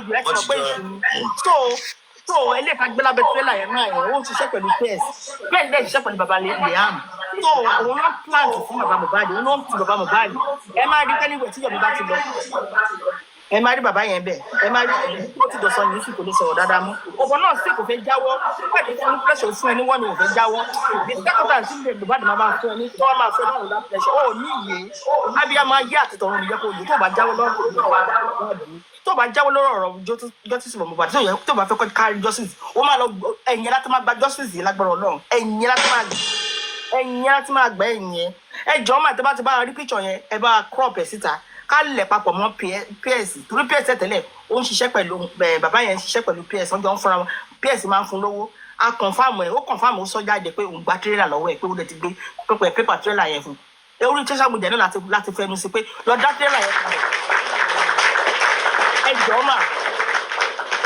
ẹ jọ̀ọ́ mà mọ́mì Anjola ìyẹn nǹkan nìyẹn ìkejì ẹ jọ̀ọ́ anybody tó bá rántí ijọ́ tí Famuyiwa brother baba Mohbad brother TikTok brother Temu brother baba Mohbad tó ń rí e lórí Temu tó ń rí e lórí social media tó ń sọ pé brother àwọn ni tó yẹ pé àwọn ló dé yẹn short justice for Mohbad àwọn ló gbé adébítà wà àwọn ò jẹ́ kárí justice àwọn ló da CCTV torí àwọn wèrè tó ń lọ́pọlọ lórí tó ọpọlọ wọn ti torí kodò tó yẹ pé wọn nílò àkàyè tó ti gé wọn létí tó ti fọ́ wọn lójú lọ tágbàmáyé ti gbójú lójú wọn tí pìtìpìtàyé ti gbé tílétí wọn tó ti gbójú lójú wọn tó yẹ pé ọpọlọ wọn ò lè ever straight mọ́ tí Famuyiwa tó jáde tó sọ lórí platform olórí ẹbí yí pé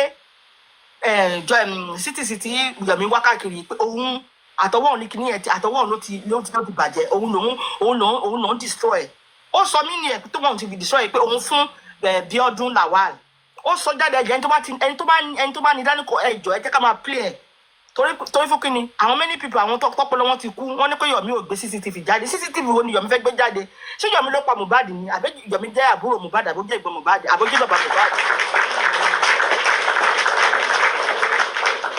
ẹni tí Yomi bá gbé dání ẹ̀ máa wọ́tẹ̀ ẹ̀ dáhùn kí ló dé ẹ̀yin tẹ́ wà lórí social media ẹ̀yin popotomo ẹ̀yin bí fáwọlì tẹ́ wà ní Germany ẹ̀yin tẹ́ wà ní kí ló ń pè ní lọ́wọ́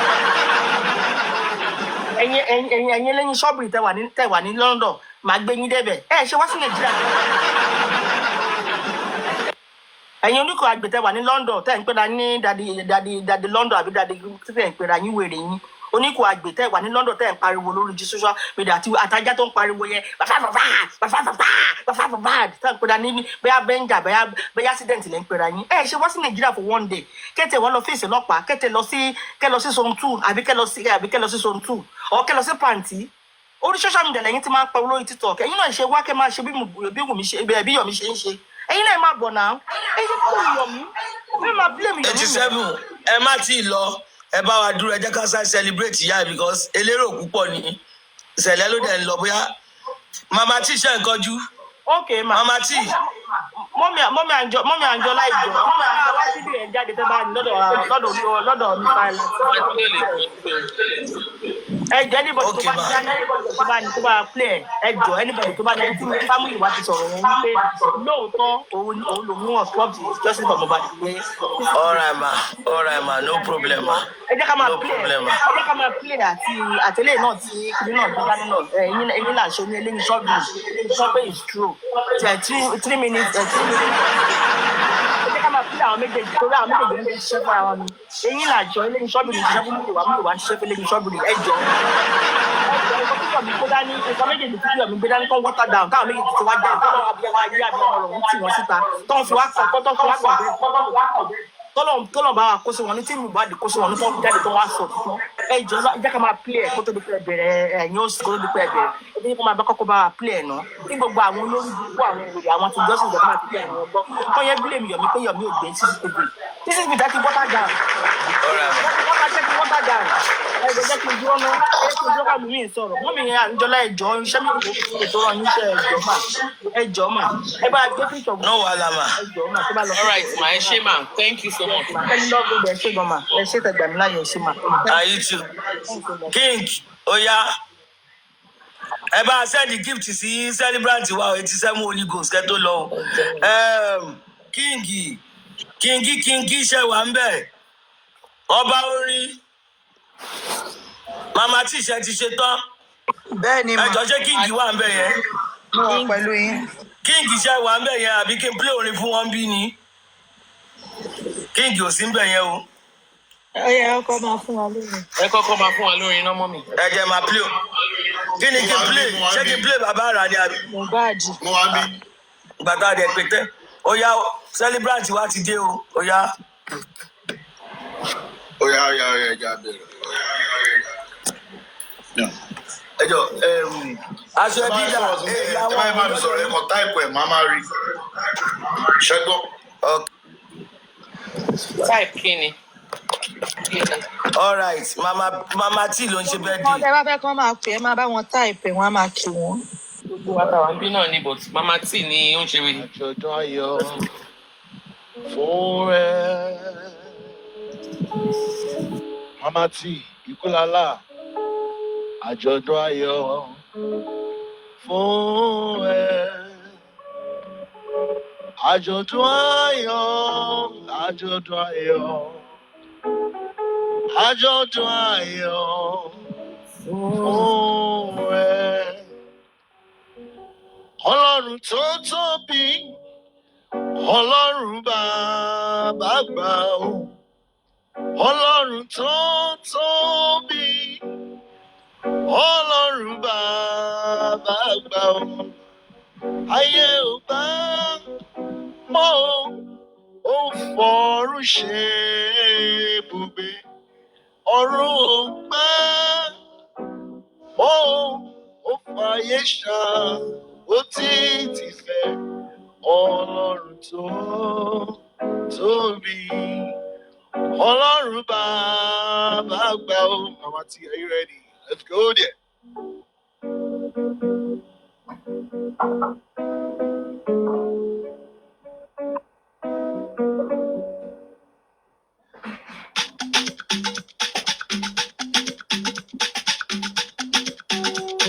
Hallelujah, látọ̀run wá pẹ̀lú orin ayọ̀ olùgbàlà yóò padà wá láìkò ní ìrètí ẹ̀fọ́gọ́ f'Olúwa ẹ̀fọ́gọ́ f'Olúwa àwọn àgẹ̀lẹ̀ kún fàyọ̀. Celebrant, open your camera. Mama tí Ọlámídé ìkúnlẹ̀ ńlá tiwa ni ọlọ́lọ́gbà jùmọ̀ mi. Mama tí ó pọ̀ nílẹ̀ kí ẹ pẹ́ o. Ó sọ pé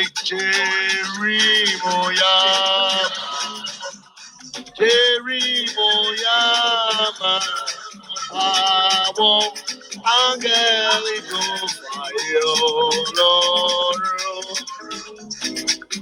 Àwọn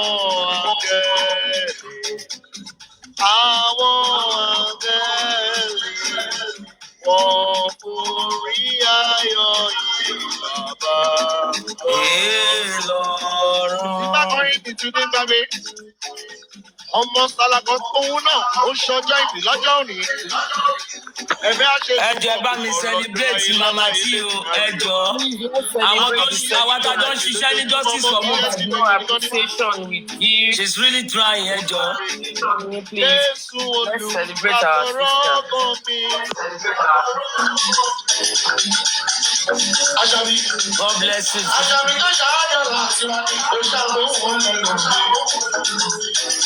Sandra, ẹ bá mi kí sẹ́ni ọmọ ọlọ́gbọ̀n sẹ́ni ọmọ ológun lórí rẹ̀. Ọ̀rẹ́ tí kò ní kọ̀mí sílẹ̀. Ẹ̀jẹ̀ bá rántí olórí wa náà. Ọba ti sọ ẹ̀kọ́ dayọ̀ olùtùnú ọ̀kan mi. Ayọ́lá tí o máa ní tí olùwà bàbá tí ọ̀pá dùn mí. Mo dúpẹ́. God bless you, Títí Lọ́lá mi. You are blessed. Ìjọ bímọ tó ṣojú ẹ̀ ní mi. Láàrin ọ̀tá, láàrin ìdààmú, òun kò sì yẹ fún ìjìyà yé. Olúwa bàbá tí mo dúpẹ́. Sandra, God bless you. Ẹ ṣé o.